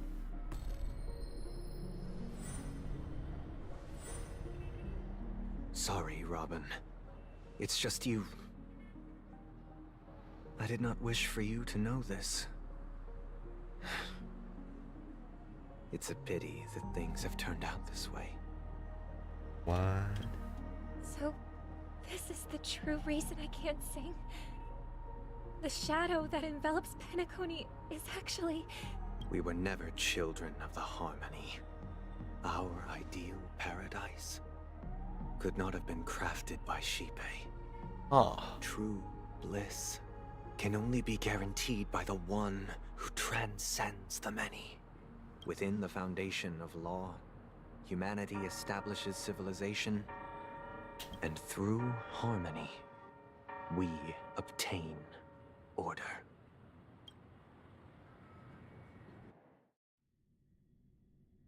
Unbelievable. To think that there would be remnants of the Order on Penacony. Okay, well, orders is something I haven't heard of in a while. What have you done with Mr. Yang and Miss Robin? Don't worry. I just gave them some time alone to ponder their fates. You should know that these actions make you an enemy of the Astral Express. Should we need to stand against the Nameless, it would only be myself and the Oak family involved. But we haven't reached I'd that like to point order yet, a pair of Sunday have we? wings with barbecue sauce. Your efforts for the justice Indeed, of after this, Penacony are definitely. evident to everyone and have been widely observed.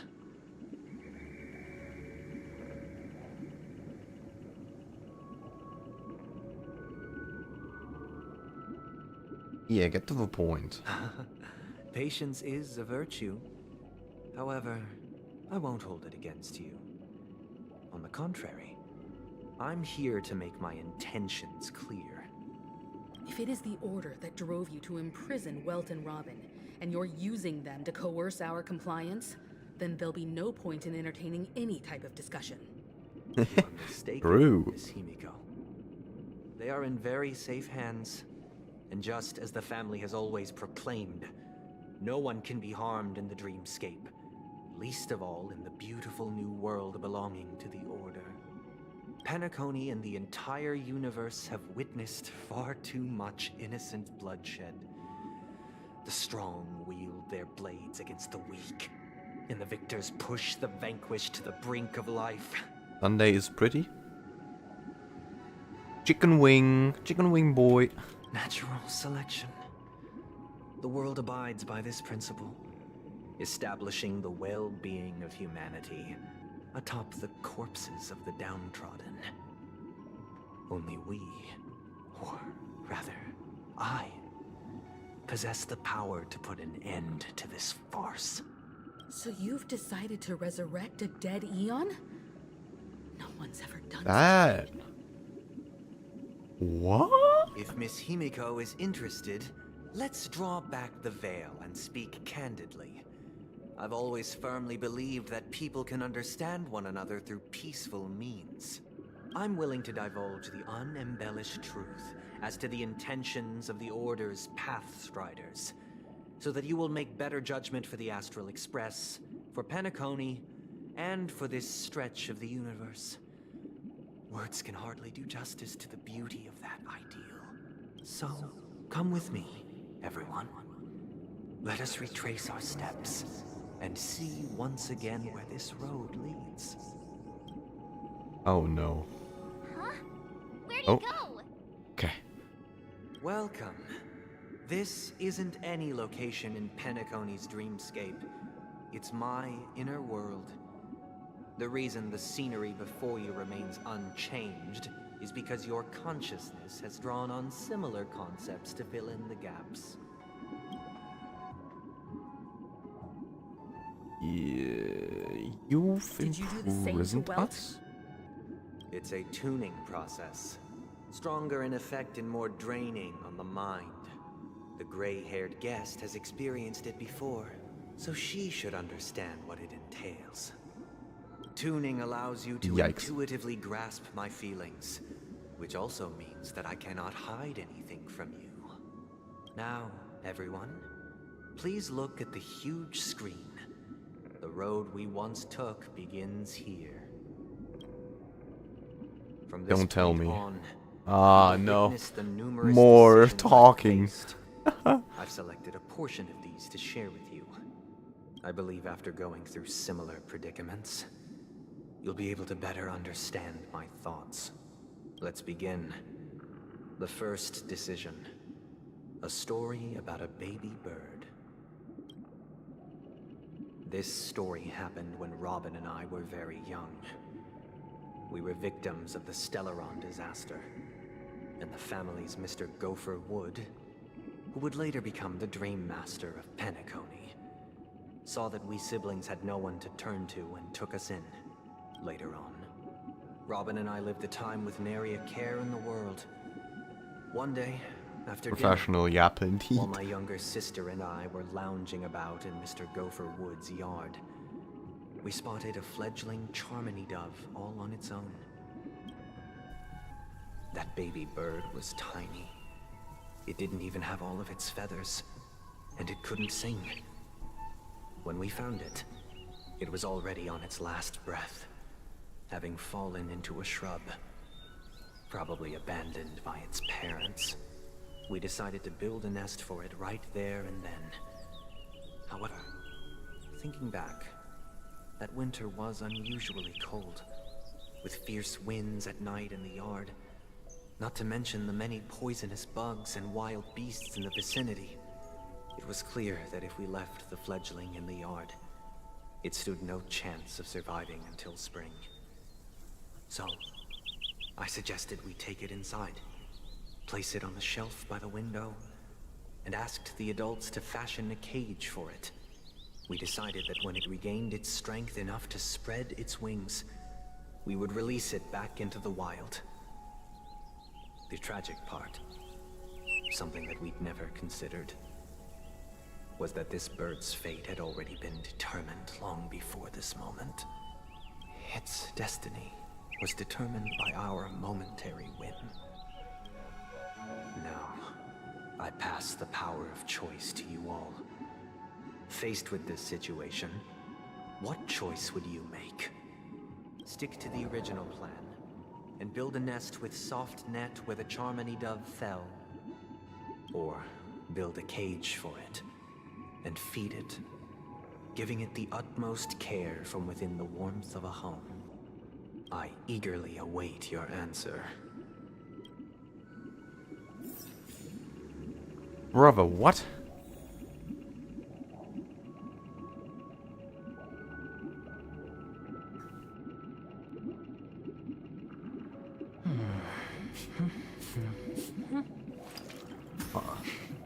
Let me just grab this. I can't decipher his intentions right now, but based solely on that question, I would probably choose to build that dove a cage. Even if I was gonna release it back into the sky, it'd have to be strong enough to fly first. If I left it where I found it, I fear it'd never get the chance to fly ever again.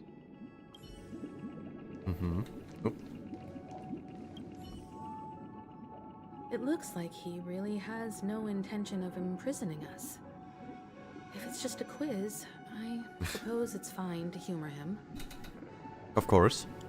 Back to the question. I would personally choose to build the little Charmony dove a cage. No special reason. I do think that a fledgling should have the right to fly into the sky. But if it can't even live to that point, then there's nothing to talk about to begin with.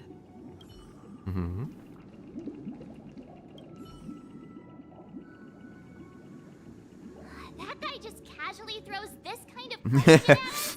What Yeah. exactly is his deal? But fine, I'll answer, I guess. If it were me, I guess I'd choose to build a cage for the little Charmony dove. Okay. After all, leaving it there, it's bound to get hurt by wild animals or something. And that'd just be too sad. So basically what this is telling me is we're all on the same page. Well, guess it's time then.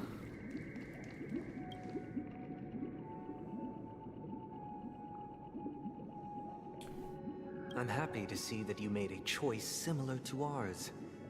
If your mind is made up, let me reveal the outcome of this choice.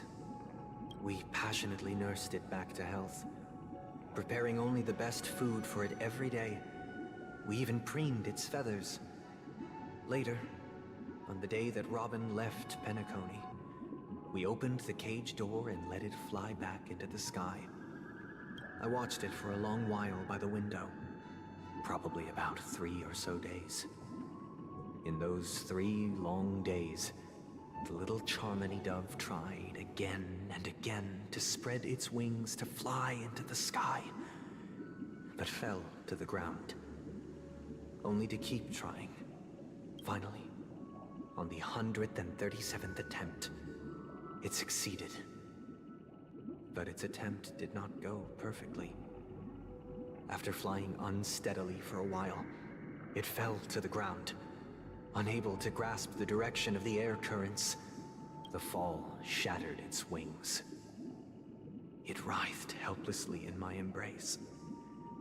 But it was all for naught, finally succumbing to a painful demise.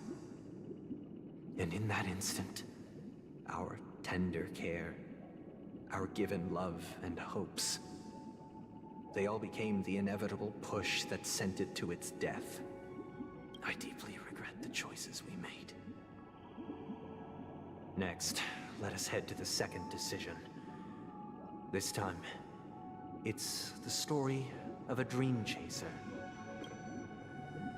This story happened Taking it to a vat. Yeah, sure.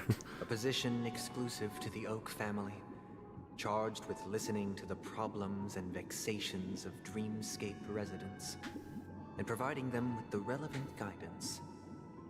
It was during that period that I had the opportunity to hear voices from all corners of the Dreamscape. Joy, sorrow, arrogance, regret. The complex tapestry of human nature that formed the world. And I was fortunate to catch a glimpse of it. He was a dream chaser and an illegal stowaway. Just like the rest of them, he came to Penacony in search of a better life, except that, to most people, the price he paid,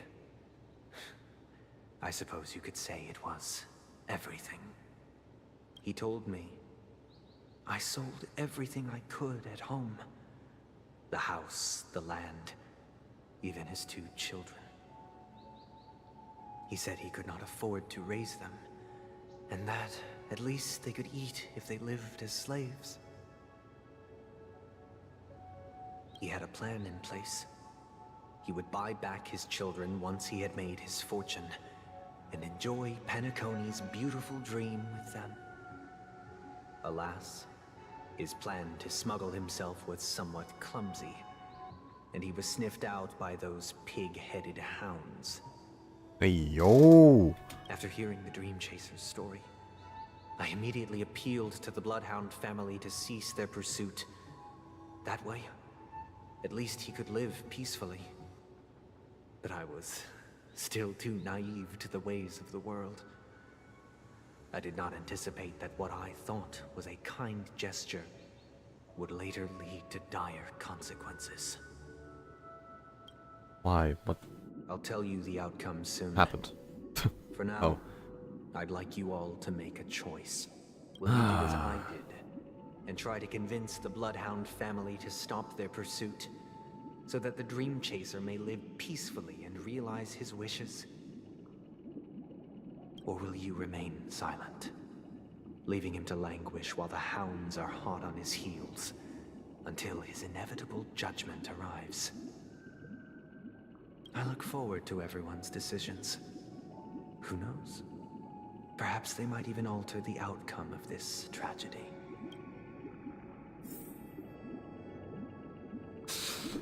Oh, here we go again. What do you think? This question. Surely it has some connection to the baby bird story. And this connection is precisely the breakthrough Sunday aims to use to persuade us. I'd probably choose to ask the Bloodhounds to cease their pursuit.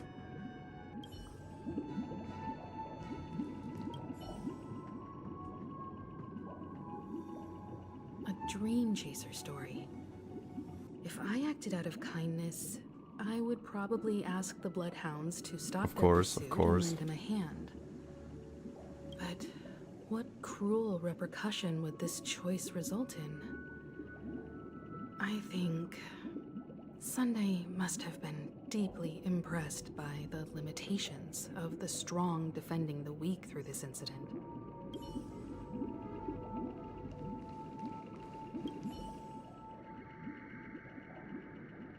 It seems illegal stowaways are really quite common on Penacony.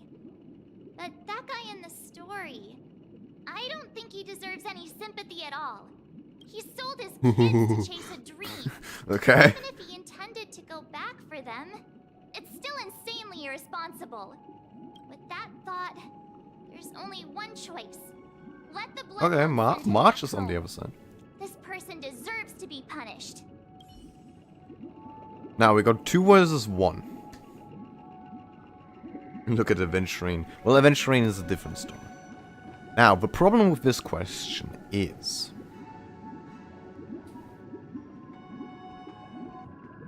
I am a firm believer in order. Laws exist for a reason. And you should abide by them. And therefore, I am definitely leaning more towards enforcing the law.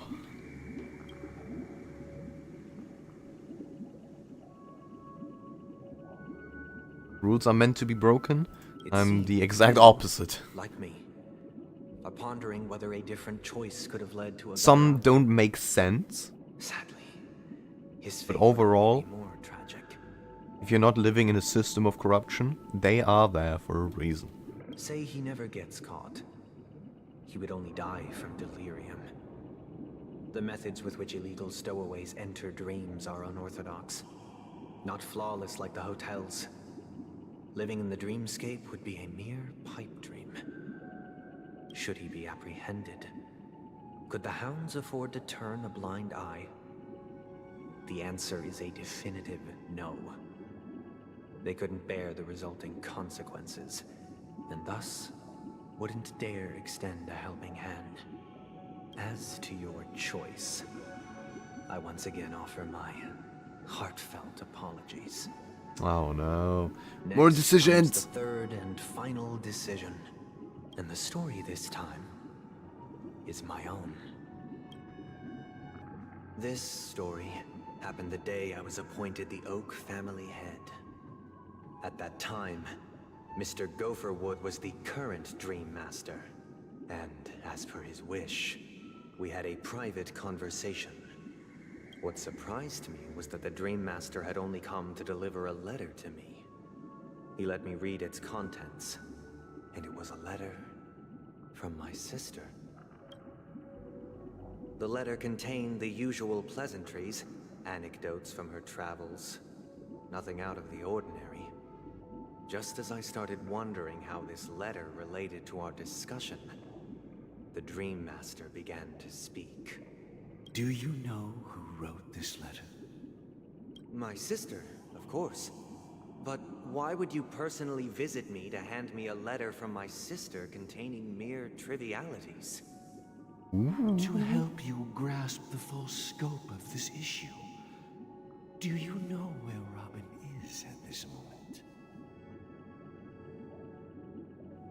From what the letter indicates, Was all a lie? she must be in Caspelina 8, correct? She's touring there right now. Correct. Has she mentioned anything about a stray bullet? A stray bullet? What? A war has broken out on that planet. It is because of this very reason that Robin chose this destination. Oh. To spread the word of the Harmony. And to save the lives of that planet. She personally made for the front lines. She hoped to ease the people's suffering with song, and was willing to brave mortal danger to deliver the IPC's medical supplies. Unfortunately, stray bullets show no such compassion. Is she all right? If the operation was successful, she should probably be recovering Oh in no. the field hospital. By the eon above, the bullet struck her neck directly, yet possibly as a reward for her consistent deeds of harmony, it didn't hit any vital arteries. Once you've attended to your outstanding tasks, it'd be advisable to write her back as soon as possible. Those damned savages! I'll pack my bags right away. My gratitude for bringing this to my attention, Mr. Gopherwood. Now you understand why she always wears such elaborate neck ornaments, don't you? How could this happen? Miss Robin. What do you mean, how could this happen? It's all in the past, so please don't... It's war! I share this in the meager hope that you will understand the harmonies, limitations, and predicament. Fuck no. As grandiose as the strong defending the weak sounds, many times, it is nothing more than wishful thinking. Likewise, I've prepared one last question, one last choice. But rest assured, this choice will not have any grave consequences, because this is merely a figment of imagination, a nightmare that has haunted me through countless nights. If you ever had the opportunity to make a choice like I did, would you still support Robin's journey on the path of harmony?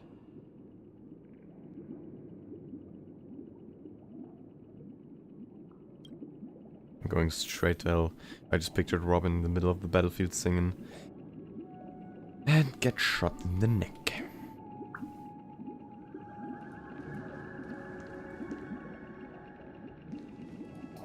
Sometimes it is what it is. Miss Robin's courage is admirable.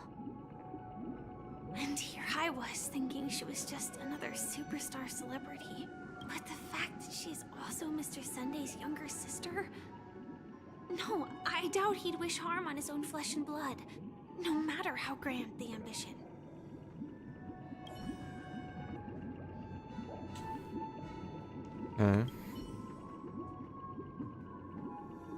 I often feel like I've dreamt of similar scenes on certain nights. In the dream, I see blurry faces. I don't know who they are, but I sympathize with all of them, fighting for survival against some unfathomable force. Their confusion and fear are lucid to me. But I also remember they chose never to give up. Just like Miss Robin. If Mr. Sunday's question leaves you puzzled, you should find the answer from your own experience with each trailblade. Thank you. Dangers and tribulations will surely follow. But would you ever back away? Would you stop March and Don Hung from reaching their next destination? I believe you have an answer of your own in your heart. Okay. Okay. Very valuable. Can't believe that happened to Miss Robin. The strong defending the weak is a great mantra, but if I had to pay such a price, I don't know what I'd do.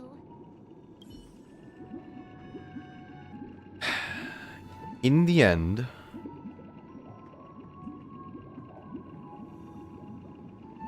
you cannot stop someone pursuing their dream, path, or ambition.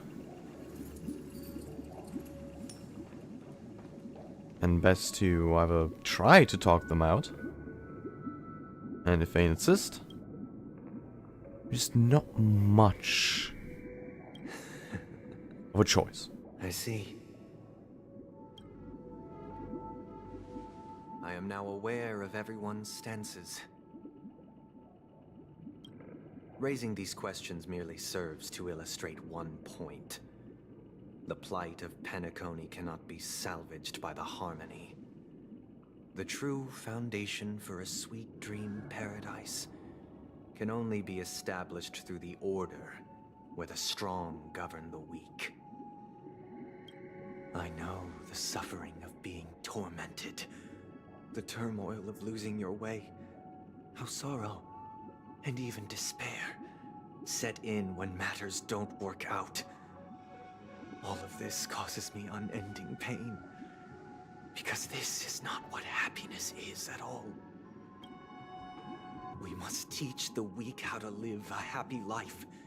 And this life isn't some noble propriety that the upper crust preaches, but in definitive terms, a way of survival that belongs to everyone. So what is your definition of living a happy life? Good question. Human consciousness is fundamentally an illusion, a cage known as self-worth. People lured in by this illusion make mistakes, yet still ask that external influences Why should we listen bear to? the burden. When one mistake after the next permeates the masses, they become impossible to trace. Thus, the amassing of these individual cages culminate to form a prison, a place dictated only by the rule of survival of the fittest. Nature is always accompanied by predation and sacrifice. Its antithesis is known as order. That is what I want to do. Unite people's happiness under the banner of order. They won't need to make bitter choices any longer, nor face the weaknesses of humanity. They can cast aside their primal instincts to build a haven for mankind. Simply describing thoughts is far too abstract, so allow me to provide a simple example. As you all may know, there are societal norms like weekends and long weekends that exist on some worlds. During these hard-earned rest days, people are given the chance to extricate themselves from the stresses of everyday life, allowing a certain tranquility to return to their souls. And it is only on these days that people do not have to adhere to the law where the strong prey on the weak. They can live out their lives happily during these brief intermissions. It's just a pity that 2 or 3 days are still too fleeting compared to the span of a lifetime. From where I stand, society's ideal system should be 7 rest days. Following Sunday, there should ensue a second, a third, and indeed an infinite procession of Sundays. This should be the face of the new world. Idyllic, eternal, peaceful days. And thus, Okay. every person can return to their base selves in this utopia. Some gaze in reverence at the stars, pouring their whole beings into calculating the distance between I see where us he's coming and the from. isolated world of Pagana. Definitely. Meanwhile, some seek refuge in quiet corners, holding one another, unencumbered But by the is it the chains of true path? unwelcome obligations. There would be no need to bear the hardships of reality. Only in this way 7 rest days, can hell man yeah. face the inevitable end with the purest of spirit. Living a life of dignity. This is what it is to live in bliss. Miss Firefly, you who are stricken with entropy loss syndrome, you of all would surely understand this.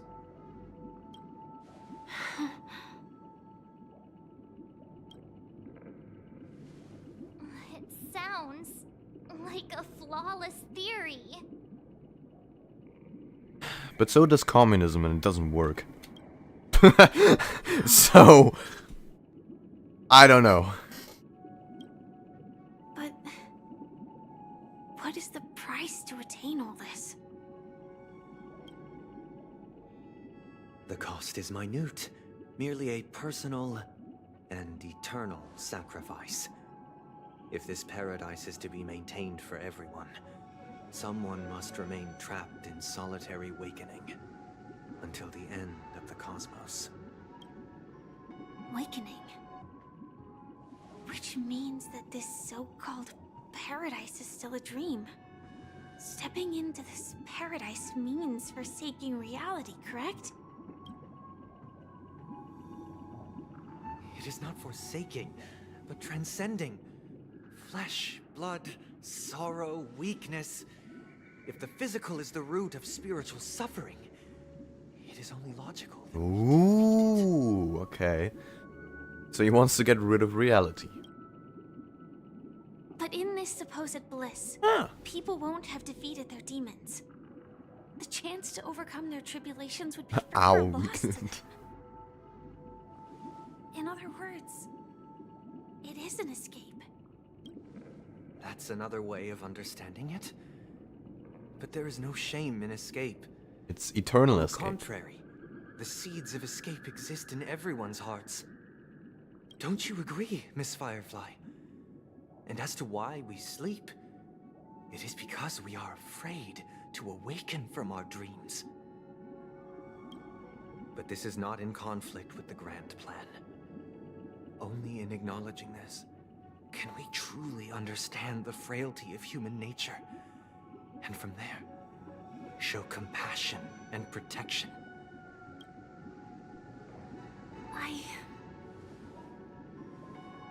I admit that you are a born leader.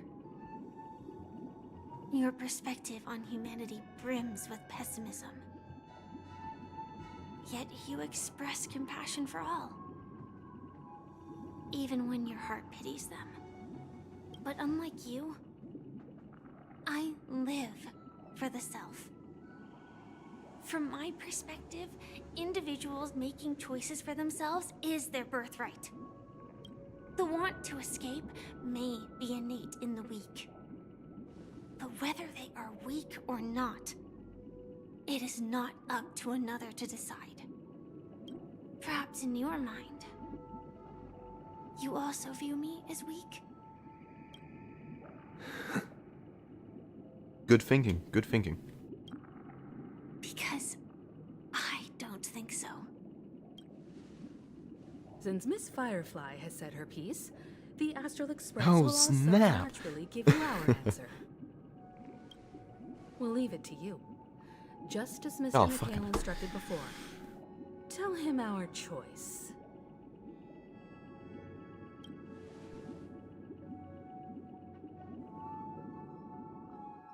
It is time to put an end. What is Yo. this place? Huh? Does this place ring any bells, Misha?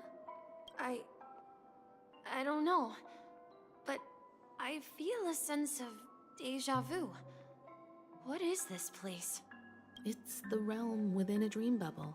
This was left to the Astral Express by a nameless. Oh, we cracked it? Weirdly, when we entered it, it was completely empty. Dr. Edward from the Dreamscape sales store told me that dreams are formed from memories, and a dream bubble can't take shape if its core is empty. So I thought you might be able to help us in unraveling this mystery, Misha. As a hotel doorman, you know Penacony best among us. I don't know much about dream bubbles, but if you want to figure out what this mansion is, I'll do my best. I'm counting on you then. Himeko, I still don't get it. Why were you so sure that Misha had a connection with this dream bubble? I wasn't sure. It was just a hunch. But since Misha feels familiar with this It place, may work. Well, my hunch guess it might works. be correct. This place looks a bit familiar. Exactly. This is where you and Firefly encountered death, which we now know as dormancy. Considering its connection to Dreamflux Reef, it's not surprising it appeared here. The question now is, who brought you here? Based on the clues we have so far, it's unlikely to be that masked fool. So identifying them is crucial to us. We're drawing closer to the truth once more. Let's give Misha some time, as I believe he'll unveil the secret of this dream bubble. All right. Okay. But there are doors all over the place. Which one should we choose? Do you have any idea, Misha? I guess... maybe this way? Intuition, I like it. I'm not entirely sure, but... let's give it a try. He fast. Oh my lord. Wait, you managed to choose the right door on... Weird. This place is quite different from the hotel.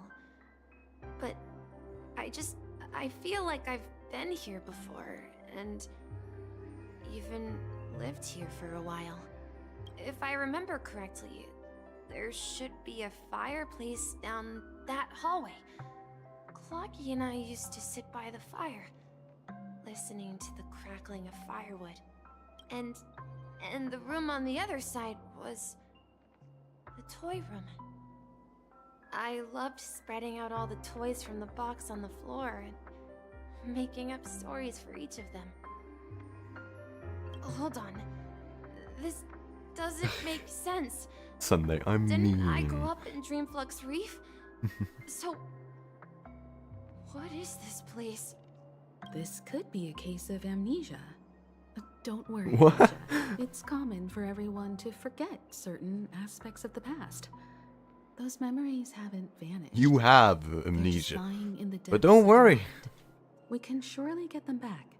Since this place seems familiar to you, why don't we explore a few more rooms and see if you can recall anything more?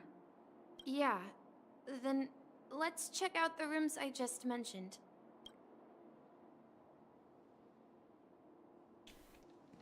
Tick-tock. Tick-tock. Jeez. Fucking hell. Jump scare. I heard some noises from the room. Origami Bird? That's a friend of mine. You and Origami Bird are friends? Yeah. Which origami bird? It's a member of the Compass crew, just like Clocky and Miss Mirror. And there's more than Miss just Mirror? one Origami Bird. They are a big family with lots of brothers and sisters who look the same. They follow Miss Mirror's orders and handle all sorts of jobs on the ship. They're the best sailors. Okay. Sailors? Can origami birds be sailors? Could you tell us more about the compass, Misha? Apparently they can. The Compass is a ship bound for the new world. Clocky and his partners travel through layers of fog. Yeah, that's not an origami bird. Whenever there's Unless we ever want our fat Clocky will use a origami compass. birds. That's a great story. But in the Penacony cartoon, Clocky and his partners have always lived in Dreamville and never ventured out, right?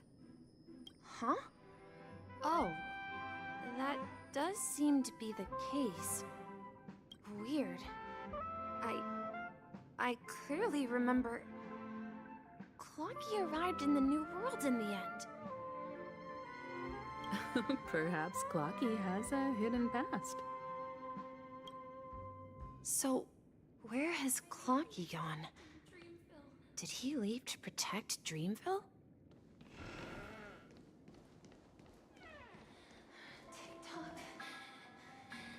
Jeez. Stop breathing to my fucking ear. Mikhail, that's the name. Now we all know him as the Watchmaker. So, who is he talking to? Do you know anything about it, Misha? I'm sorry. I don't know much about the Watchmaker. But, Mikhail... Anything special about that name? Mikhail is Grandpa's name.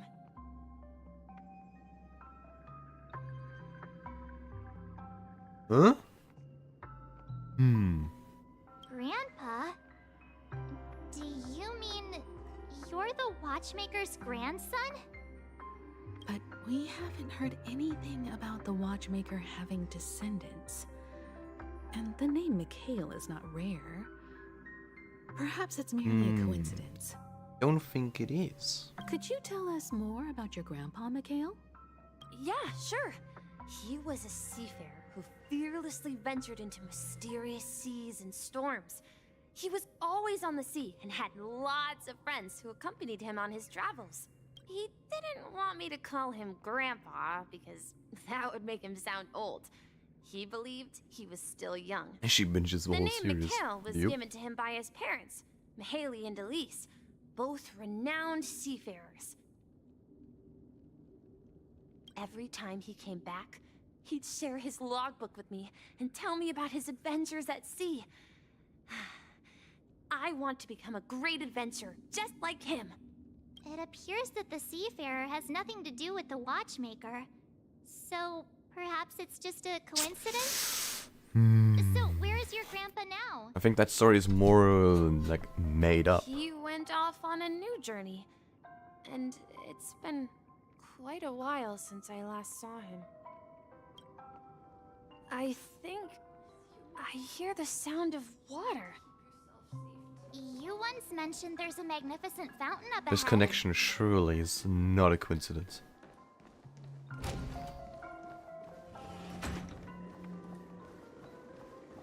Look, there it is. Ah, not again. The water resembles a precious jewel, embedded in the dreams of all seafarers. Every time I gaze at the shimmering lights beneath the waves, it feels as though I'm back in this place, standing by your side. Have you recalled anything, Misha?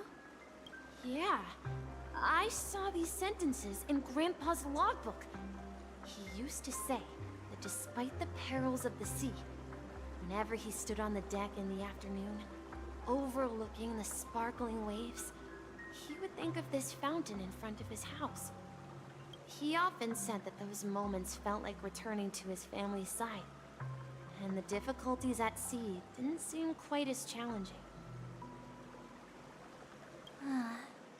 You know, I quite understand such sentiments. You're talking like an elder. I'm not an elder. I was just being a bit sentimental. Perhaps every adventurer far from home carries a fountain within their soul. Even though the other side of the sea remains shrouded in the unknown, the fountain in front of his house serves as a compass, leading him back to his cherished ones. Yeah, while Grandpa was at home, we would stand by the fountain And I want to and visit his place the compass, grandpa's planet. toy boat that I made, into the pool. Back then, I know would nothing ask about him that. when I could go on adventures like him, and he would always laugh and say I was still too young. It seems this Mikhail is truly a seafarer and has nothing to do with the watchmaker. Yeah, based on Misha's recollections, the scenes in the dream bubble appear to be his childhood memories. But this raises more questions. According to Misha, he was clearly born on an oceanic planet and led an ordinary life, with no connection to Penacony at all. Could this be some sort of metaphor? Perhaps the sea refers to the memory zone. I'm sorry. I don't know, but my memories keep pouring out uncontrollably, like water flowing from a fountain. Perhaps I'll remember more things if we go further.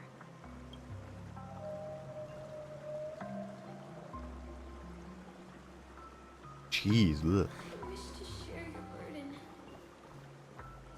Something very important. This really does not take a break, does it? It just No. goes on and on and on. Turn left here. Huh? Something feels different about this place. Up ahead is Grandpa's I've been here study. before. What? Oh? The atmosphere in this room feels totally different. Misha! You finally come! What? Clocky, here he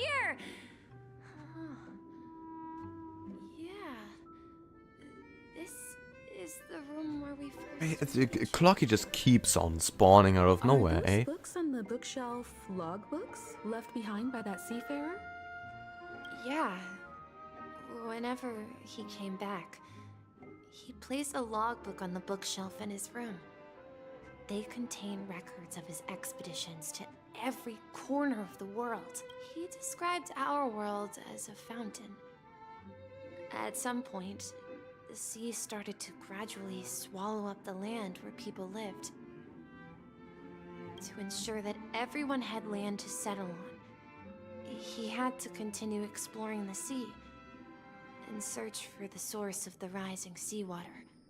On that day, he called me to his study, telling me that he was embarking on another journey. However, I could sense the gravity in his expression. It was the same look I had seen on my father's face before his final voyage. I asked him if I could go with him, but he said that my adventure lay elsewhere and told me to stay home and patiently await a certain sound at the door. What sound? How did I only just notice that Misha has a ponytail? That's a bit late. He told me about a vast ocean in the sky. An ocean of stars. He spoke of a train that transports children with a desire to venture far away. It seems what applied to spiders in real life applies to Clocky and Penacony. Stopping.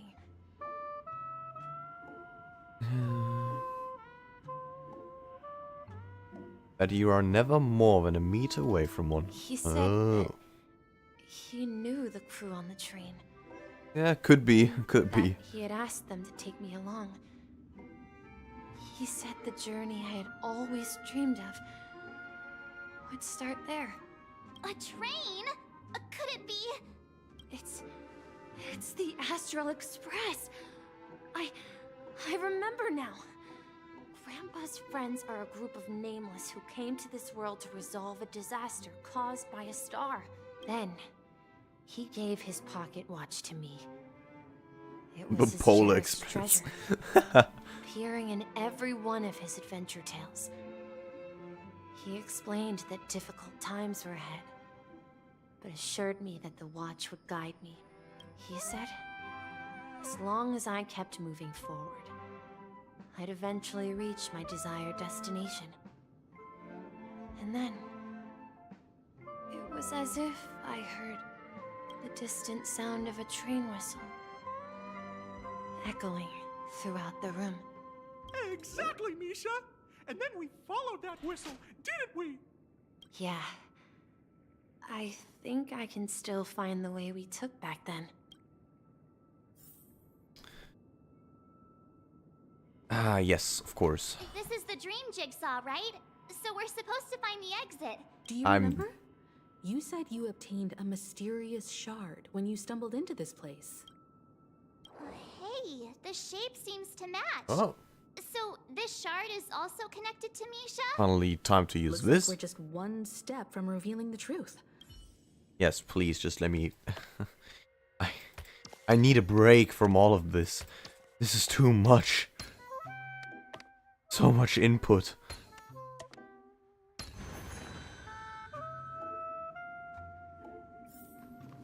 Get me out of here. This is it. This is my room of clocks. While I spent my time waiting for Grandpa to return from his voyage, Walter gave me this workshop, and it became my secret base. Here, Wait, where the hell I am I? learned how to repair clockworking gears. What the, where are we? Out of my fondness of precision. What is this place? In my dreams, I was the captain of the compass, embarking on adventures with my companions, Clocky and Miss Mirror, in search of the new world. I was born and raised here. So, this building in the dream bubble is your childhood home? Yes, but not exactly. To be more precise, this dream bubble itself is my home. Looks like you've remembered everything now. Wait. Why does it feel like everyone else knows something I don't? Wouldn't be the first time, March.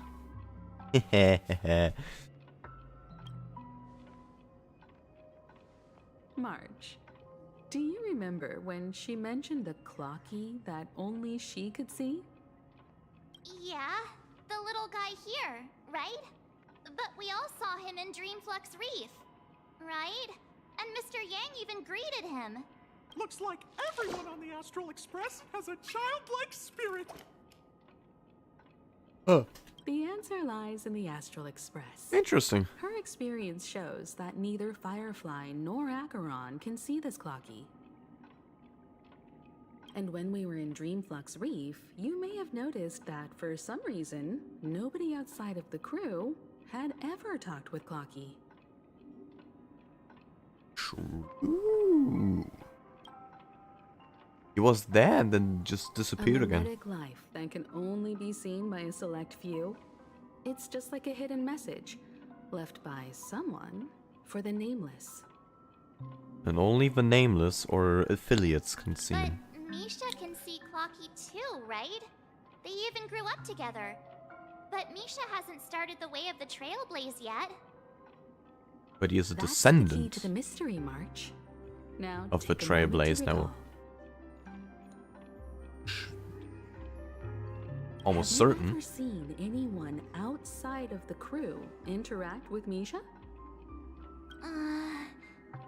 Wait. Wait. No way! That's the answer, March 7th.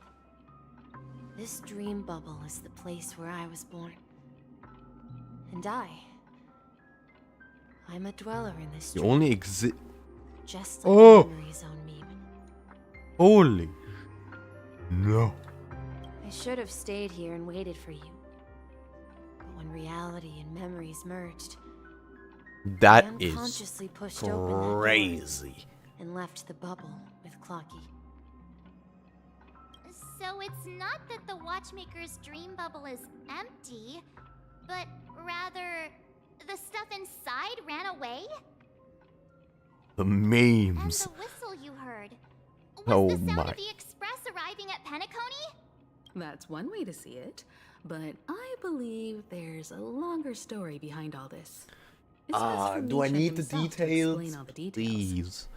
Come on. It's 2 How a.m. about we start with your name? Now, should we call you Misha, or... Thank you all for helping me rediscover my true self. Now, please allow me to reintroduce myself. I was born on Lushaka, in the Presmere system, adopted by seafarers Mikhail and Char. They gave me a treasure, a name that carried their hopes. Mikhail Char Legwork, or simply Misha. If you prefer, you can call me by a more familiar name, the Watchmaker. Well, that connects to the start of all of Penacony. So, you're the Watchmaker himself? Ah. Unfortunately, that legendary figure is no more. I am only a reflection of his life. As for the child who has been with you, he's the innocent protagonist of Misha's childhood dream. Friend of Clocky, a young apprentice, and a future mechanic on the Express. And this also marks the beginning of his journey, devoted to the Trailblaze.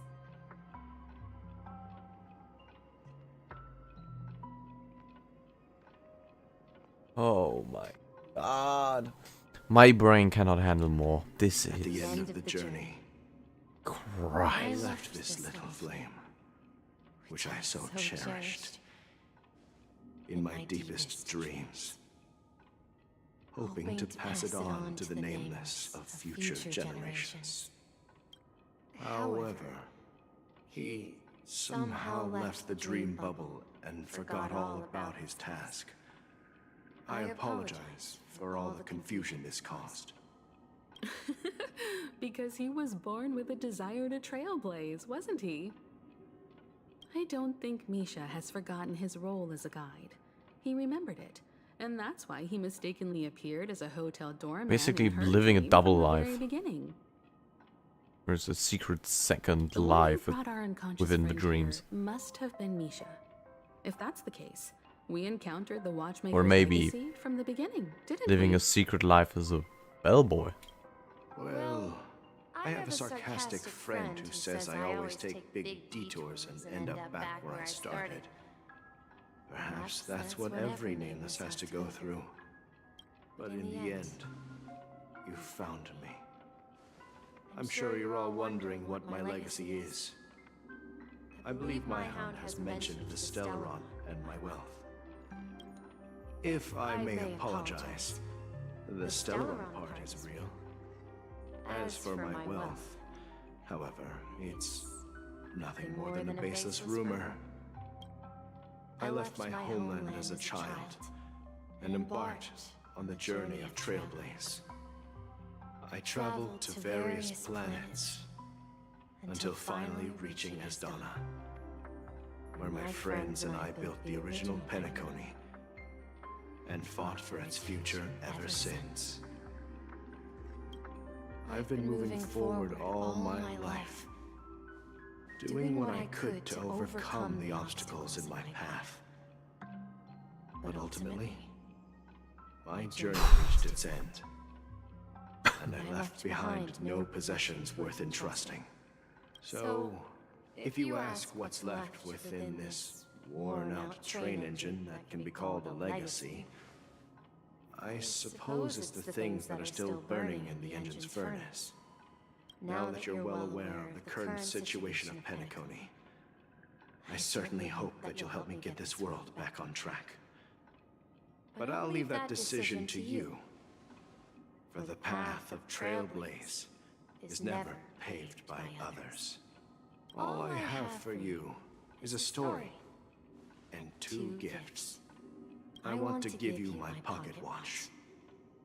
It has accompanied me throughout my long journey, guiding that naive child forward, and has been blessed with the presence of so many great Why didn't they make Misha a people up to this 5-star? day. And my hat too. Too much. Too much. The one who navigated for me placed it on my head and planted a fanciful thought in my mind. The trailblazing expedition will never end. Now, it's time for you to make your choice. Once you've made up your mind, open that door and enter the long dream of an old man. No way, there's more. I'll be waiting for you at the end of this corridor of time. All right, everyone. Let's make a decision. Although I don't think anyone will have any objections. I object. No. How would we get out of here anyway? We've come this far. Surely there's no other option than moving forward. There's only forward. In that case, it's unanimous. And if you go backwards, it's only to go forward later on. Then let's proceed together to the end of this stream and tell Mikhail our decision.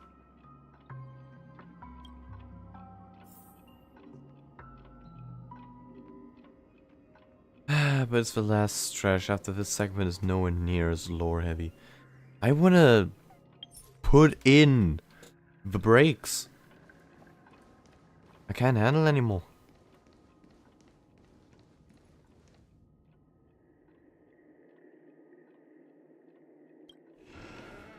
I'll just try and finish this segment and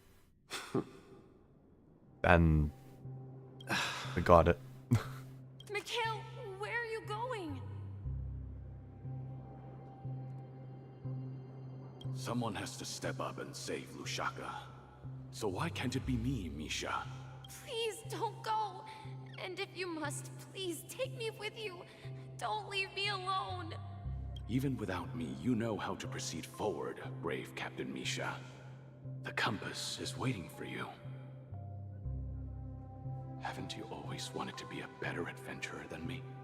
Now go, board that train and start your journey. Where are you going, Mikhail? I'm going to clean the floor in the parlor car. I've promised the conductor.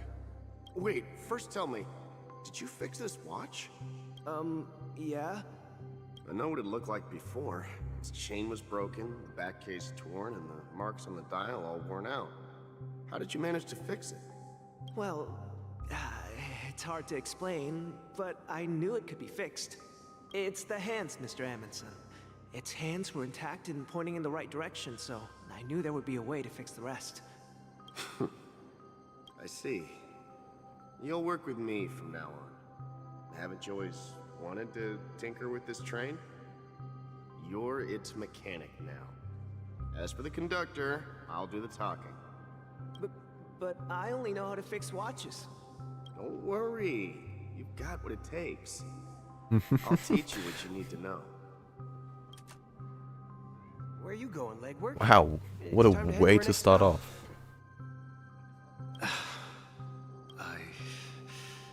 I'm staying in Astana with Rosalina and Tiernan. I see. This place reminds you of home. The people of Astana have only achieved a tiny victory and still have a long way to go towards true freedom. Hanunu needs us. Don't worry. Not all journeys lead to the stars. Even if I leave the Express, our path of Trailblaze will continue. Yeah. I knew you wouldn't stay on the Express forever. Leave in peace, my friend. And, take this with you. This is Mr. Amundsen's hat. But why? When he departed, he said he would leave it to his best student. Well, I suppose the time has come. Farewell, Legwork. Take care of Tiernan and Rosalina. And don't forget to write to us. Where are you going, Watchmaker? Don't worry, Micah. Just going on a little trip. Someone has to be at the forefront of the interstellar frontier, and I'm the only former Nameless in Penacony. So why can't it be me? Because you're all we have! Have you forgotten about Tiernan? The cosmos is way more dangerous now. What will happen to Penacony if we lose you too? But what will happen to Penacony if we don't find a way out? Ah, Tiernan. How could I ever forget him? I've spent countless sleepless nights asking myself why I didn't go with him back then. We Nameless won't stop. Don't worry, Micah. It's just a matter of getting back to my old profession. Just wait for me to come back. But if, and it's a big if. Yeah, it is after they If I died. don't come back in one piece, then you'll become the next Watchmaker. Where are you going, old man? Gallagher already. You're here. Answer my question. What are you up to? Relax, Gallagher. I just came up with a great idea. Wanna hear it? Oh, come on. Aren't all your ideas just ways to get yourself killed? I may be blunt here, but you're the last remaining hero in Penacony. If you die too, the secret of the Stellaron will go to the grave with you. Damn bugs. Damn propagation. Yes. I'm afraid there's no way out in Penacony, so I'll have to consider alternatives beyond Astana. We'll organize a festival using the Watchmaker's legacy as a facade and send invitations to the entire cosmos to gather people here. So, a desperate struggle against the family? Desperate? Don't we have you here, my friend? This task is challenging, but what hasn't been challenging for us along the way? Well, whatever you do, remember, make sure to send an invitation to the Astral Express. Misha! Where are you going? Oh, it's you, Clocky. Take me to Dreamflux Reef. Last night, I had a long dream about the day we met. Old Mikhail. I want to write down that dream. Write it down? Why? Oh, so I won't forget it. Do you remember how you got your name, Clocky? Of course! You told me that when you were a kid, you lived in a room full of clocks. Those wall clocks and pocket watches grew up with you and were your best friends. Yes, but what I didn't mention was there's a funny misunderstanding behind it. I was a kid, and there was always a special pocket watch in my memories. It was with my grandpa, guiding him on his sea voyages and leading the way in his every adventure story. I wanted to have a pocket watch like that too. And that's when you appeared in my dreams. Yeah. Every night, we boarded the compass and set sail together. But you know what? It wasn't until the day my grandpa gave it to me that I realized it wasn't a pocket watch at all. It was a compass. So, your name should have been Compassy. And the watchmaker is just a nameless.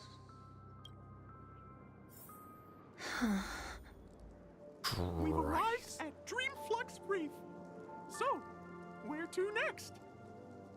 You know, Clocky, I don't think I'll be going anywhere else. Yeah.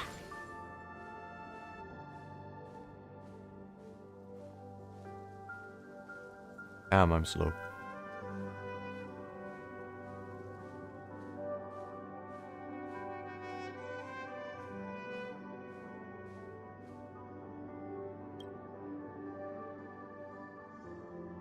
I've traveled far enough, and it's time for a little break. Oh. So, we'll set out again. When you're rested? No, I'll stay here. And then, this is where it ends. This is... where it ends?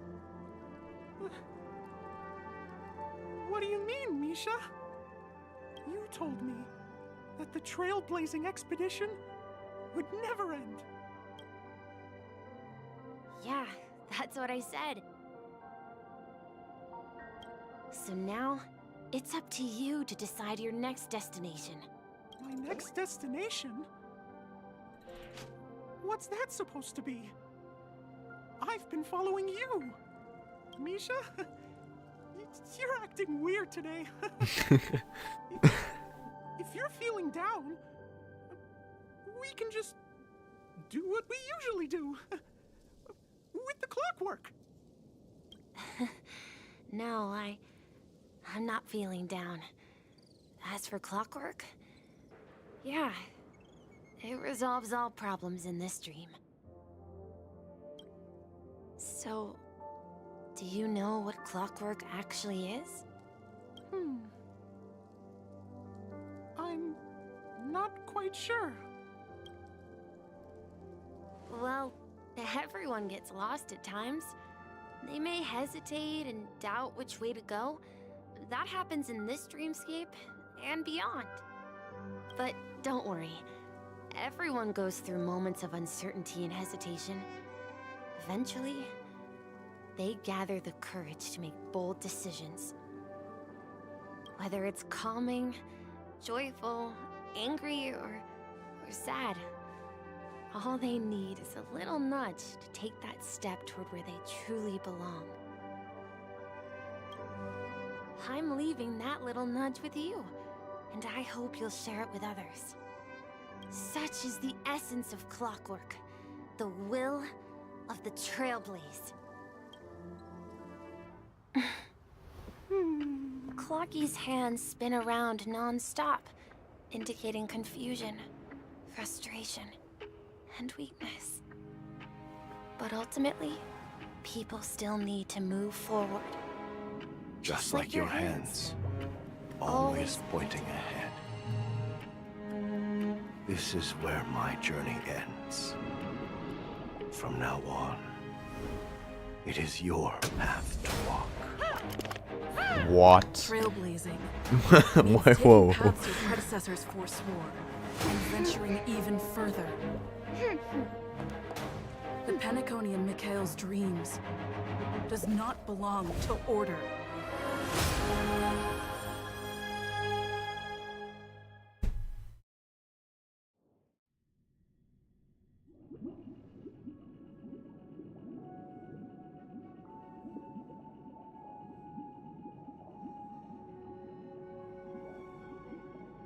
Oh my god.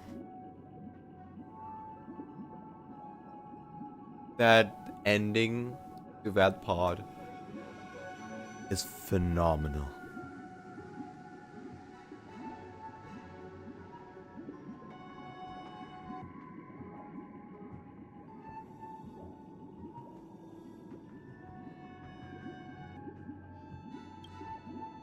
I can't believe that Eon would cast a glance at Penacony at a time like this. Is it because of the resonance from the legacy of the Trailblaze? Or perhaps the bond between you is so strong that it even impresses an Eon? Oh, the Eons love me. Well, there might be apparently. another possibility. Perhaps they want to witness, on behalf of the fallen Eons, who will hold the future of Penacony. If that's the case, on behalf of the Dream Master of Penacony and the 107,336 members of the Oak family, It I'm is our extending answer a to his formal question. invitation to all of you. I'm cordially inviting you all to the Penacony Grand Theater to participate in the upcoming Charmony Festival. And, of course, you won't be in the audience, but on center stage. Since the future of the Stellaron, Penacony, and even the entire cosmos is at stake, let's draw a conclusion there, in all fairness. If you truly believe in Akavili's path, then show me their courage and determination. Oh ho ho. Very well.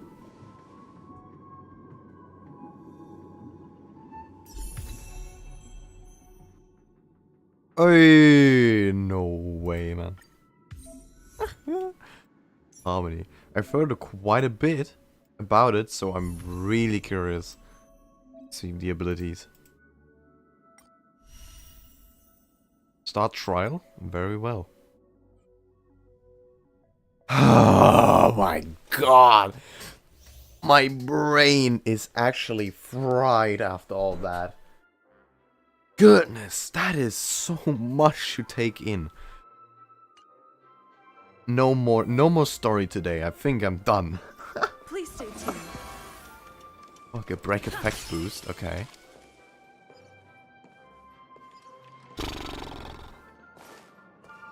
Go get some. She's thrown that. That is awesome. Okay. Deals mine imaginary damage. 2 single enemy targets with 5 bounces. Backup dance effect. Added with backup dancer. Break effect increased. and deals super break damage. Regenerates energy when an enemy target's weakness is broken.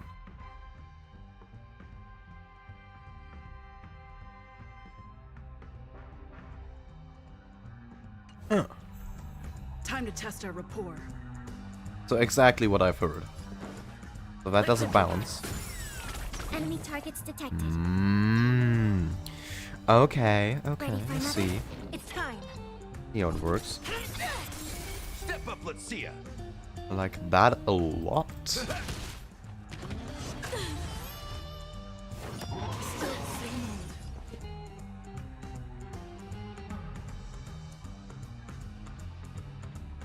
Yeah, we'll take a look at everything so far, but this is definitely gonna be the finale Just let the show begin.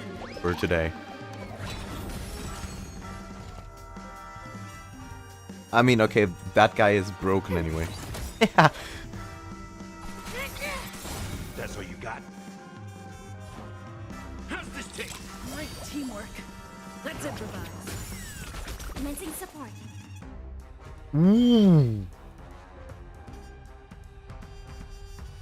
Ready for another? Do you admit this crime? What is that damage output?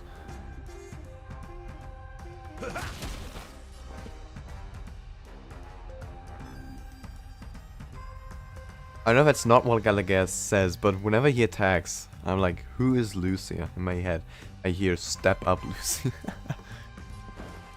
I have a similar thing. Enemy targets detected. Jeez. With one of Dr. Ratio's lines. Because whenever the follow-up triggers, I don't know what he says, but I keep hearing "grill yourself" from that one meme. I don't know why. It makes no Stay in sense. step. Let's improvise. Okay, now the super break is for another? gone. That lasted a long time.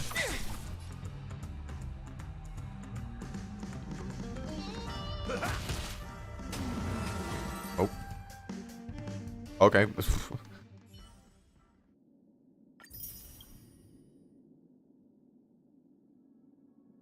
Ooh. I see potential. A lot of potential.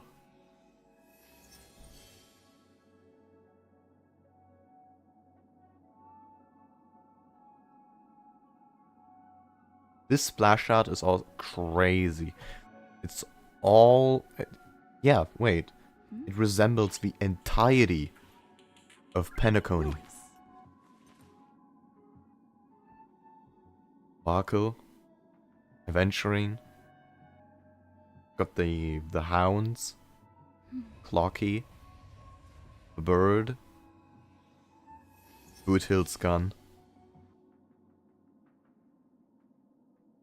And much more. Ooh. This... okay. Amazing. Now, about the build, I'll have to look more into it. Especially when it comes to traces again. Ah! No! Not again. I just recently had to build the physical main character. And now I gotta worry about this. Oh. Well.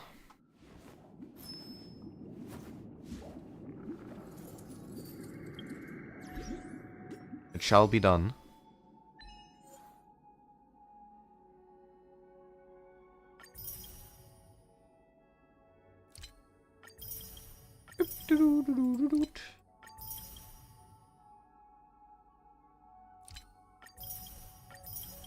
Okay. I like this a lot. So, let me just check. Is this a safe place to quit in?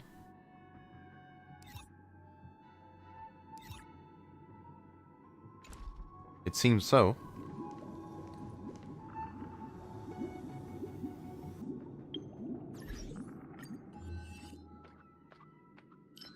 Ah, there's even more here. God damn.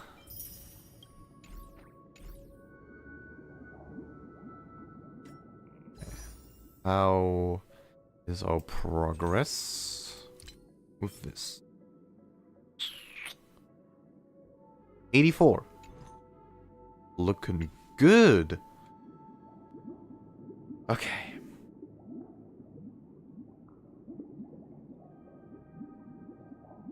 I definitely overdid it. I mean, it's already a half.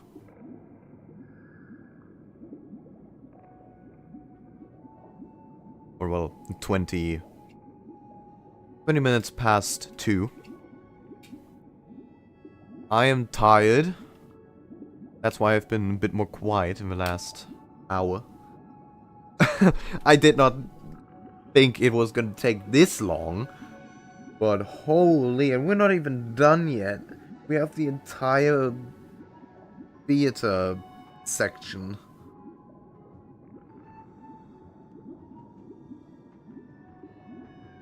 And I wouldn't say they packed too much story. It's if you compare it to the other patches, it is so much more. But it's good. It's not feeling too long, only in certain sections, especially because many stories have been repeated multiple times. But it makes sense story-wise because every time it's a different POV with different responses and different experiences. So it's phenomenal. It's so well made. But doing this for 6 hours on end is tiring. It is tiring. And therefore, I will put in a break. And we shall finish the story.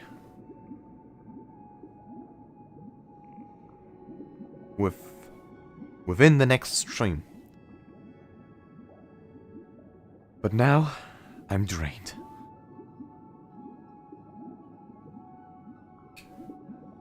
And the Trailblaze must halt for at least a day.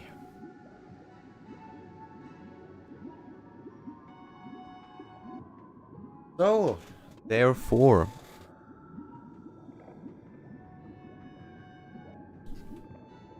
yeah, so all the knowledge and lore we've gained, I'll have to process overnight. It's a crazy amount. But now, thinking about it, it all connects. So, in the end, it makes sense. And all the hints from the start, it just hints. Nothing has been, like, obvious so far. Many occurrences still have been surprising.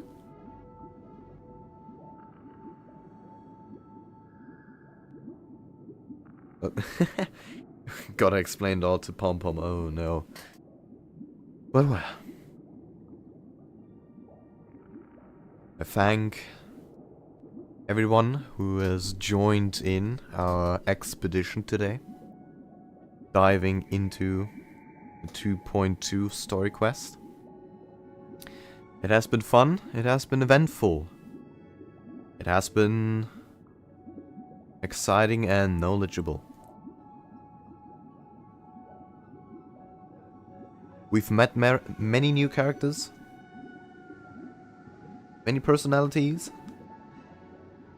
and gained many psychological and philosophical, like, thoughts and paths. So, definitely, I encourage everyone to think about what has been said, what you've gathered and learned from today. Don't take it too seriously, but many things can be applied to reality.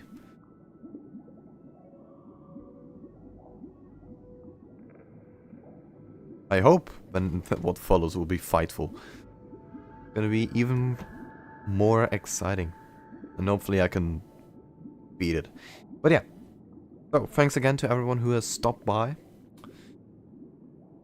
And I'll show you that horrible English.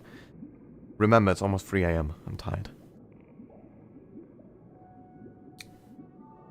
I hope I'll be seeing you again in the next stream. Bye bye.